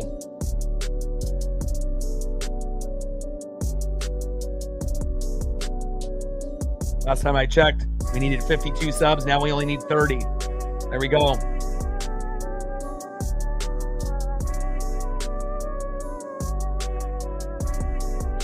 Gained already 40, 50 subs on this stream.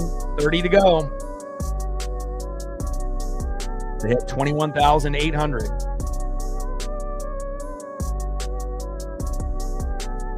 Mitch Garver hitting for Cole Young.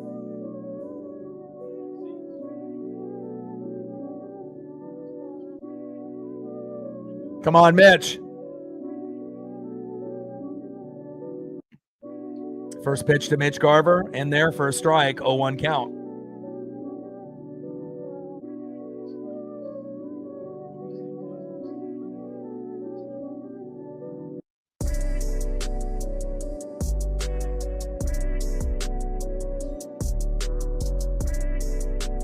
Oh, 1 pitch. Garver hits it towards third base, but foul. Come on, Mitch. Bottom of the 11th, 5-4 Angels. Peralta on the mound, Mitch Garver in the box.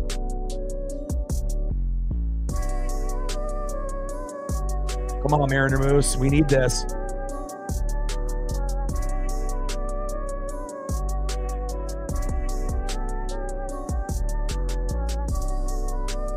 Rayleigh is at second. 0-2 pitch from Peralta, high and inside. 1 ball and 2 strikes to Mitch Garver. Come on, Mitch.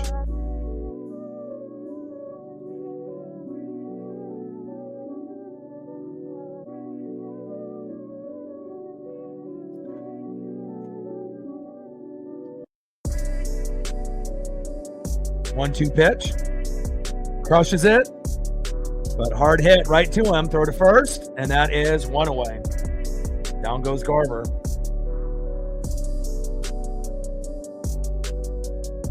Two outs remaining for us to try to tie this game up or take the lead. Let's go, baby. JP, you're sitting at 9 home runs. If you hit this walk-off, it'll be home run number 10. And last time that you walked off, you were wearing that uniform. Let's go. Come on, JP. First pitch to JP is high and inside. 1-0 count. Last time you ended up having a walk-off, ice water in your veins right here. City connects. Let's go. I want home run number 10 on the season right here. 1-0 pitch. JP. Yes, go, go, go. Go, Rayleigh, go. Run, run. Yes. There we go. JP Crawford with the big RBI. Ice water in his veins. 5-5. We're tied up, baby. Let's go. That's my boy. Yes, sir. There we go. All right, time to win it now.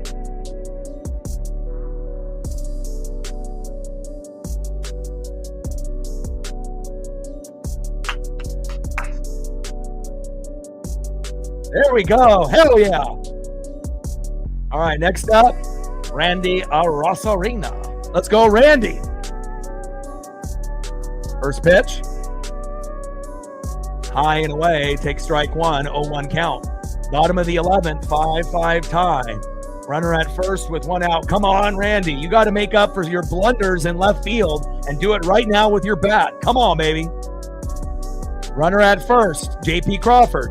Throw to first. Runner is safe. JP at first with that big RBI. Randy in the box. Let's go, baby.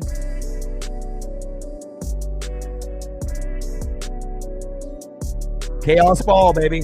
That's what we're known for. 0-1 pitch from Peralta. Inside, JP stealing second. Safe. Let's go. Let's go.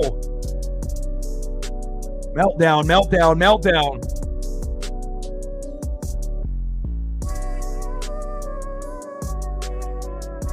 Good jump by JP.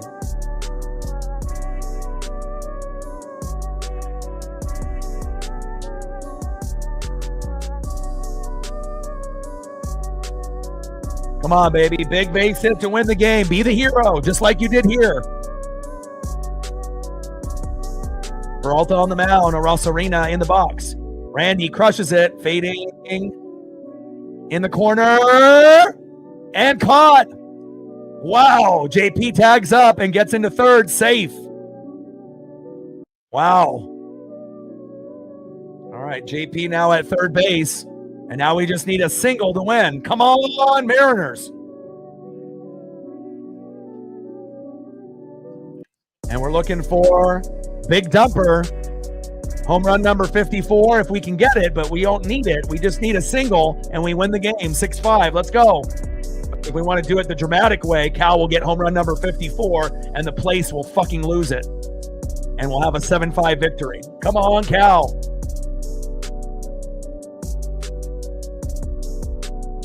And now they're going to have a mound visit here by the Angels. Oh man, another 4-hour stream. I mean, how many streams are going to be extra innings? I mean, based on how we've played lately, hell, every game in this Angel series might be extras. But you know, at the end of the day, as long as we win, I don't care how long this motherfucker goes. If it goes fucking 5 hours, as long as we win. I mean, I still got to eat dinner, take care of my pup, but we need every single victory we can get. Peralta on the mound. JP Crawford at third, 2 outs. Big dumper, the best catcher in baseball, in the box. Let's go, Cal. And they're intentionally walking Cal, you son of a bitch. Again? And they're going to go to Julio Rodriguez. They're going to take their chances on Julio. Julio, make him fucking pay. Let's go. You might have not come up big last time, but you have another time to redeem yourself. Let's go.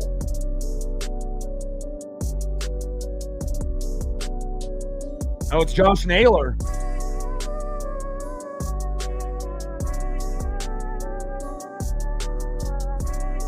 Wow, they intentionally walk Julio also.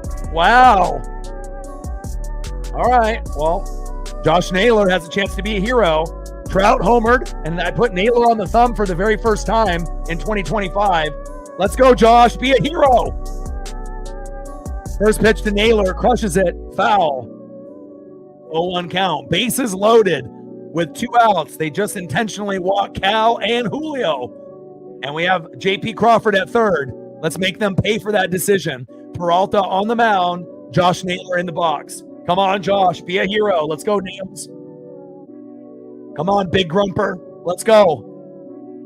Base hit wins the game. You don't even need to homer. No pressure. 0-1 pitch. Big swing and a miss. No balls and 2 strikes to Josh Naylor. Come on, Josh. Come on, Nails. Come on, Big Grumper. Let's go. Just a single will win it. Come on, Josh. 0-2 pitch. And that is strike 3. Fuck!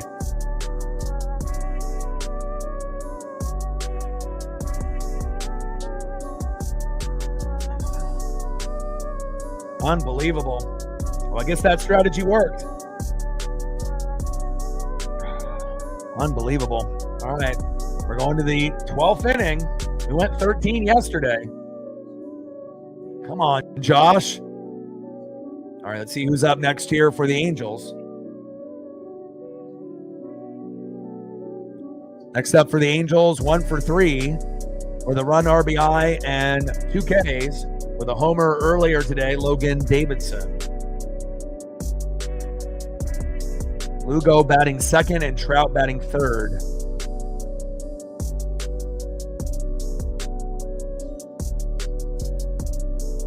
I'm going to grab the Matthew Lugo photo. Give me 1 sec here.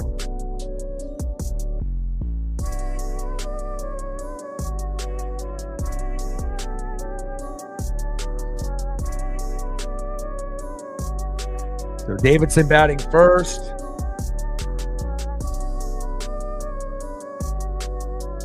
Matthew Lugo batting second. 0 for 1 with a K. And then we're back at the top of the order. 2 for 5 with 2 runs, an RBI, 3 Ks, and a home run, Mike Trout.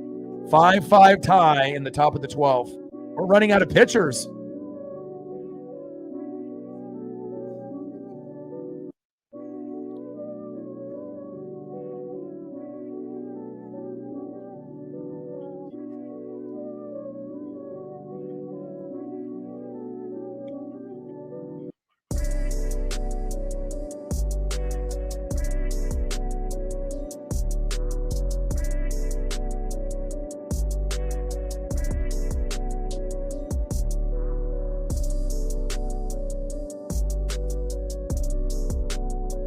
Luis Castillo coming in, or excuse me, Jose Castillo coming in, like he did yesterday with Luke Jackson.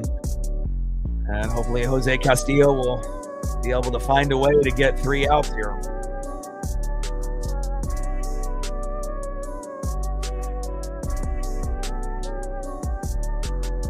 We're approaching 4 hours on the stream, 2 nights in a row. What are the chances of that happening? And yesterday's game was one of the longest games that we've had in 2 to 3 years, and we're about to do it in back-to-back nights against 2 different teams. Bunt. And what a beautiful bunt, Jesus Christ. And safe at first. Golly. That was one of the better bunts that I've seen this year. Runners now at first and third with no outs.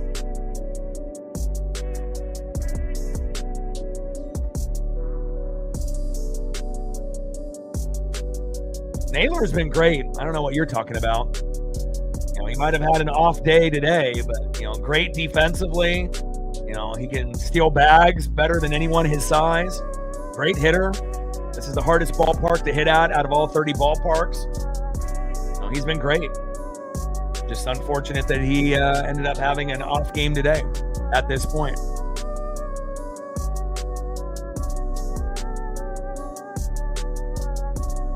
First pitch low and at the knees, 1-0 count.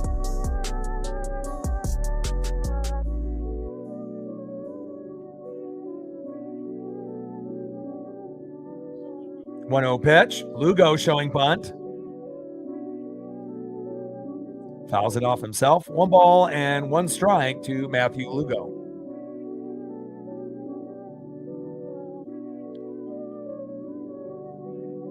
Jose Castillo on the mound, Matthew Lugo in the box.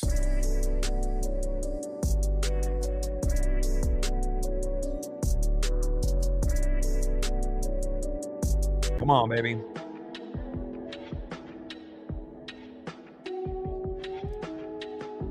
Bunt attempt. Takes another strike there. 1 ball and 2 strikes from Jose Castillo to Matthew Lugo.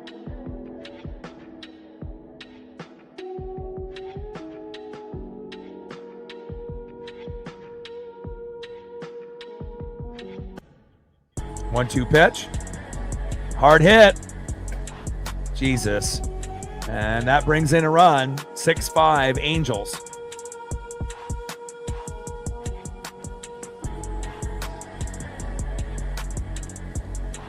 Next up is Mike Trout. Top of the 12th inning. 6-5 Los Angeles.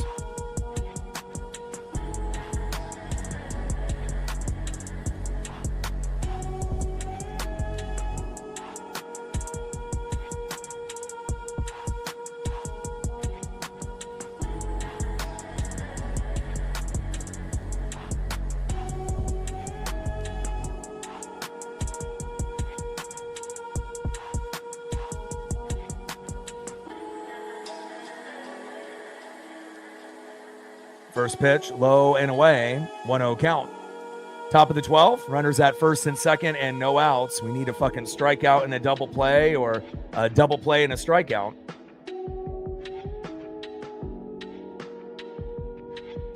One-oh pitch, low and away. 2 balls and no strikes from Castillo to Trout. Yeah, I mean, it's still possible because you got to think we're going to have a ghost runner at second. I mean, obviously, we can't let them score anymore. If they get to 7, it's probably game over. But if we can somehow get out of this down by a run and hit a walk-off with the ghost runner at second, there'll be a chance. I mean, we did it yesterday with Leo Rivas, so. 2-0 pitch. Slow dribbler right there. Double play. Here it is. 1 and 2. There we go.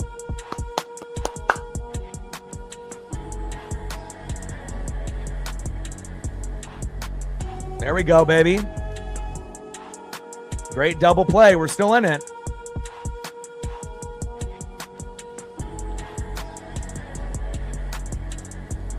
Yeah, I imagine a lot of people are exhausted, just sitting at their, couch, bed, desk area, I imagine being me, having to fully produce the show, having to do the play-by-play, and having to do this in back-to-back nights. My goodness. Top of the 12, 6-5 Angels, runner at third with 2 outs. Next up is Zach Neto. I still think we can win this game, though. I know it's looking kind of bleak a little bit. But again, remember, if we didn't have the ghost runner at second, then then it probably, would be a higher probability of losing. But all it takes is one swing with a ghost runner at second if we're only down 1, and then we win. So, we'll see. We were able to do it yesterday. Let's see if this Mariner team has that magic late here in the 12th as well. But we got to make sure that Neto doesn't score this runner from third. Oh, they automatically walked him. And they're going to go to what? Yohan Moncada? A lot of intentional walks here.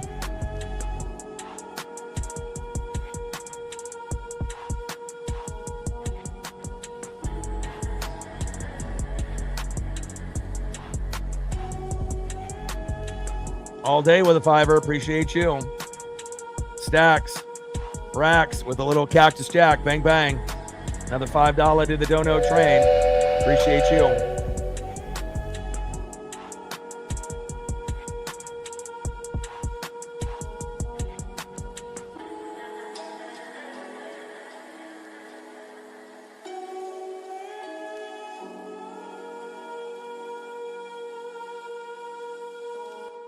First pitch. No. Throw to first by Jose Castillo.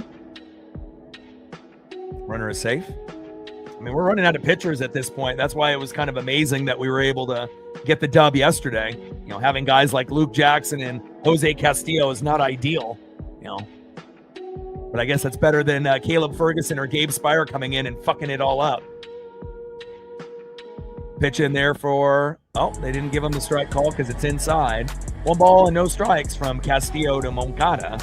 Top of the 12th inning. 6-5 Angels with runners at first and third with 2 outs. We just need 1 more out. 1-0 pitch. Low and paints the corner beautifully. 1 ball and 1 strike to Yohan Moncada.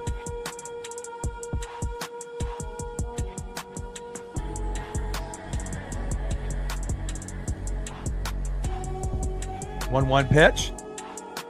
High and inside, but doesn't get the call. 2 balls and 1 strike to Yohan Moncada. Yeah, every sub, every like, every share, every dono matters. And Neto stole second after that big swing and a miss. 2 balls and 2 strikes to Yohan Moncada.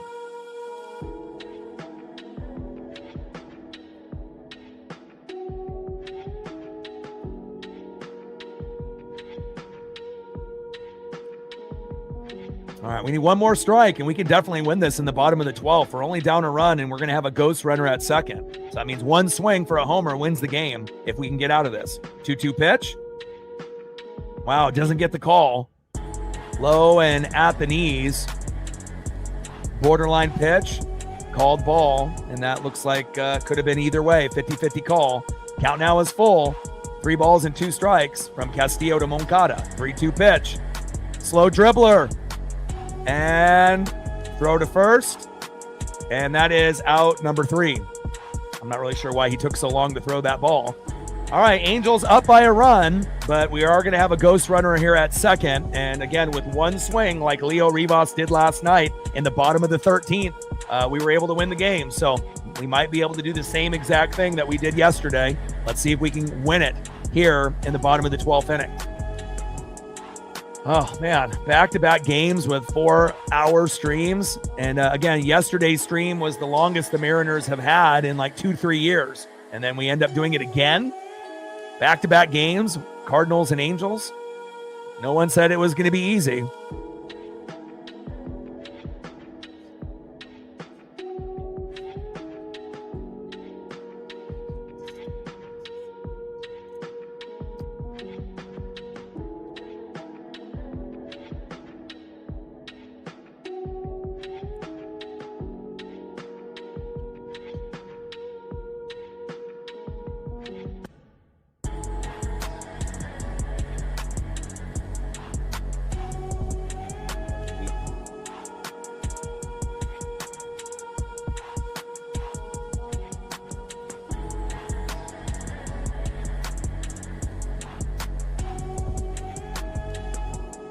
My pup came in here. She's like, what the hell are you doing working still?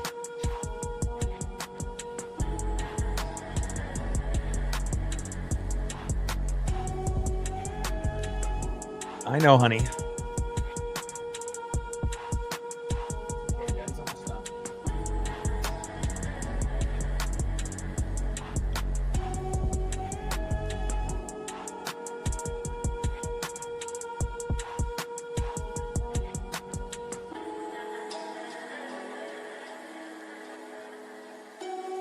First team to play back-to-back games and 12-plus inning games since nobody. Us, huh? Okay. Next up, Jorge Polanco batting second. Eugenio Suarez batting third. Luke Raley. And they got Naylor as the ghost runner at second. All right, Polo. Walk it off, baby.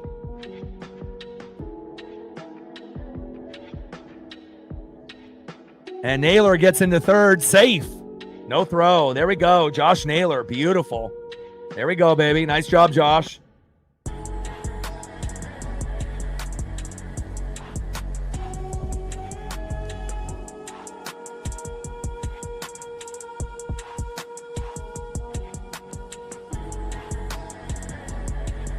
Polo, there we go. Go, go, go. Go, baby, go. And Naylor comes home, baby. That's what I'm talking about. Big RBI single, 6-6. We're tied up, baby. Let's go. Nice job by Jorge Polanco. This team has no quit in them. Let's go.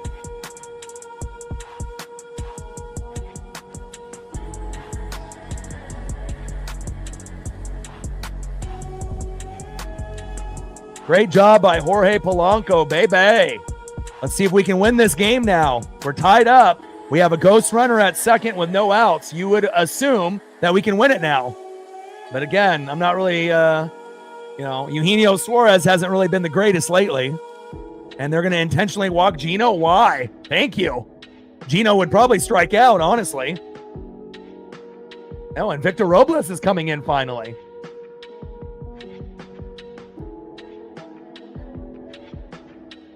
Oh, Harry Ford up next. We're still waiting for Harry Ford's first MLB hit, aren't we? All right, so we got runners at first and second. And they got what? Luke Raley and then Victor Robles and then Harry Ford? Is that where we're going?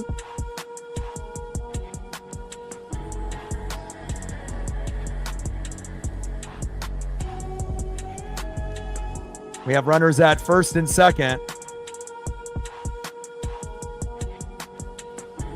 All right, Victor Robles.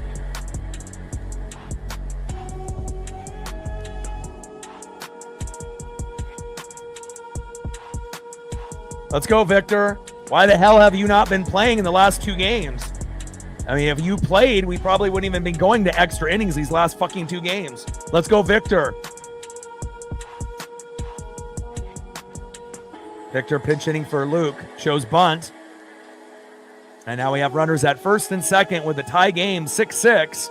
Polo with that big RBI to send Naylor home after him stealing from second to third. And now we have runners at first and second with no outs in the bottom of the 12th. Harry Ford might be able to get a hit here if he gets an opportunity. 1-0 pitch to Robles. Shows bunt. Bunt is down. Go, go, go. Safe.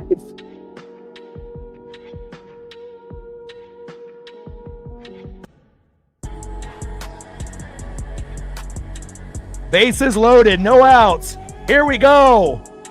Here we go. Hell yeah. Great effort by Victor Robles, not only with the bunt, but, I mean, again, why haven't we been playing him in the last couple games? And great effort to run to first and be safe. Randy Rosarina, take fucking notes. Let's go.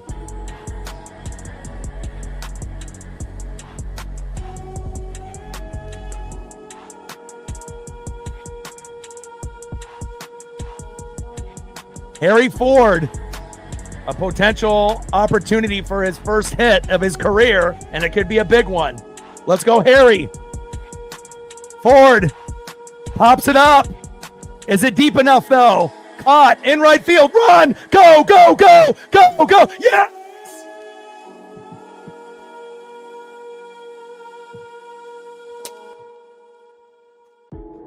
Woo! Yes! Harry Ford, woo! Let's go!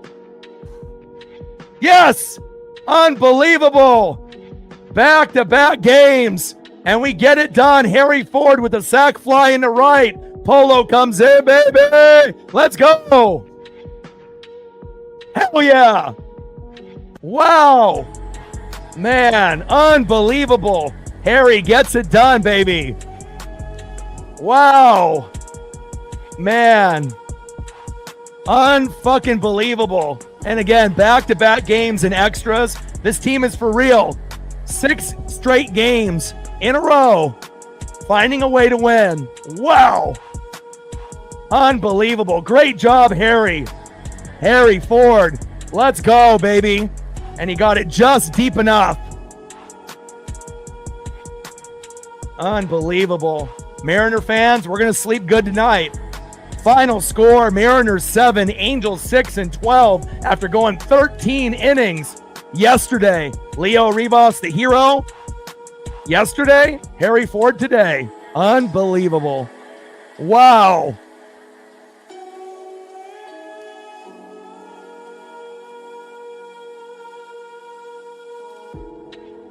Final score, Seattle Mariners 7, Los Angeles Angels 6 and 12.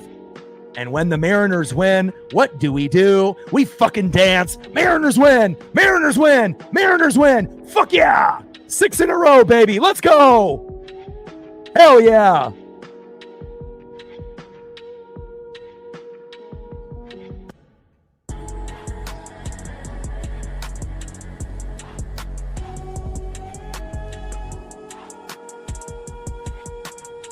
Unbelievable, man. Gatorade bath for Harry Ford.